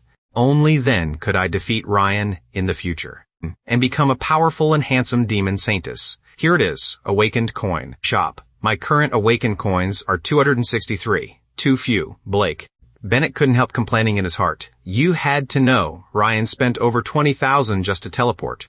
Relics. At this rate, I'd have to save for 3 months just to pay Ryan back. And when he opened the shop interface, hundreds and thousands of items appeared across the page. Relics. Weapons, food, and consumables were all there.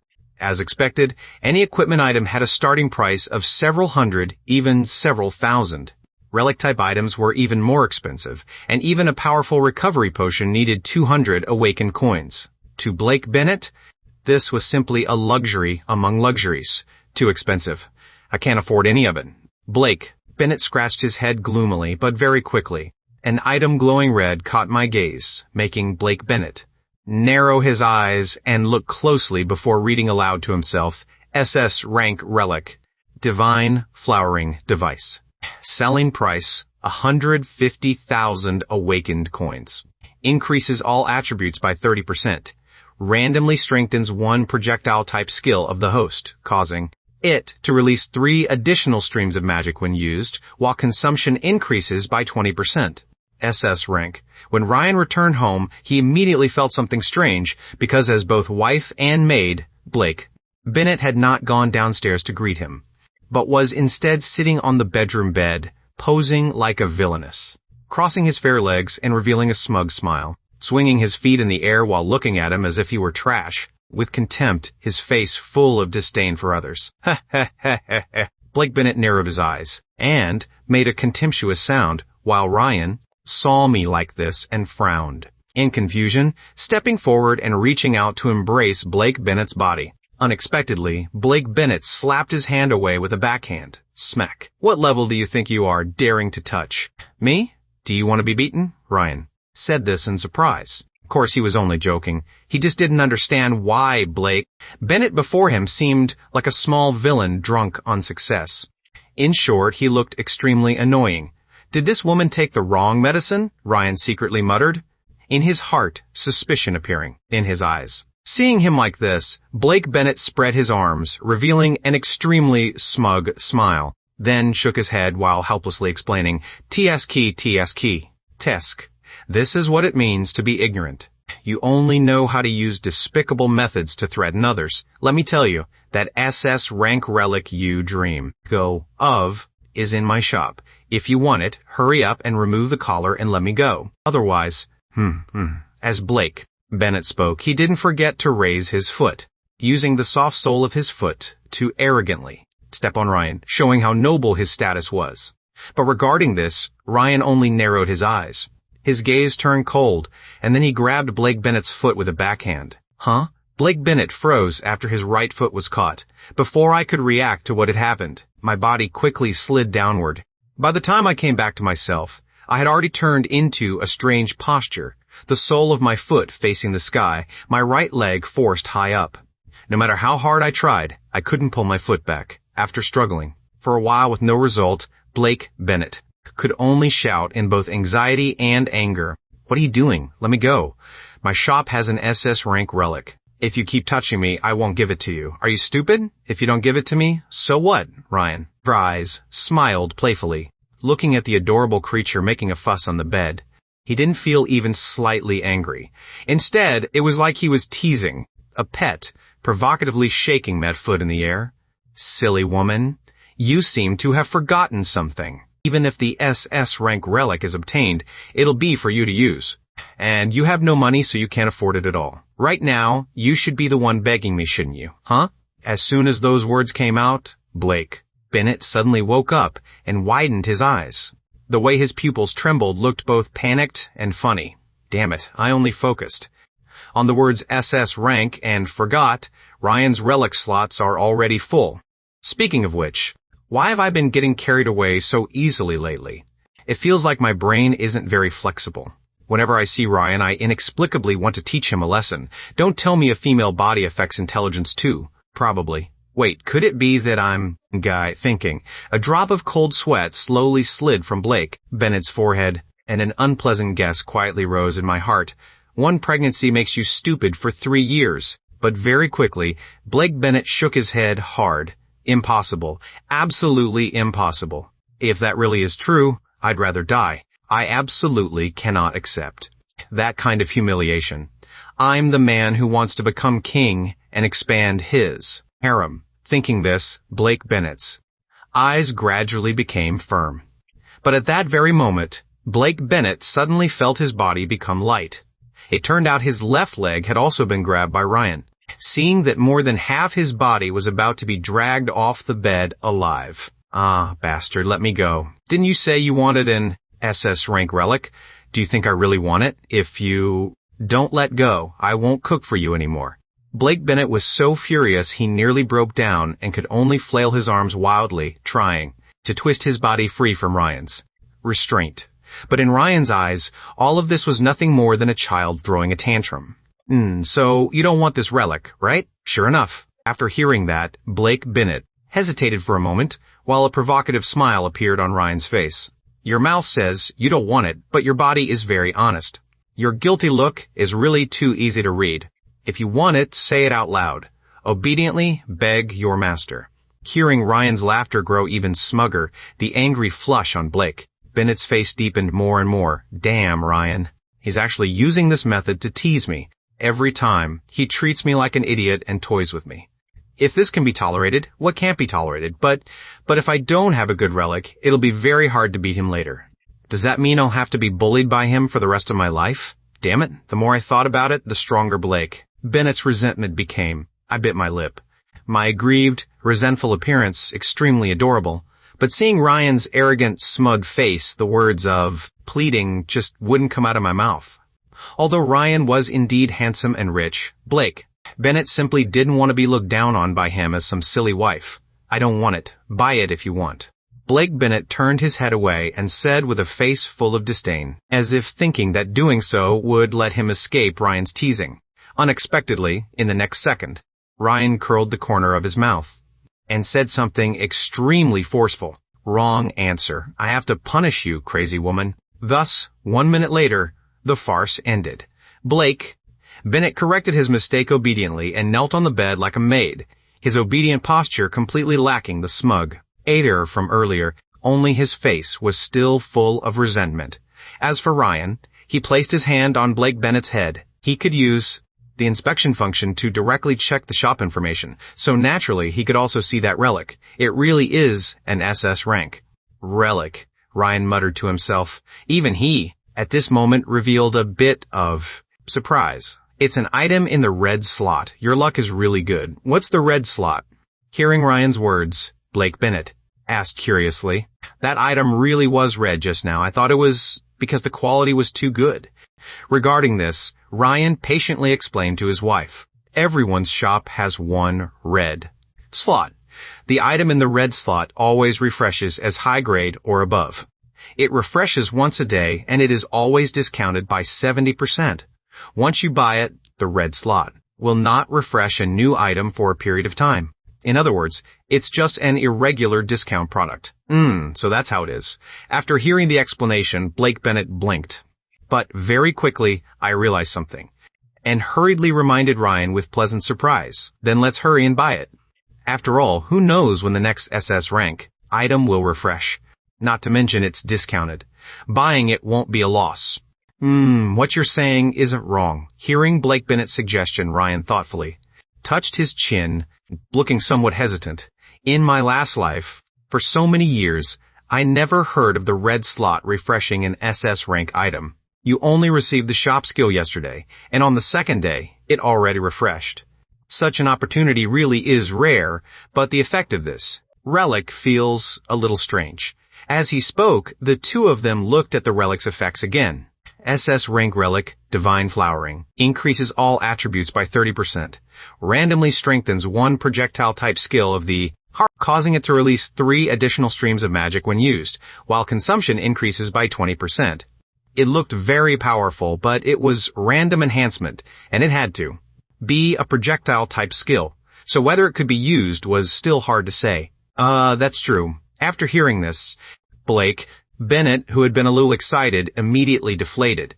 His small pouting mouth looked very unhappy. Looking at it this way, it really is strange. Right, Tian? Then forget it. We'll wait for something else. As Blake Bennett spoke, he puffed his cheeks, making his fair face round like a peach. Then, in the next second, "Buy it," Ryan suddenly shouted for some reason. Huh? Hearing that shout, Blake Bennett turned his head back with a face full of confusion. But before I could come back to myself, Ryan had already used the arm touching my head to transfer awakened points, and in one careless instant helped Blake Bennett buy Divine Flowering. Host has consumed 150,000 awakened coins and received the item Divine Flowering. Hey, didn't you say it might not be useful? Why did you buy it? Everything happened too suddenly. By the time Blake Bennett reacted, the crystal ball ceiling firework patterns had already appeared inside my mind. This unexpected accident made me a little angry. Wasn't this a waste of money? Regarding this, Ryan only rubbed Blake Bennett's head and answered in a tone that looked tough, but was actually full of doting. Sooner or later, there will be a time it's useful. Rare chance, buy it first. Anything my woman uses has to be the best. Ryan still said it smugly, just like always, arrogant and annoying. But for some reason, a strange feeling was rising in Blake Bennett's heart. It quietly rose in his heart. Although I clearly knew this wasn't right, I still couldn't help feeling happy inside. This guy, MS. You really deserve to die, Ryan. Don't think this means I'll feel grateful to you. Not even in your dreams. I absolutely won't. What's wrong? Why are you spacing out again? Seeing that Blake Bennett had not reacted for a long time, Ryan tilted his head and asked curiously, casually spreading his arms in a posture of wanting a hug. I spent 150,000 on you.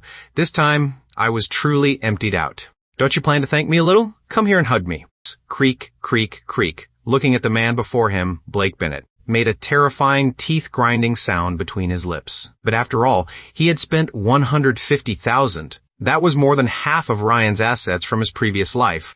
Yet just as Blake Bennett raised his small hands, preparing to, reluctantly, give him a hug to thank him, the corner of my eye suddenly fell on Ryan's lit-up phone. As if I had seen some name that made me uncomfortable, Blake Bennett ignored Ryan, who had his arms spread, and reached out to snatch the phone from Ryan's pocket. Then he pointed at the words on it and asked coldly, "Hey, Ryan." Ryan blinked, and inexplicably became a little nervous. "Why is Nora Quinn messaging you again? Why haven't you deleted her yet?" Building 2, Unit 1, Room 302, Nora Quinn. "Brother Ryan, how is the situation?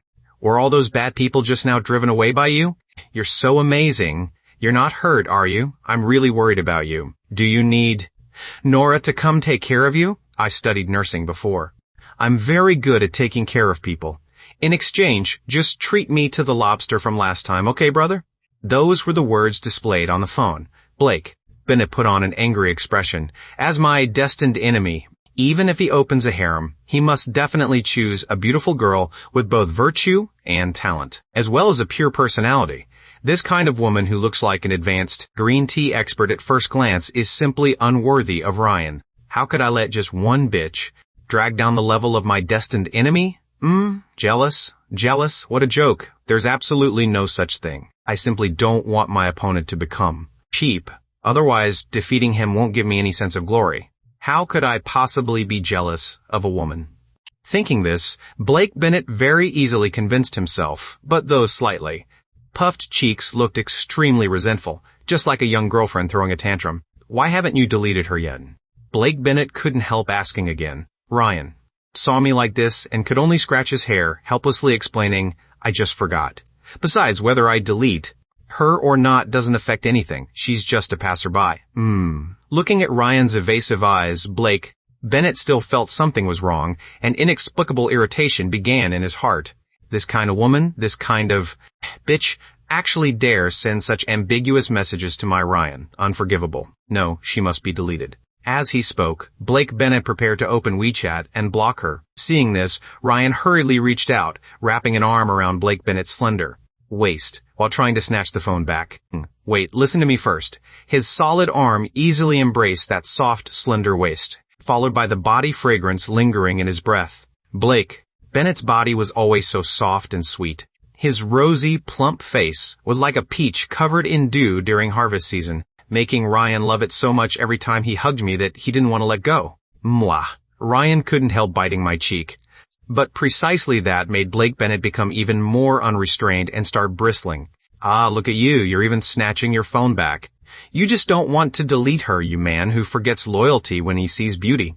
I wasted my time seeing you as my destined enemy. Today, I absolutely have to correct. You're thinking properly. No, that's not it. I only wanted to tease that bitch a little. After all, killing zombies every day is boring.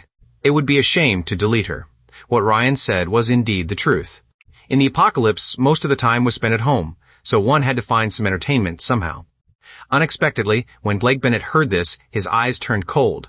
Although his body was held in Ryan's arms and he couldn't struggle free, he still questioned him in a condescending tone. You actually call other people bitch, too? Hearing this, Ryan looked completely confused. You mean I can only call you that? Course, Blake Bennett answered almost without thinking. Very quickly, I realized something, and hurriedly shook my head, denying it in panic. No, that's not right. Who's a bitch? It's all because you call me that all day, making me get used to it, you bastard.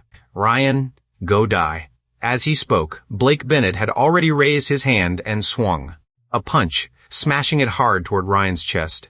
But clearly, how could I possibly be Ryan's opponent? Ryan casually raised his hand and caught Blake Bennett's wrist.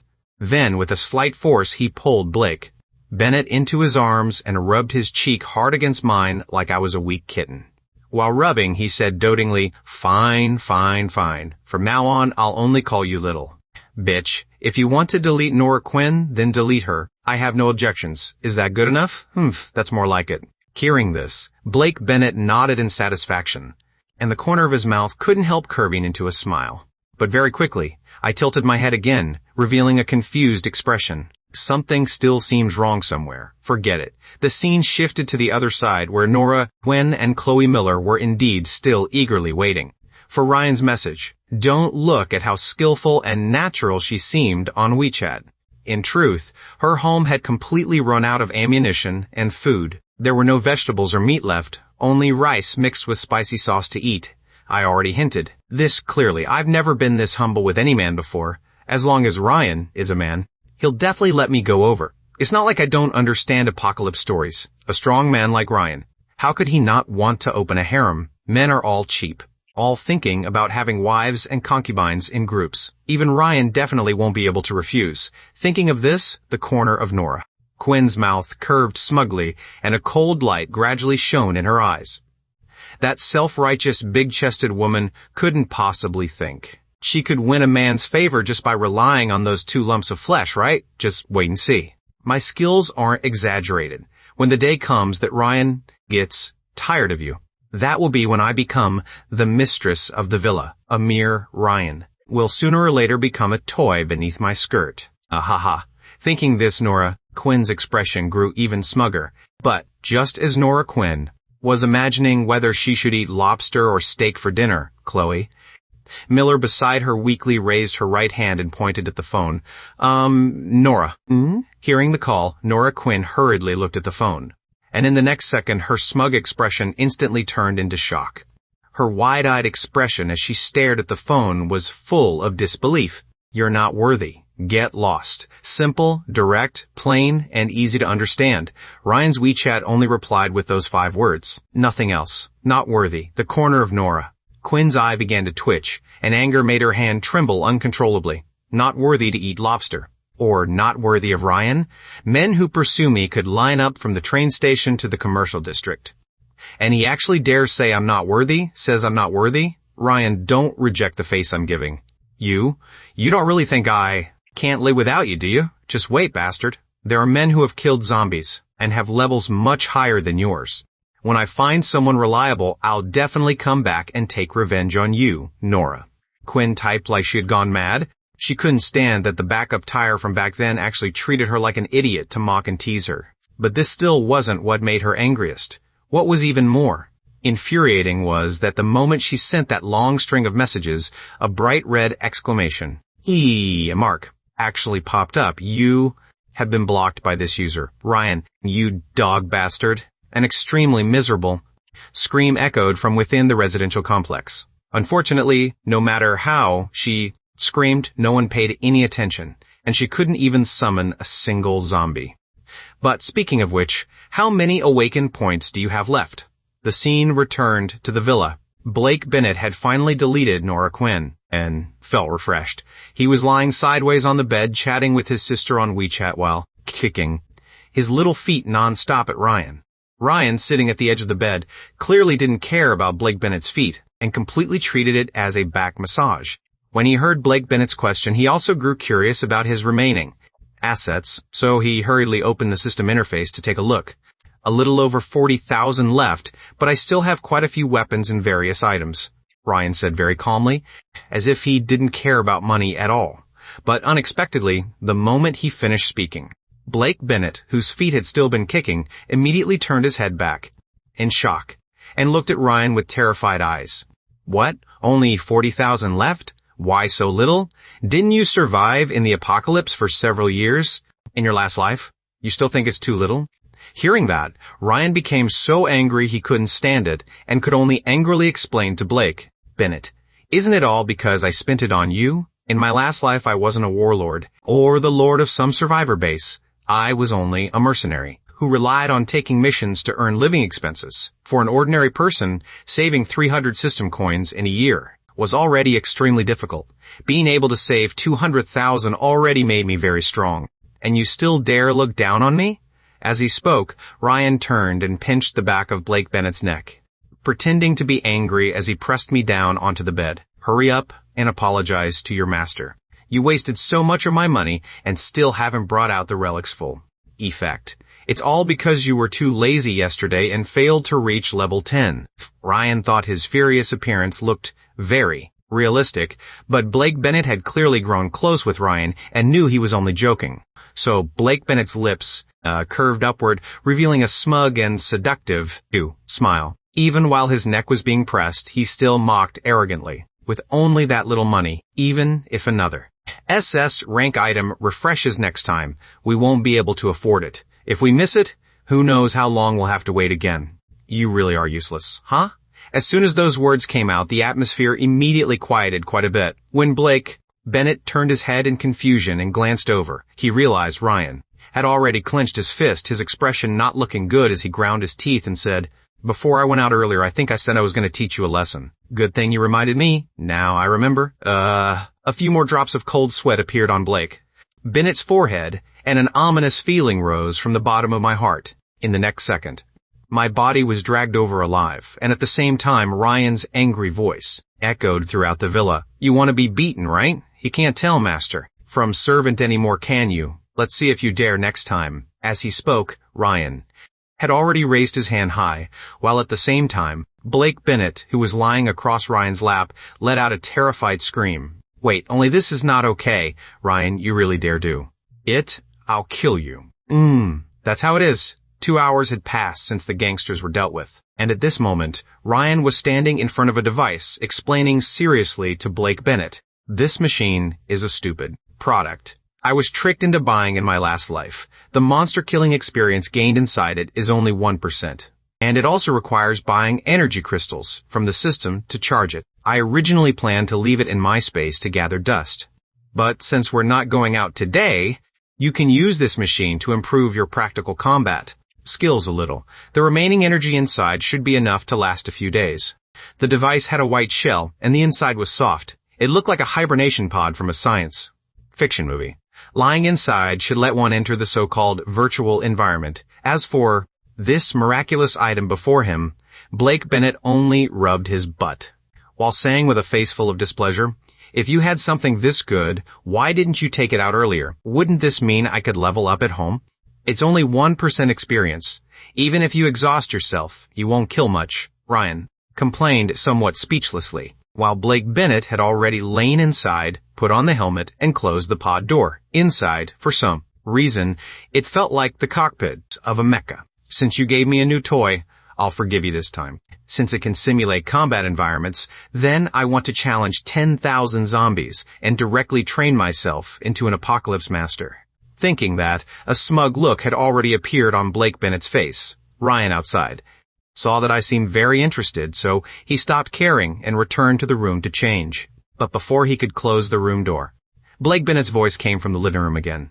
"Right, Ryan, I'm stewing ribs in the kitchen. Remember to turn off the heat in an hour and a half." "Got it," Ryan casually answered. But after answering, he oddly touched his chin. He kept feeling that something was strange. What was this sense of everyday life? Why was there no apocalypse atmosphere at all? Ryan felt very confused about his current life. You had to know, in his last life, he had struggled desperately to survive in the apocalypse. Sometimes, for a single bite to eat, he had to fight bloody battles against zombies and monsters. But looking at this life, his days were honestly a little too comfortable. For now, putting aside that his strength had completely exceeded the level of the whole world and his safety was maxed out, Blake Bennett also changed things up every day and cooked all kinds of delicious food, making him completely lose the tense feeling of the apocalypse. But who cares? Being able to live peacefully isn't bad either. In my last life, didn't I risk life and death for exactly this? If I can even have a child, that'd be even better. Besides, I didn't come back through rebirth because heaven favored me, but because I earned it through my own efforts. On what grounds can't I enjoy life? Thinking this, Ryan's face showed a faint smile. But this was precisely what made Ryan impressive. He said this not because he overestimated himself. In his previous life, Ryan's awakened skill was to give up all skills before level 30 in exchange for an unknown effect. An unknown effect that even he himself didn't understand. When others were frantically killing monsters to gain skills and becoming powerhouses of their own regions, Ryan could only rely on the few attributes he got from leveling up to barely survive. His weak strength created his extremely cautious personality, so cautious that he was almost abnormal. This was also why whenever he killed enemies, he shot them dead with one bullet, or swung his blade down without any hesitation. Later, when the monster tide swept, across China and all of humanity fell into a life and death crisis, even he himself forgot that he still had a skill with an unknown effect, only after dying. And being reborn did Ryan suddenly realize that his awakened skill was that when the host died, he would return to the timeline before the apocalypse, while keeping all skills and items obtained in the previous life. The prerequisite was that he had to survive to level 30 without any skills. This difficulty, even if not called hell level, was still extremely difficult. Those days of wandering, namas, everywhere. I never want to experience them a second time. In this life, no one can harm me again. As for now, while Blake Bennett was still training monster-killing techniques inside the simulator, Ryan had changed into clean clothes, agilely jumped down from upstairs, and his cold gaze quickly locked onto the northwest. How could he have missed? From the beginning, he had intentionally let Frank Miller run. He had left his magic power on the bullet, within a 30-kilometer range, as long as the target didn't use a hiding skill. He could sense it clearly. He wanted Frank Miller to return so he could wipe out this organization in one fell swoop. You offended me and still want to live? Not a chance. Whoosh! After one flash, Ryan's figure vanished from the residential complex. At the same time, inside the simulator, This is magical, After starting the simulator, Blake Bennett felt as if he had transmigrated. After a dazzling white light, I actually arrived in a new city. There were no zombies here, nor any living people. It was so empty that in the whole world, only I stood foolishly in the middle of the street. Host number 1 has entered the practical combat simulation environment. The environment and enemies can be changed according to memory. If you have any needs, simply imagine them in your mind and press confirm. Oh, isn't this basically the smart version of VR glasses? It feels pretty interesting. First, arrange a few zombies for me to test it out. As soon as the thought appeared in my mind, a series of strange low growls came from behind. Blake.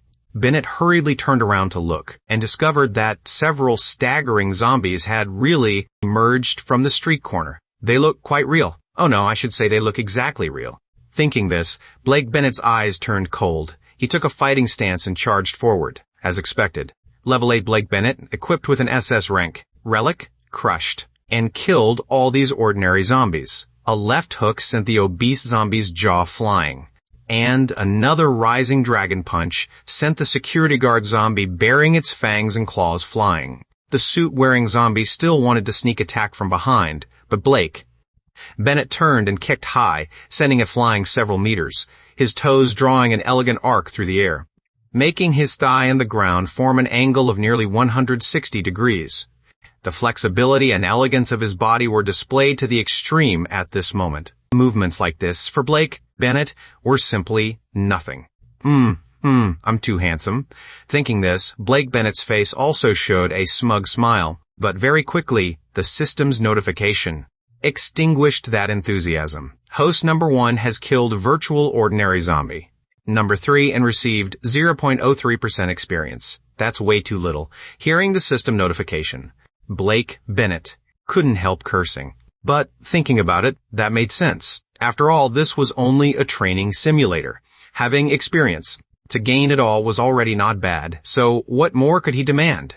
But with Blake Bennett being this smart, how could he not think of a way to develop new functions for the simulator? Just practicing. Killing zombies like this felt boring. No wonder Ryan said this device was a scam. But what if, and I'm just saying what if, the enemy I imagine is Ryan? Buzz, buzz, buzz. Huh? The moment that thought appeared, the street scene suddenly flickered several times, and a man with icy, emotionless eyes appeared at the end of the street. This scene made Blake Bennett jump in shock. It really works? It really is Ryan. Wait, if that's the case, Blake Bennett's pupils trembled slightly, and I suddenly realized I could constantly train in this simulator, constantly practice, until I could completely defeat Ryan. Then I could return to the real world and challenge Ryan, before defeating him in one blow and taking back my freedom. Ha ha ha ha ha ha ha ha. Ha ha ha ha.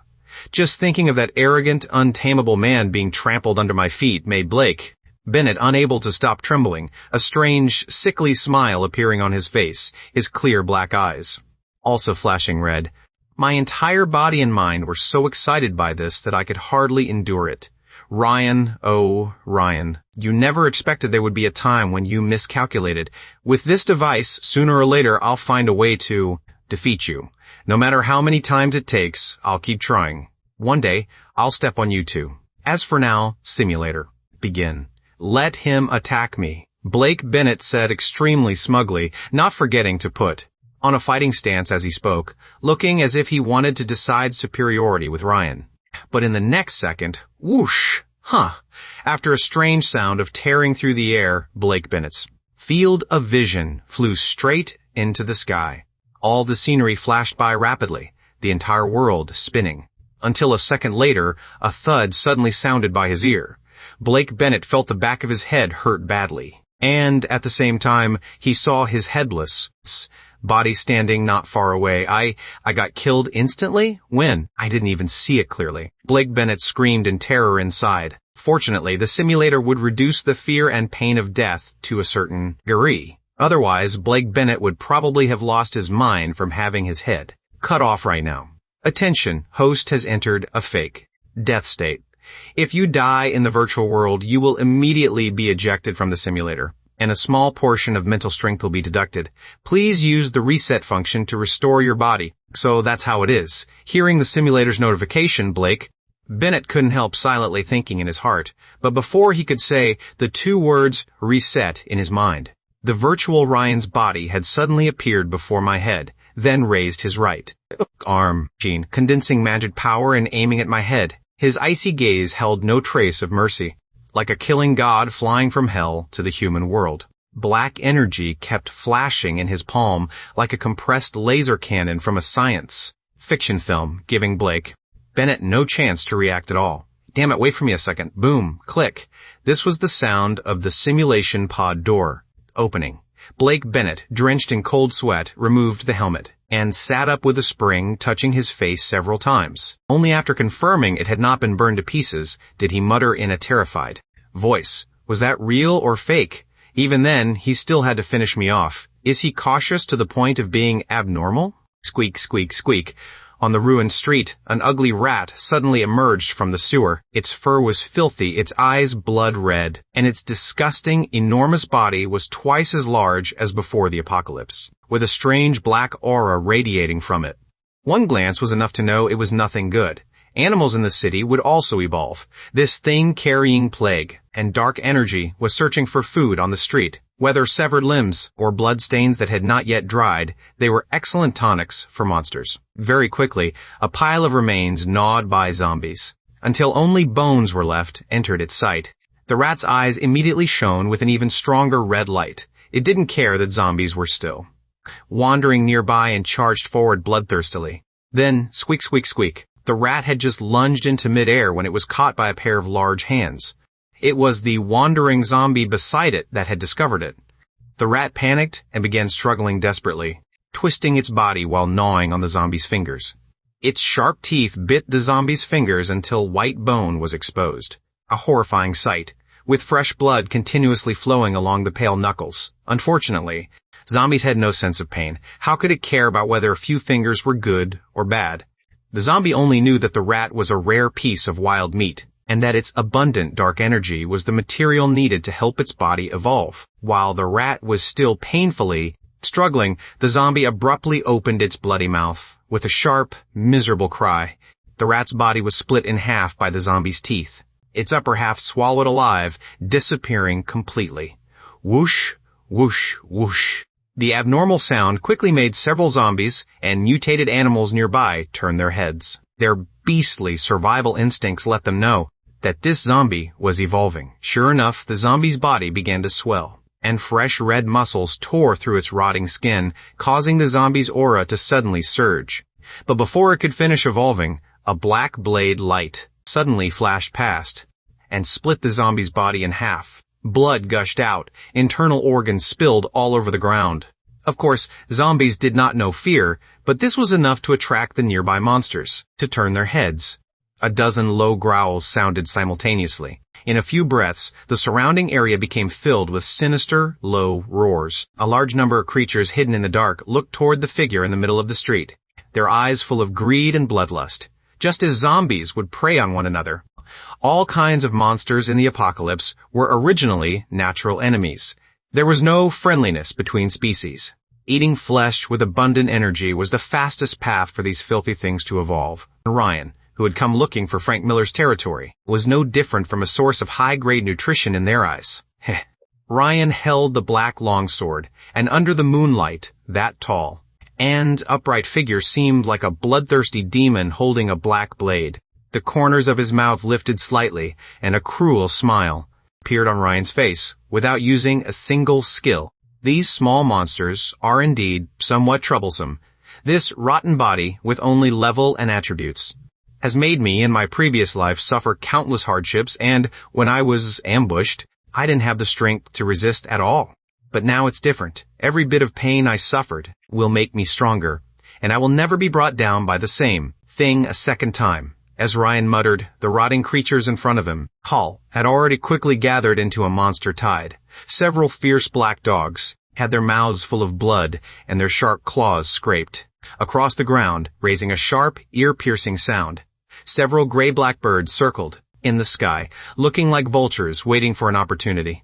There were also zombies, big and small, slowly gathering in different directions, their crimson eyes filled with a desire for flesh. After sensing Ryan's powerful life force, they, with no intelligence to speak of, could no longer control themselves, and one after another let out angry roars. Killing intent surged in the air. Finally, at a certain moment, one of the black dogs, driven by its hunting instincts, could no longer hold back and took the lead, lunging at Ryan, its razor-like Fangs were aimed straight at Ryan's neck. Then, whoosh! As the blade flashed, the black dog's head rolled across the ground. The other monsters also completely went mad at this moment, and as if receiving some signal, they all charged at Ryan. Ryan still looked relaxed. The black sword in his hand swung, and a blade wind filled with death spread outward, leaving only fragmented corpses in its wake. Not even those low-level monsters could truly make him use his skills. Ryan was using the most ordinary methods to deal with all the monsters before him. He had to use them to truly adapt to this body of his, which was filled with skills and powerful attributes. In 1 second, 2 seconds, perhaps just a few breaths, all the surrounding monsters had already collapsed to the ground. Ryan wiped the blood off the black sword, his cold eyes looking toward a building across the street, saying casually, "Keep hiding. If you keep hiding, you're dead." As soon as Ryan finished speaking, a trembling figure immediately crawled out from behind the broken window. Frank Miller clutched his injured shoulder and knelt on the ground, trembling all over. Outside the window was a long-abandoned street. Aside from monsters wandering everywhere, there was only Ryan. He had no way to run, and no chance to run. "Hey, brother, I was wrong. I really was wrong. I swear I absolutely won't cause you trouble again." Frank Miller cried and shouted. He wanted to beg for mercy first, and as long as he could survive, he would settle the score with Ryan later. But Ryan obviously had no intention of showing mercy. He only walked into the room with steady steps. With each step he took, the terror on Frank Miller's face deepened. "I was originally planning to use you as fishing bait," Ryan said with a faint smile. As he spoke, he casually threw his long sword aside and let the black blade slash straight through Frank Miller's ear. Blood immediately dripped from his ear. Frank Miller was so frightened that his legs trembled and he collapsed onto the ground, leaving a large yellow stain under his body. Ryan, listen to me. It wasn't my idea to attack your home. My brother is New World's boss. Everything was his idea. Really, it was all forced on me. He was the one who told me to attack you. Please spare me." Seeing that, Frank Miller had started giving information. Ryan tilted his head, looking interested as he asked, "What level is your brother? Is he a Thunder-type awakened person? How did you know?" As soon as these words came out, Frank Miller's expression changed. He never expected that Ryan could actually know his brother's awakened skill. New World's boss was called Aaron Miller. In his previous life, he was also a famous warlord in this city. His thunder ability was very powerful. Unfortunately, in his previous life, by the time Ryan came to this city, Aaron Miller had already died at the hands of a monster tide. Thinking of this, a faint smile appeared on the corner of Ryan's mouth. Only level 5, and already awakened thunder ability. No wonder he became famous in his previous life. After saying that, Ryan touched his chin, as if he had already thought of something interesting. If he remembered correctly, this Aaron Miller was a very powerful person. Even if he had done plenty of evil deeds, he still had his own territory and faction. Recruiting this person could save him a lot of trouble. "Brother Frank, take me to your brother." Seeing Ryan smile this way, Frank Miller trembled all over, swallowed, and suddenly pointed at the door. He's right outside the door." "What?" Ryan was also slightly stunned after hearing that. Almost at the same time, he heard applause coming from outside the door. Clap, clap, clap, clap. Sure enough, the next second, a man in a floral shirt walked in from outside. His hair was dyed blonde, a gold necklace hung around his neck, and he looked unrestrained and arrogant. Just by looking at him, one could tell he was definitely not a good person. Interestingly, at the moment the man appeared, a trace of greed actually appeared in Frank Miller's eyes. "I was just thinking, brother, how could I possibly be unable to sense your aura? So you're hiding a few meters from me." The person who came was Frank Miller's older brother, Aaron Miller. Facing this mercenary's older brother from his previous life, Ryan was still neither humble nor arrogant, only giving a faint smile. But after hearing Ryan's words, Aaron Miller only shrugged helplessly and pulled over a chair, sitting down in front of the two of them. When he was face to face with Ryan, not only was he unafraid, he even smiled very casually. "Not bad. Mr. Foster, your skill is very strong. Unfortunately, the moment my little brother was hit by you, I sensed it." Greed quickly appeared in his eyes. "If that's the case, that's not bad, right? Right, then brother, when do we take revenge?" "About that. Facing his younger brother's question, a ghostly, unreadable smile appeared on the floral shirt man's face. At the same time, Ryan outside the window, after hearing the entire conversation, scratched his cheek. Then silently opened his space and took out the black longsword. The opponents were all low-level trash with few skills. The next scene should have been Ryan, breaking through the window and rushing in, handsomely leaving some harsh words under the villain's shocked and angry questioning. Then slaughtering everyone because the other side dared to have designs on his wife, making him activate punishment. A reborn powerhouse like Ryan dealing with this kind of trash should be more than enough. But as someone extremely cautious, Ryan did not intend to do that. The reason was simple. He was not here to fight desperately. There was no need to save magic power, nor was there any need to act cool. Therefore, Ryan chose the most secure way. The scene shifted back to Frank Miller's hiding place. The two brothers were still discussing how to deal with Ryan, since the surveillance cameras around the villa had already been destroyed by the explosion. It wouldn't be difficult to ambush Ryan with numbers. Most importantly, this stupid little brother of his had already discovered Ryan's fatal weakness: women. His wife was truly too beautiful. So beautiful that even Aaron Miller felt somewhat tempted, and he already had a plan in his heart. As long as they captured Ryan's wife, dealing with Ryan would be very easy. But the next moment, Aaron Miller, who had been deep in thought, suddenly lifted his head and looked toward the window. Wait, something is outside. Bang! The sudden gunshot startled everyone. The bullet entered from the shattered window, passing through Frank Miller's head like an eagle passing through a gate. Blood sprayed from Frank Miller's wound, and his body froze in place, confusion still written across his face. At this moment, Frank Miller, who had been holding resentment and preparing to take revenge on Ryan, still had no idea how he had died. At the same time, behind the window, several black figures passed through the night with ghost-like speed, already quickly approaching the building. Brother Frank.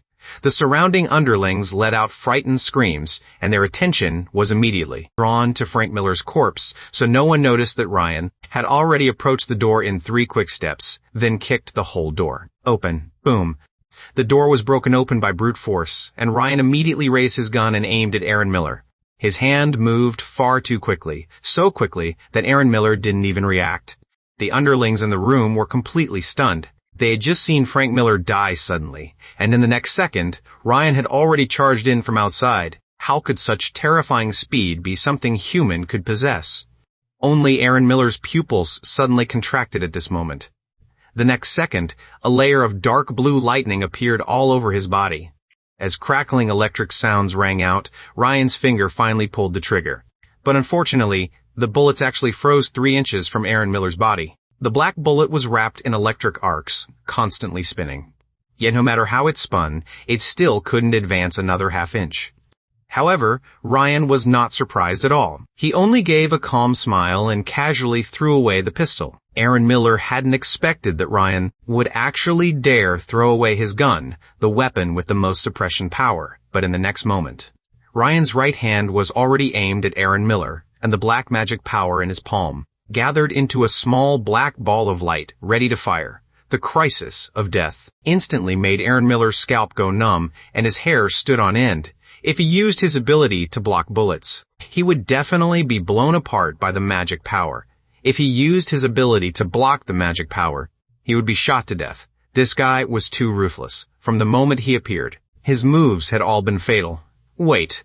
Under the pressure of death, Aaron Miller shouted desperately, his eyes trembling violently as he made a choice. Frank Miller's corpse crashed to the ground, and the sound of heavy objects hitting the floor was unusually clear in the room. The pistol bullet dropped at the same time, but the magic ball gathered in Ryan's hand still did not dissipate. He only stared calmly at Aaron Miller. You had 1 second to explain before you died. Aaron Miller also swallowed hard and secretly, wiped cold sweat from his forehead. He had guessed right. Ryan could communicate. But that communication method was truly terrifying. 1 second was 1 second. If Ryan felt what he said was useless, he would really kill him. Ryan, I'm different from my little brother. I have no grudge against you. But I know you. You are a man born to rule the apocalypse. You can really use me. Let me be your subordinate. I can gather people and run errands for you. I can even help you collect information and manage the base. Look at this base I've managed. The order is not bad at all. Ryan, you should be able to see my value. Hearing what the man before him said, Ryan subconsciously used his perception skill, and immediately afterward, several lines of cold data appeared before his eyes. Aaron Miller, level 5, physical ability, C intelligence, S, leadership, S awakened skill, lightning core. His attribute panel was extremely biased. This guy in front of him was obviously no combat specialist. The S-rank leadership was probably why he could become a warlord in his previous life. At the same time, for a person like Ryan, who didn't understand management and only knew how to fight and kill, Aaron Miller's usefulness was indeed not small. Ryan finally had a thought and could not help asking. Directly, I am not the kind of person who easily trusts others. How do you make me believe that you won't betray me? Don't worry, I have a way. Aaron Miller let out a sigh of relief. Since Ryan said this, it proved there was room to talk. So Aaron Miller quickly took out a blood-red scroll, handed it over with both hands, and at the same time explained, S rank item. Blood contract. After signing a master-servant agreement, it can restrain the servant's rebellious thoughts when his thoughts of harming his master become too intense. The contract will activate and make the servant suffer the pain of blood burning. I believe. With this contract, you can trust me. Ryan looked at the contract before him and finally revealed a rather pleased expression. This thing really wasn't bad. Among items of the same rank, this thing was relatively expensive. Aaron Miller's willingness to take it out proved he was indeed sincere. Thus, without hesitation, Ryan signed the blood contract with Aaron Miller on the spot. From today on, you are my subordinate. Since you call me master, you are one of my people. If anyone tries to bully you in the future, tell them my name. Ryan spoke calmly, then pulled out several bottles of basic recovery potions and tossed them to Aaron Miller. Heal your injuries first. Aaron Miller respectfully took the potions, but after hearing Ryan's words, his eyes showed a strange light.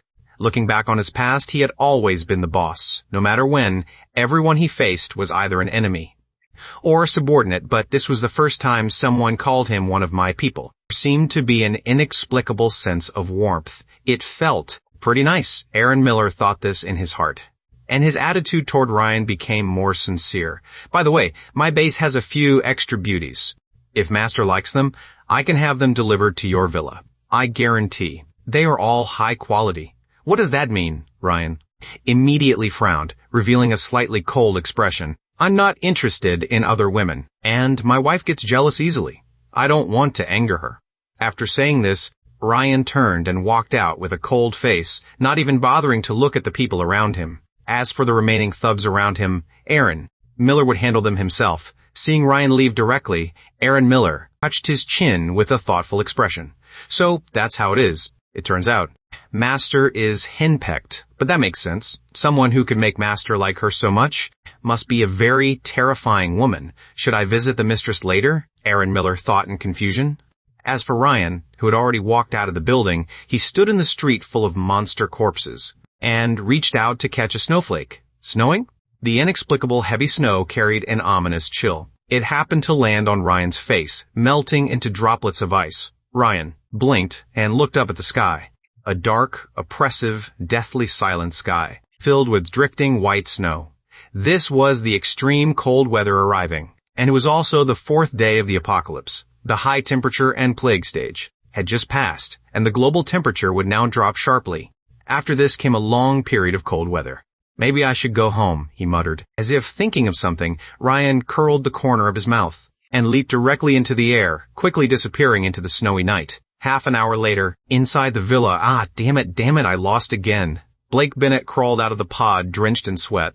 My silver hair had become damp and clung to my fair, flushed cheeks, while my eyes were full of frustration. Clearly, I had already challenged the simulated Ryan dozens of times, but unfortunately, each challenge ended in an instant death. I didn't even have the chance to react.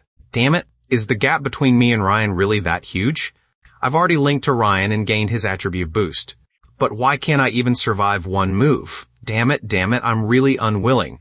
The reason was simple. The Ryan inside the simulator had the same attributes as Blake Bennett, but he was Ryan from Blake Bennett's memories. In other words, the virtual Ryan simulated by the simulator had fully inherited Ryan's skills and combat experience, even if the two sides had the same attributes.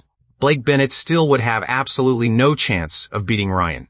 But Blake Bennett clearly did not know this. In his eyes, the simulator was just a simple imaginary enemy, and losing so miserably was proof that there was too much of a gap between himself and Ryan. Am I really no match for him? Do I really have to be Ryan's wife for the rest of my life? Thinking this, Blake Bennett gradually trembled, his face showing an expression as if he had lost hope in life. Unable to win. Truly unable to win. And the most terrifying part was that after each instant death, not only was Blake Bennett unconvinced, he even felt the powerful figure of Ryan in the simulation looked extremely handsome, fierce, powerful, and merciless. Especially the moment Ryan's hand pierced through his chest and pinned him against the wall. The icy, condescending gaze from above actually made his body heat up. This body is hopeless. Thinking this, Blake Bennett hugged his knees, looking utterly devastated. But in the next second, the living room door was pushed open. Ryan had already returned, seeing me collapse next to the simulation pod. He was first slightly stunned, then quickly walked over and lifted me from the ground. Why are you sitting on the floor? It's cold, and you're wearing so little. Do you want to get frozen? Wait. As he spoke, Ryan froze slightly. He only then discovered that the air around him was filled with coldness, and large flakes of white snow were falling outside the villa. Winter has come. Blake Bennett also noticed something was wrong, and hurriedly turned his head to look out the window. In the cold night, white snow fell all over the sky, and the cold, windy air instantly made Blake Bennett shiver. Cold, so cold. Snow in July? Is this the apocalypse? As expected, it's not just zombies and mutations. Blake Bennett thought this in his heart, and then couldn't help shrinking into Ryan's arms. The thin, soft body pressed against Ryan's chest, and Blake Bennett even showed a trace of reliance and trust in his eyes without realizing it. This made Ryan's body stiffen slightly. If this continued, Ryan really worried that one day he would become addicted to this warmth and softness. But now was obviously not the time to think about these things. Before long, even with the floor heating in the villa turned on, the temperature inside had still fallen to around 10 degrees. This caused Ryan and Blake Bennett to start searching through the boxes and cabinets for winter clothes. Ryan's clothing style was actually extremely simple. It was either wear-resistant, thick, long-sleeved combat uniforms, or athletic wear, and even his underwear and socks were mostly pure black. At most, there were a few sets of white or gray. If it were just Ryan himself, changing into some casual clothes would be enough. But unfortunately, at home, he also had a wife who could not be frozen. Blake Bennett sat at the bedside, looking resentfully at the white cotton socks Ryan handed over, as well as the thick white knitted sweater and white down jacket. And the corner of my mouth kept twitching. Why are they all women's clothes? I could understand black stockings and short skirts, but who would have thought that Ryan had prepared several large boxes of women's clothes at home? This was way too much. Don't you have a single set of men's clothes? Although I can't wear them, they would at least make me feel better. What's wrong with women's clothes? It's not like they're not good, Ryan answered very naturally. After speaking, he reached out and patted Blake Bennett's head. Forget it. Just put them on quickly. The temperature outside is still dropping. If you wear too little, you'll get sick. After saying that, Ryan left the bedroom to give Blake Bennett space to change. Blake Bennett, who had been feeling quite embarrassed at first, couldn't help feeling slightly stunned. For some reason, every time Ryan showed a bit of gentleness, my heart would soften. Only after a long time did Blake Bennett finally realize something and turn his head in slight curiosity to ask, "You don't think zombies can infect people, do you?" "Can they not infect people?" As soon as these words came out, Tyler Brooks indeed showed a surprised expression while on Ryan's side. He also looked enlightened. No wonder I kept wondering why people in the complex were so cowardly. It turns out they all think the zombie virus can infect people. I can only say movies have poisoned them too deeply. Most people feel that zombies are monsters carrying pathogens. Forget being bitten. Even getting scratched lightly might infect you and turn you into a zombie. This makes many people afraid to easily confront zombie hordes, even though their speed is very slow. But in reality, that isn't the case. In this apocalypse, zombies, like monsters mutated from wild beasts and plants, belong to another form of mutant monster. They basically have nothing to do with viruses or infections. To put it in a very simple way, zombies had the same function in the apocalypse as monsters, providing experience and materials for the awakened. In other words, they are just monsters that drop equipment in a game. Naturally, they won't infect people. But although zombie bites do not cause infection, their mouths are not clean either, especially since corpse poison does exist. So even though you don't need to worry about becoming a zombie, once bitten, you still need to disinfect and treat the wound as soon as possible. Otherwise, if the wound is infected by corpse poison, it can still be fatal. So that's how it is, Tyler Brooks nodded thoughtfully. No wonder he had only felt a little flustered when fighting zombies earlier.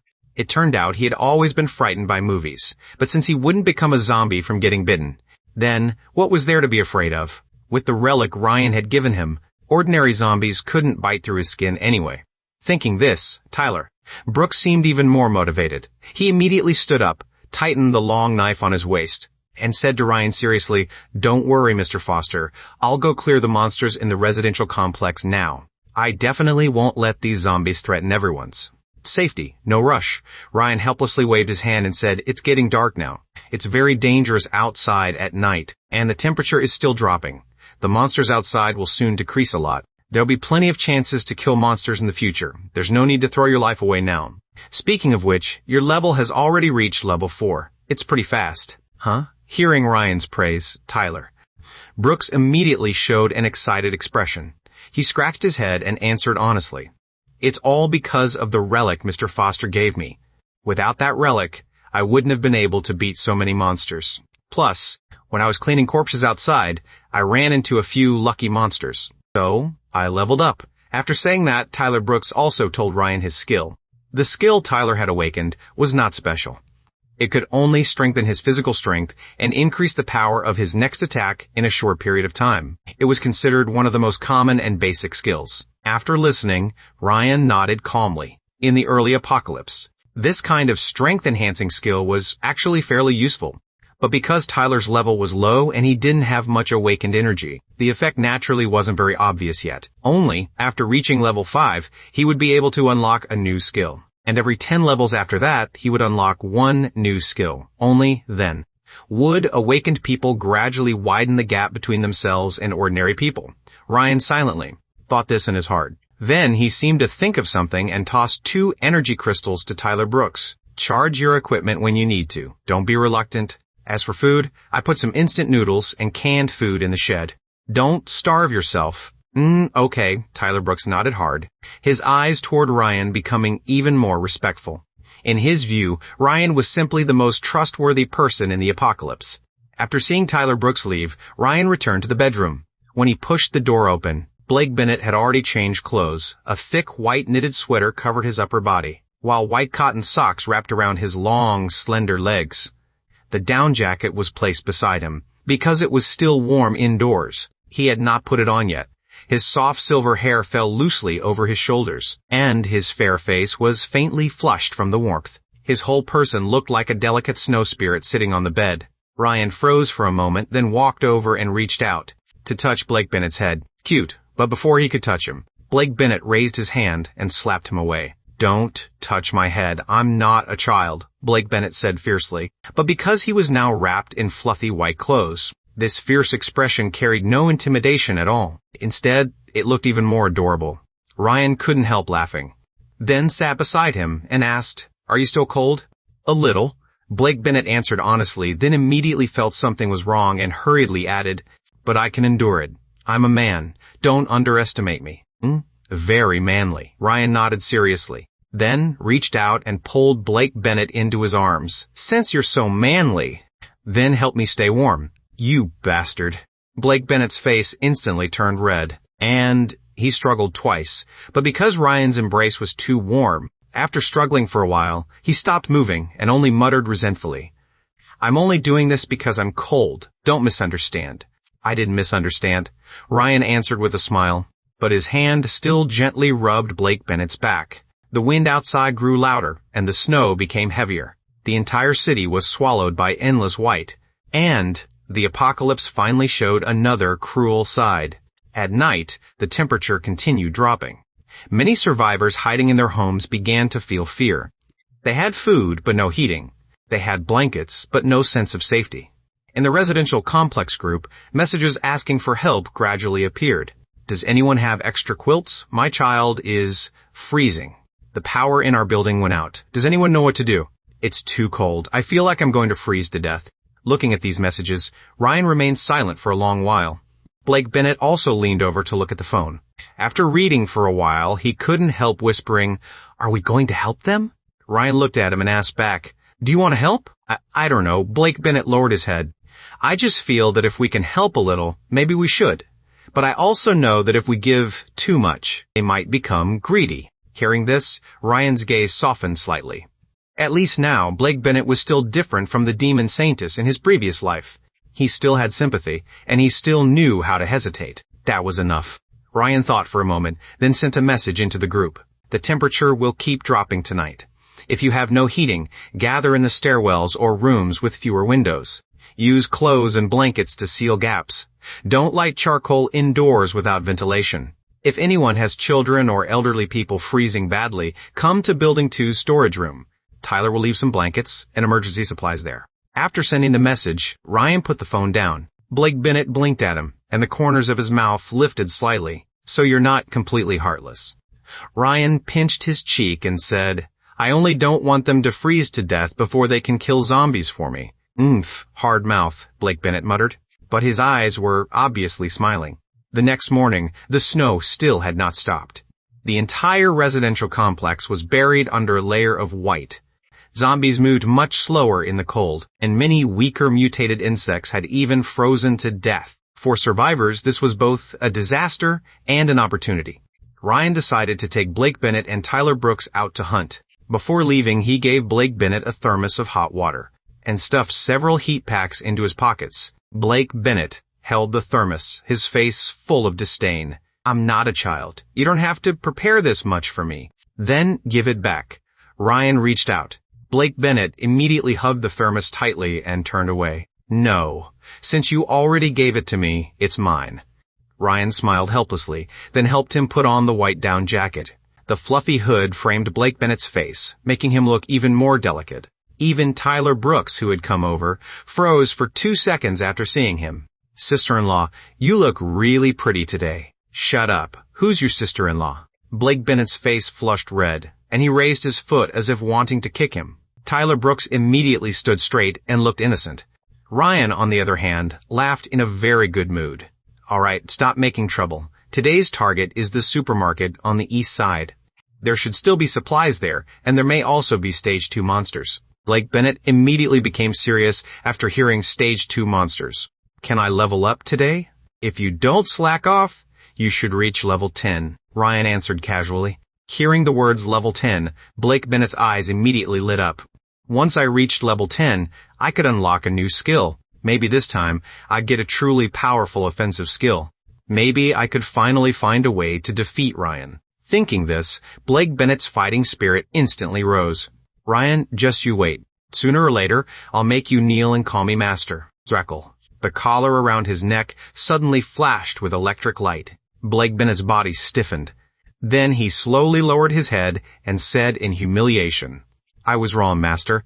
Ryan looked at him with a smile that wasn't quite a smile. "What were you thinking just now?" "Nothing. I was thinking, that master is wise and mighty. I mean, each person needs 200 awakened coins. Once you save enough money, come find me," Ryan said with a smile, then turned and left, leaving Jeremy Fields standing dumbly at the stairwell entrance, his face full of confusion. "Awakened coins? What is that?"